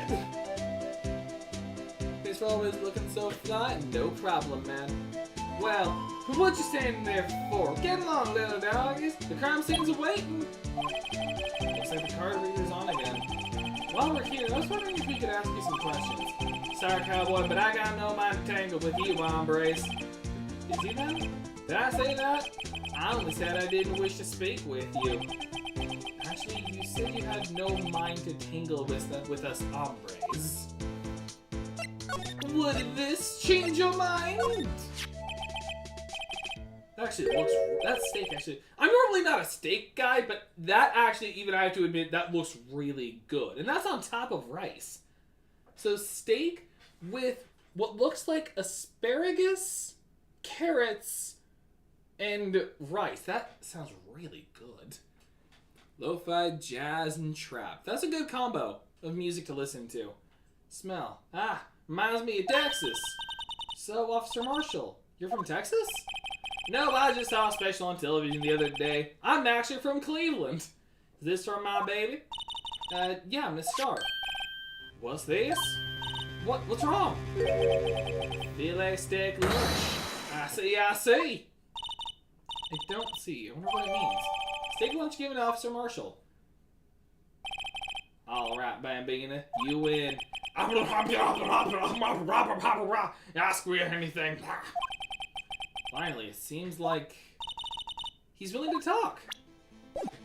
My stomach is just growl. I think I'm getting hungry now. Officer Marshall, you're in charge of security for the evidence room, right? You got into that, partner. It's an easy job, and I'm grateful for it. Actually, Officer Meekins at the detention center told us. Oh, wait. Oh, I was the one saying Meekins. Okay. That poor little doggy. Poor guy. I keep getting his name wrong, calling him Meekly. Other times I call him Miku. He told us something. He said that when the stabbing occurred, you weren't at your station. Well, maybe I shouldn't be telling you this, but since I got demoted from detective 2 years ago, well, it might not look it, but I've lost my fire for the job, you know. I'm wasted on whiskey. So, what were you doing around 5:15 when the murder took place? Well, I reckon I was galloping down the highway on the back of my steed Zippy. No, he was riding down the highway on his horse named Zippy. The cowboy rides into town on Friday. He stays in town for 3 days, then leaves on Friday. How did he do it? I'll answer when we finally get our to be continued. There's no need for people here anyhow. These newfangled machines do a bang-up job of keeping an eye on the place. You mean the security camera system? I don't take it to machines much. Kinda like that stewed broccoli they sneak in next to your steak, you know? I love steamed broccoli. I know what maybe 2 of the machines in here do. Only 2 of them? There must be a dozen. Like I said, Bambina, me and machines, well, we go together like water and oil. I like them about as much as I like stewed cauliflower in my steaks. I love stewed cauliflower too. Like steamed cauliflower, steamed broccoli, fantastic. The easiest ones to understand are these here security cameras. Those are the ones that Meekins mentions. If nothing happens, the tapes are automatically erased every few hours. And Officer Meekins and Detective Goodman, are they on one of those tapes? I reckon they might be. The security card and you reckon? One more thing. When you go into the evidence room, you need an ID card. That's the card reader by the door. The card reader leaves a record of every ID card that passes through. Okay, and this is what we have. On February 21st, we can definitely see that Bruce Goodman's ID card was used at 5:14, meaning it probably wasn't Bruce Goodman himself. And also, one of the cards is just 7777777. This is the ID card record. Hey, I've seen that somewhere before. Sorry, Bambina, I can't show you more than that. Huh? I haven't heard whether this is related to the case yet. Mr. Wright, I saw a number on that record just now. I've seen that number before. Maybe there's some way I can prove that record is tied to the stabbing. Well, first of all, Miss Starr told us something. She said that you were a detective until 2 years ago. It was always my dream to be a rawhide wrangler on the scene of the crime. It's all gone now, like a drinking hole in a prairie fire. You're still investigating the Alpha Line incident with Miss Starr, aren't you? Also, I just noticed all the alcohol bottles he has everywhere. Wow, he is wasted. That was my case. It's all solid on the record book, but it smells like a bad game of poker. I can't let it go. That's all there is to it. What kind of case was it anyway? We've heard the name so many times, but no one tells actually happens. There are some things you're better off not knowing, Bambina. Anyway, that case is officially dead as of 2 days ago. 2 days ago? The day of our case. That's right. The evidence transfers. Edgeworth was talking about the transfers too. Sorry, but could you explain what this whole transferal thing is about? We keep only evidence from solved cases in this room.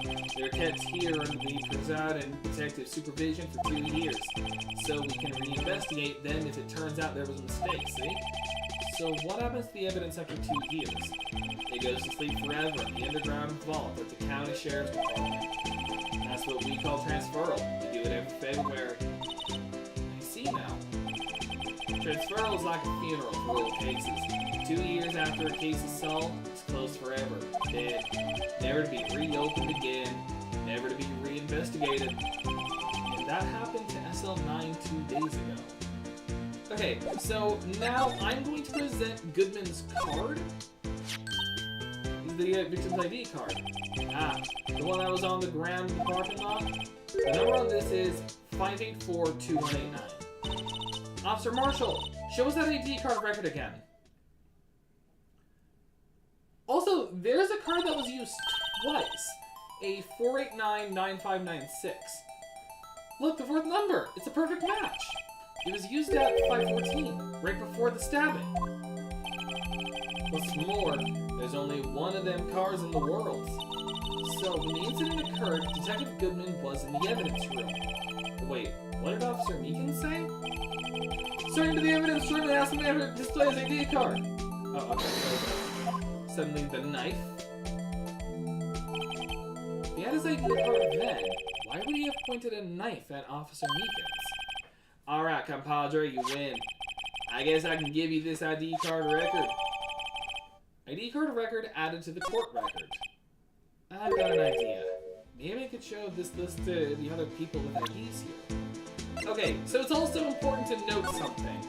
So there are 2 cards. So we know one of them was Goodman, and we also know one of the cards. Well, not one of the cards, but we noticed there's a repeat. There was a card used at the same time as Goodman, 498-9596. Once at the same time as Goodman, and another time beforehand at 450. There was a card used 10 minutes before 450, and then there was a series of 7s at 420. Just something to note. There's nothing else to talk about, so to the evidence room we go. I'm gonna waste the Citadel's water bill, if they even have a bill. And it's like, oh man, water's through the roof.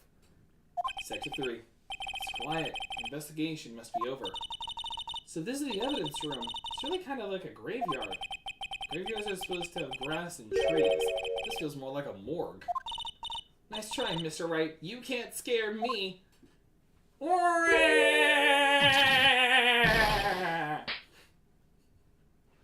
Waluigi jump scare. Sorry, I thought you were a ghost. I wouldn't recommend going around smacking ghosts on the head, pal. I should know. I did that once and I lost my Tanuki suit. So, is it true what I heard? Yeah, the $50. Yeah, it's true. So Chief Police Gant. Wow, loan anyone $50? Even me? Wah! Just the happy wah. Oh, so that's what you were talking about. Actually, I was put in charge of the God, I'm stumbling over my words. I was put in charge of the investigation for today. Just for today. Boss for a day. But guess what? You got permission from the chief. So now you're boss for a day. Gee, thanks. First of all, you'll want to have this. Evidence room floor plans. Okay? So this is what we're looking at. So, there's the entrance, and actually it's pretty simple. It looks like a sectional.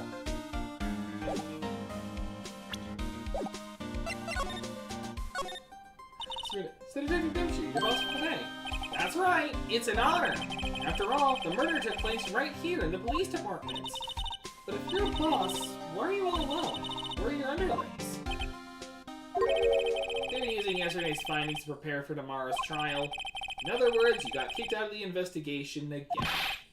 I'm adamant, though, so I'm going to take control of this case I'm going to take control and put this case to rest. In my own evidence locker, pal. You have a locker in here too, Detective Gumshoe? Haha, of course. I'm a detective after all. I'm Detective Waluigi Gumshoe. You gave me a locker that only I can open, pal. Only you can open. This place is more high-tech than you might think. Every locker is fixed so that only one detective can open it. You need an ID card? Well, that's the thing, pal. ID cards can be lost. Well, I am on my third card since entering the force already. Sounds like a lot. Yeah, but even I can't lose my own right hand. Hey, oh, frick, where did my right hand go? Alright, nobody move, I lost my right hand! It's like, gotta try it all over. Found it! Right hand. Oh, you mean your fingerprint? Exactly, pal. The lock for each locker is coated with a fingerprint. Unless it was taken to the chemical factory, like what happened with Yanni Yogi and Von Karma. I'm sorry, headphone users. Oh, no wonder I found a severed hand with a gun in it. Like, oh, that's where it went. Also, I just noticed that now. In his locker is a picture of a character you'll see later in the game, Maggie Bird. That's actually kind of sweet. Like, I guess, slight spoiler for the future cases, Maggie Bird was Gumshoe's underling. Like, it was his rookie that was training under him, and he had a bit of a crush on her. So I find that kind of cute. And she has a little bit on him, but in a more abrasive way, but it's still kind of cute. So the only locker we can open is our own. Funny, they look like more normal lockers. These are the latest models. There's a trick to the handles, see? The handles. On the other side of the handles is a sensor, and if the wrong person touches it, bzah, you got a shot! You get tased! Like, oh wait, is this my locker or was this my locker? Oh, suddenly you hear breathing noises behind you. It's like, was this my locker? I want to find out. Like, push these things, you like,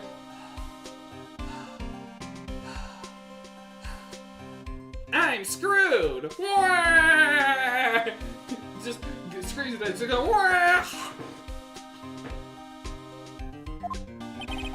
if that's what happened, my hand would be black and smoking every day.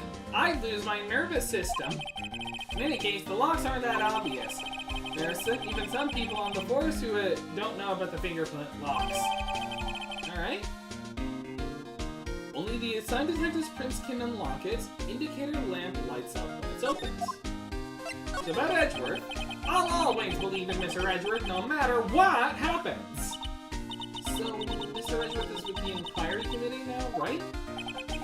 They're trying to figure out who's responsible for the mess up in the court today. Right, see. I guess this is what you call fate. Mr. Edgeworth just can't get away from that case. That case. Yeah, that case. The SL9 incident, of course. It's not DL6. We can breathe easy. It's not DL6. Mia, Necromancer Rogue, revive this man just to tell us what happened, because the person that died never saw the face. It's like, well, that's worth it. It's like, you gotta use the coin. You gotta use, like, that spell in D&D, like Command Undead, so you can ask it the 3 questions, but then you waste 2 of the questions on just, like, nothing. How's the stream gonna be? It'll be definitely one of my longer streams, because we've already passed 5 o'clock on my end.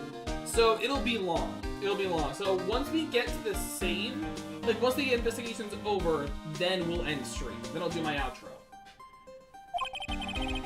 That was the beginning of the end for Mr. Edgeworth. Maybe we can get him to tell us more about the case.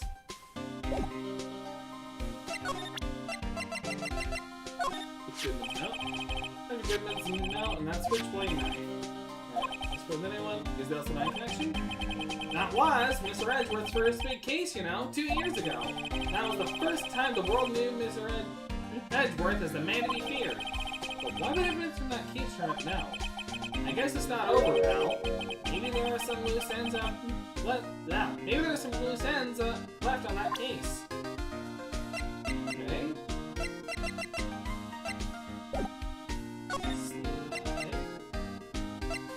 Look, I see a bloody handprint. You know what that means? Oh,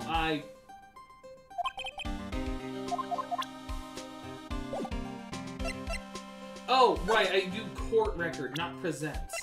I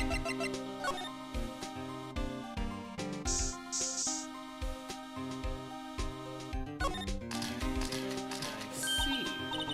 I knew it! This is someone's right handprint. What? What's the matter, detective? This locker, it's mine! It's yours? Please! You have to help me. When they come in to take me away, promise you'll testify that I wouldn't harm a fly. You'll do that for me, won't you, pals? This is an important clue. I'll jolt it down on the floor.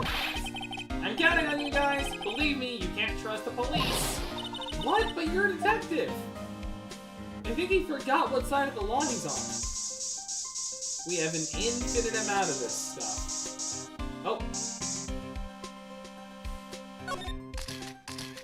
More blood! That must have been one massive pool of blood. Never seen anything like it. I'm not a professional. What's your opinion, detective? Pale blue bloods. Maybe Detective Goodman was actually an alien. That proves that something really happened in front of this locker. I'll make a note of it on the floor plans. Hey, if you didn't want my opinion, you shouldn't have asked. It is a lot of bloods.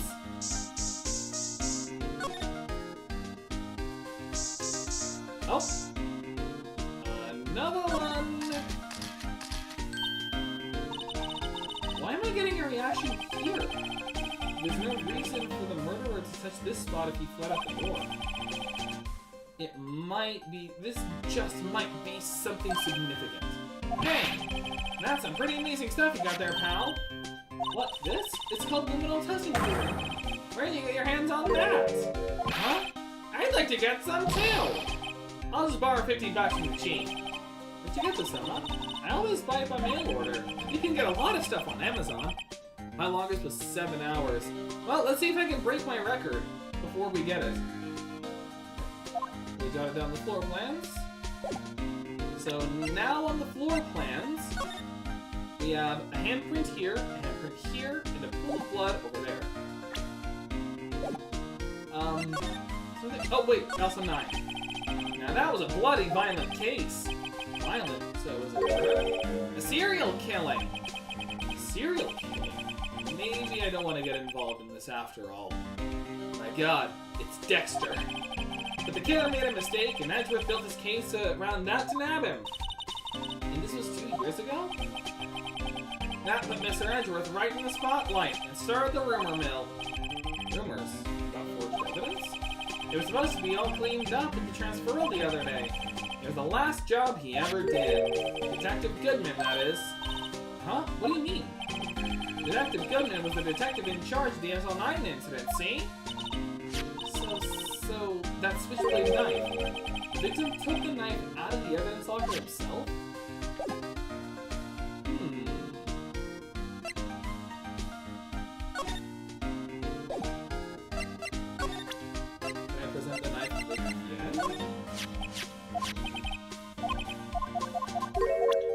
No, okay. My only thought is going elsewhere?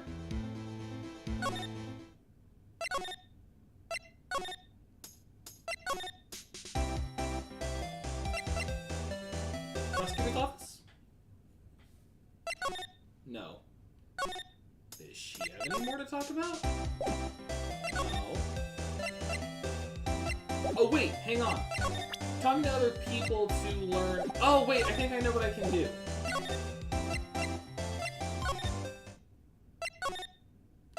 Guard station. Evidence room. Because we still gotta figure out some of the other type IDs. Could you take a look at this? Is the ID current record of the people who came in on the day of stabbing? I heard the rumors, so it was Goodman who came in at the time. Wah! What is it? That second number! It's not your ID number, is it, Detective Gumshoe? Mr. Edgeworth! What? The second number on this list belongs to Mr. Edgeworth! This just keeps looking worse for Edgeworth. Walter Wright, has anyone seen my weed spray? Like, no, this isn't luminol. It's cannabis! Oh, hey. It's cannabis. What? Alright. It's been updated. Why would Edgeworth has come to the evidence room? Yep. So, oh, it was 8730579. Okay, so who's 4989596?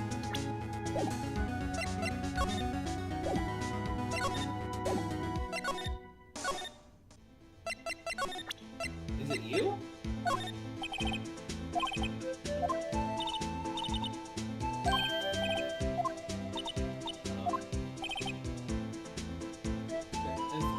Get some evidence to get anywhere with this guy. Yeah. How do I feel about this? No. I don't know if there's anything else I can present to him.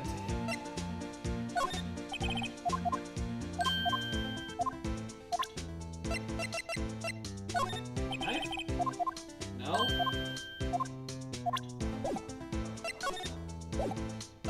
Okay. Cannabis. When I heard, I thought you said cannabis! Oh no. Like, this is strangely yellow. Alright, just checking to make sure there's anything I've missed.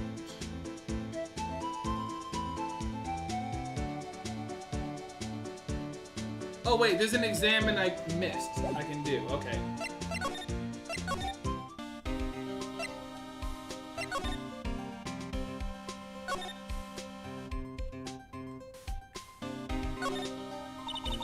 Look, this one's open, and the red indicator light above the door is lit. That locker is counted with Detective Goodman's fingerprints. Detective Goodman's locker. Are you sure it's okay to leave it open like that? Well, it'd be hard to get it open again if we closed it. It's empty. They must have taken the contents elsewhere. Okay. Oh wait, is it just this one? There's something sticking out of it. It's like a shirt. I guess it must be evidence for some case. I wonder if Detective Gumshoe... There you go, pal. Making me out to be some kind of slob. I'm not responsible for the evidence here. That said, I bet that evidence locker was open recently. How do you know? If you leave things hanging out like that, the evidence gets dirty or ripped. The guard checks down that kind of stuff and notifies the detective responsible. How many times have I had him breathing down my neck about some silly evidence? Sounds like Detective Gumshoe leaves evidence hanging out a lot too. I bet he doesn't tuck in his shirt under that trench coat either. If you're going to talk behind someone's back, don't do it right in front of them, pal. Okay. Why is there just a glove here? Why is there a saw here? And why is there paint buckets? What? Someone left a glove here, but only one. SL911. Detective Gumshoe. Yep. This evidence from the case, you know. I mean, SL9 does have a tag on it. Rubber glove. Extremely thin rubber glove from the SL9. Alright.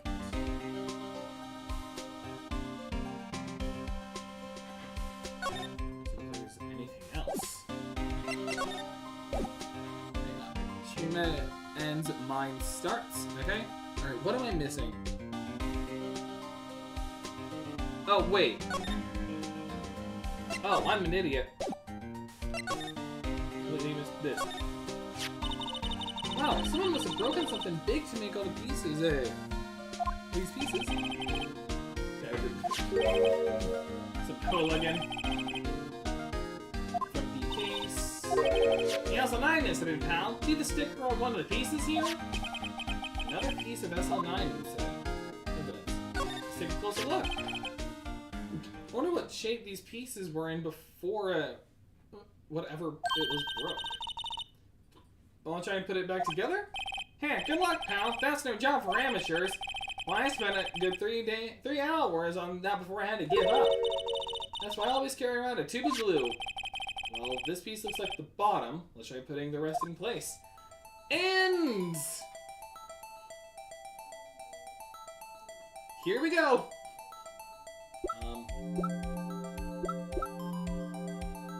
What looks like it fits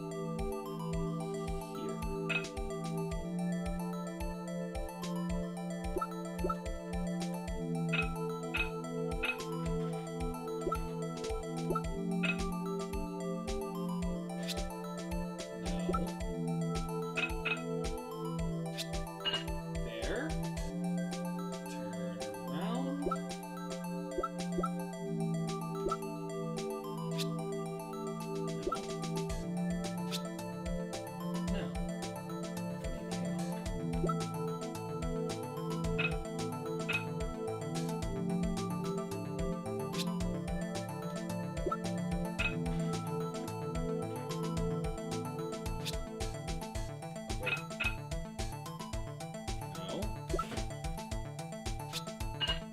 Oh, it was already ready. Okay.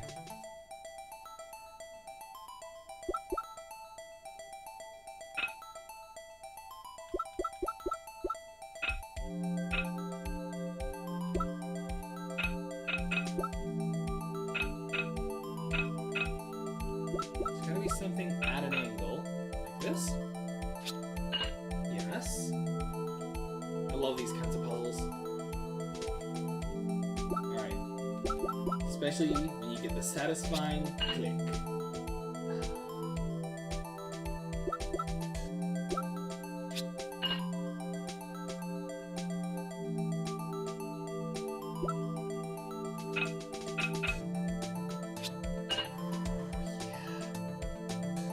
I have to go, sadly, later.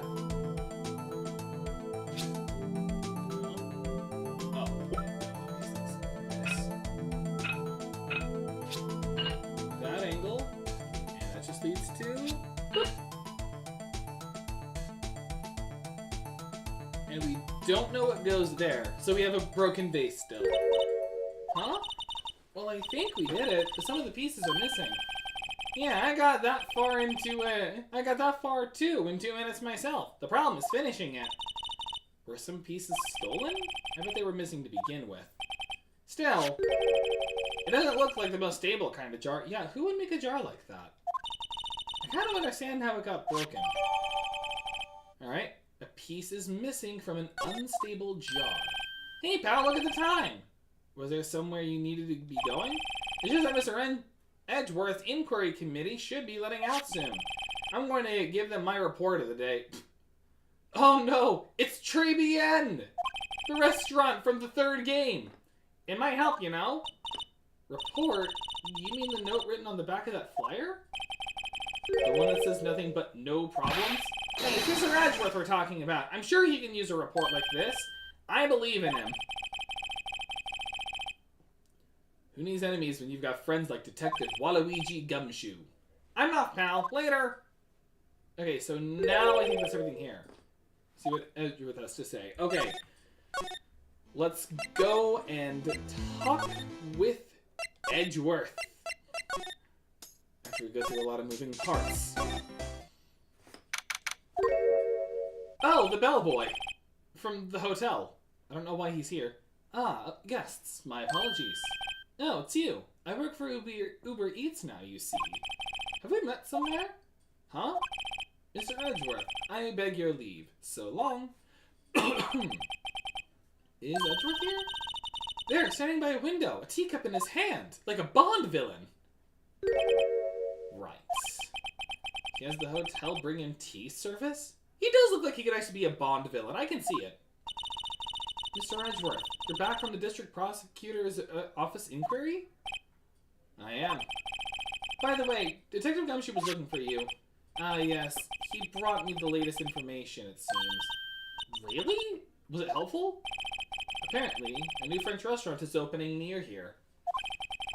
I think he was trying to console me somehow. Like, the food is terrible, don't go. Huh. The real info is on the other side, Edgeworth. Poor Edgeworth. I think this whole thing is really taking a toll on him. So, how'd the inquiry committee go? Actually, they decided to treat this not as a case of concealing evidence, but as a communications error during the investigation. Concealing evidence? Yes, apparently there are some who believe that I concealed evidence. They gave me a warning. You were lucky this time. Again. Again? I heard them say that so many times, ever since that case 2 years ago. Are you okay for the trial tomorrow? Well, I'm still the presiding prosecuting attorney. However, something happened? They gave control of the investigation over to the police department. The police department? Yes, any further investigation for this case will be directed by Chief of Police Gant. I can do nothing but wait for the results. I see. Why, I ask you, why? All along, I've done only what I believe is right. I have nothing to be ashamed of. But still, I've never seen him so out of sorts. Anything I can present to him? SL9? I know you. You probably got a hold of some information already, right? It all has to do with the case you were on, the SL9 incident, and some dark suspicion you are wrapped up in.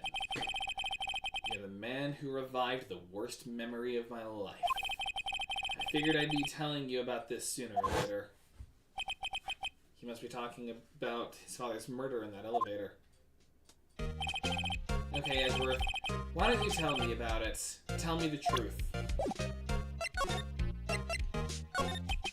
The SL9 incident was a heinous serial killing case.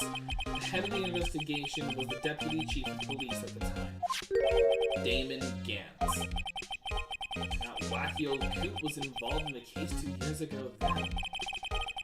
He was a top officer, and it was my first time working with him. I was nervous.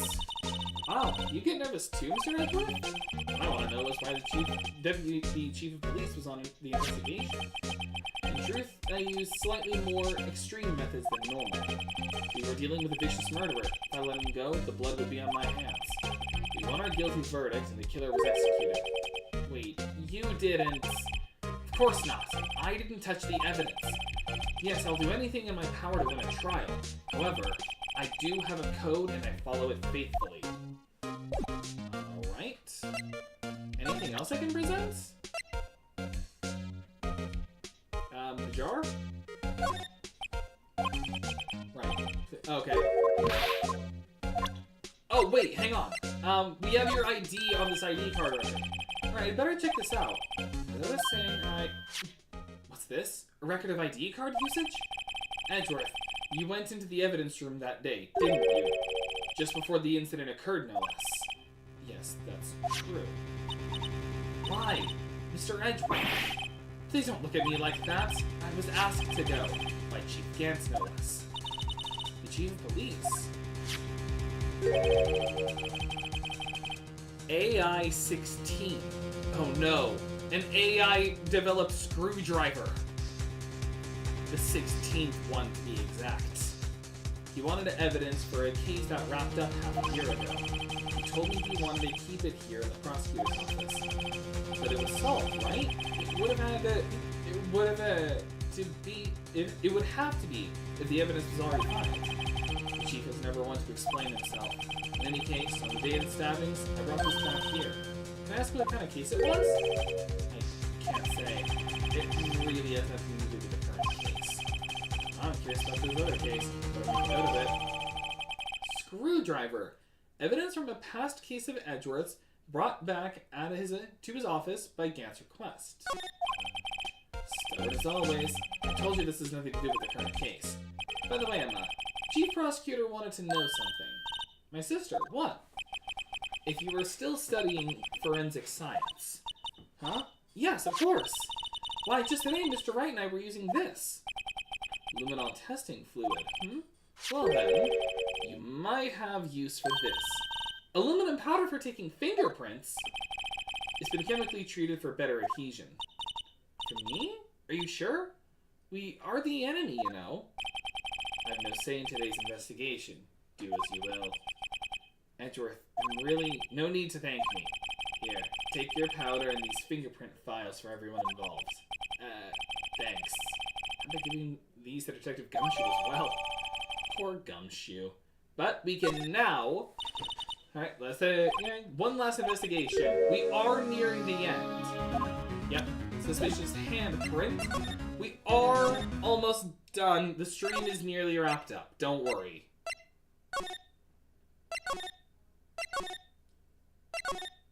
No, he's not here. Investigation turned up a suspicious handprint. Right? I mean, there were 2 handprints we saw, though.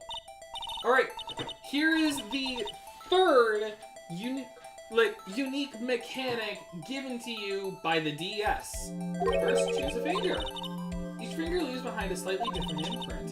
So let's choose the finger that will leave behind the clearest print. I really can't tell the difference at a glance. Quit procrastinating and choose a finger. Probably the thumb? Okay, now it's time to check for prints. Let me show you how it's done. Starting to get that sparkle in our eyes. First, we sprinkle the aluminum powder around. The X button. The trick. Yep. Once the powder is well spread, just blow away the excess. With triangle. Imagine you're okay, so again, you would actually just tap on the screen and then blow into the microphone. It's like fun. It might take some time getting used to, though. It's fine, it won't go up your nose or anything. Just pour the powder on thick and blow away the extra. Those are the basics of fingerprinting. I guess I'd better give it a try. So, you can just keep layering it on thick in the same spot. Like, let's just do all around.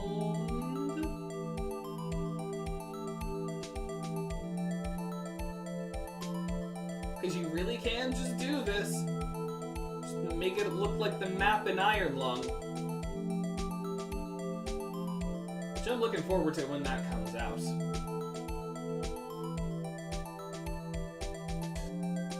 And blow. Found one. It's not a fingerprint. We're out of luck. Yep, they were wearing gloves. So, this was a pointless tutorial. But it does seem a shame. Alright, look for other prints. Right.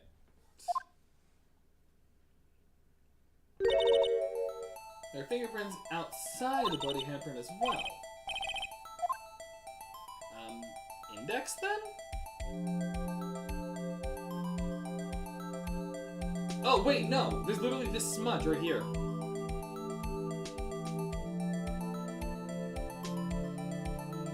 I have to work around the title and blow. Oh, wait, do I have to get a little more?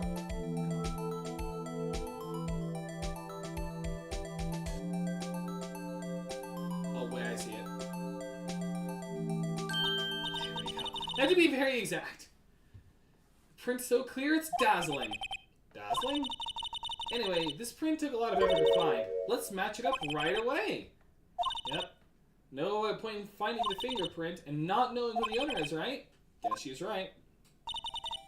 Look at the fingerprint data we got from Mr. Edgeworth and point out the person you think left the prints. How am I supposed to know who it was? We can make a pretty good guess. The bloody handprint and the fingerprints are in different places, right? That means that the prints probably won't have anything to do with our case. So whose fingerprint would we most likely find on this evidence locker?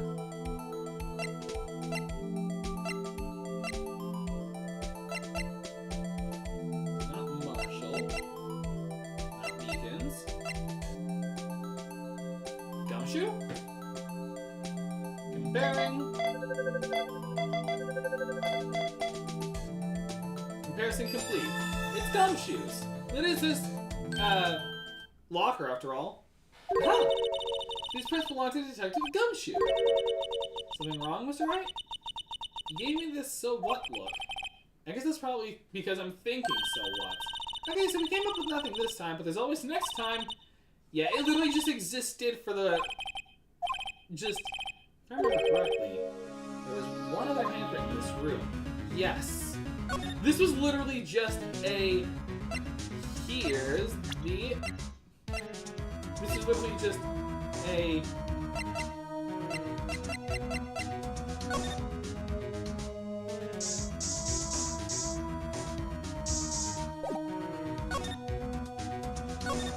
Yep.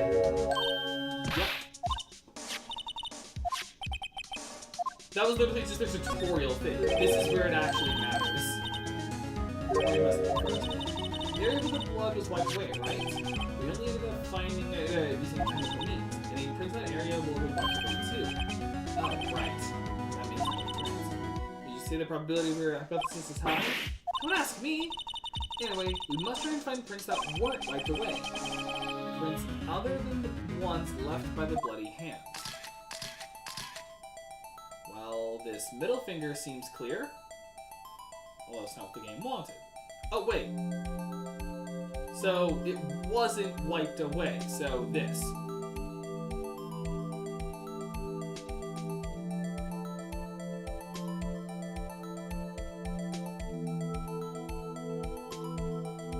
And blow. Still some left over. What else is missing? Top here? Down here?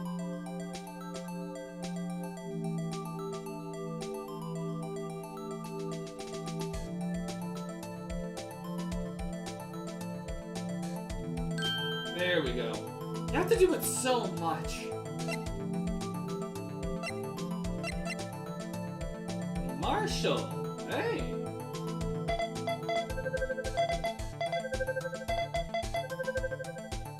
Comparison complete. Match found. Jake Marshall's fingerprints. These fingerprints are... Whose are they? Whose? Is this someone I know? It's Officer Marshall. Huh? Officer Jake Marshall? Marshall's fingerprints found on a bloody handprint left in the evidence room. The print had been wiped. It's gotta be a coincidence. He's not involved in the crime. Emma, this is decidedly different from Detective Gumshoe's prints. Limo reaction. The blood and the fingerprints are in the same place. Oh, so we have Jake Marshall's fingerprints on a white blood stain. But why would Officer Marshall... It looks like our investigation is finally turning up some results. I guess this is what you'd call decisive evidence. I don't believe it. Okay.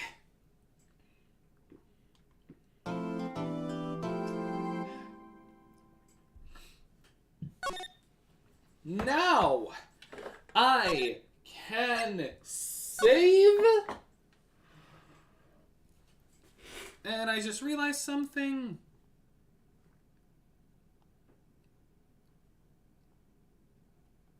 Okay, I didn't get it yet. But wait, when would I get it? Okay, I see when. So, I'm still not there yet, but I'm close. I did all of the optional ones at least. So, with all of this, finally, said and done, as one of my longest streams to date. Like, I don't know if it actually did beat out my record. I'm actually kind of curious. Got my phone here so I can be quick with looking it up. So let's just look to see if I ended up breaking my live stream record. So this one was 4.5.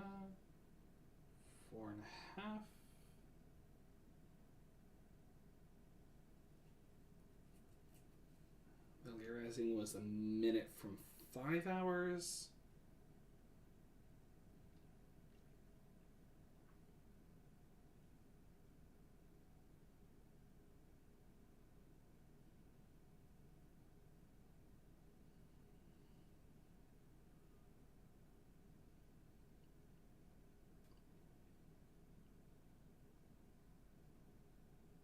I don't think it did.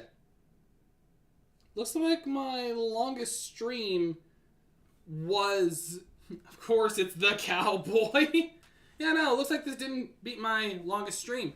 So, anyway, with all this said and done, I'll be ending the stream right here. Thank you all so much for watching. If you enjoyed this kind of content, be sure to subscribe. Comment down below so this helps me connect with you guys. Like the video so there's more of what you want to see. Share videos so more people know Trilogy even exists. And don't forget to hit that bell so you know when I go live. My throat is kind of dry. And until next time, see ya, guys. Wait. There I go. Gotta go a loud ding.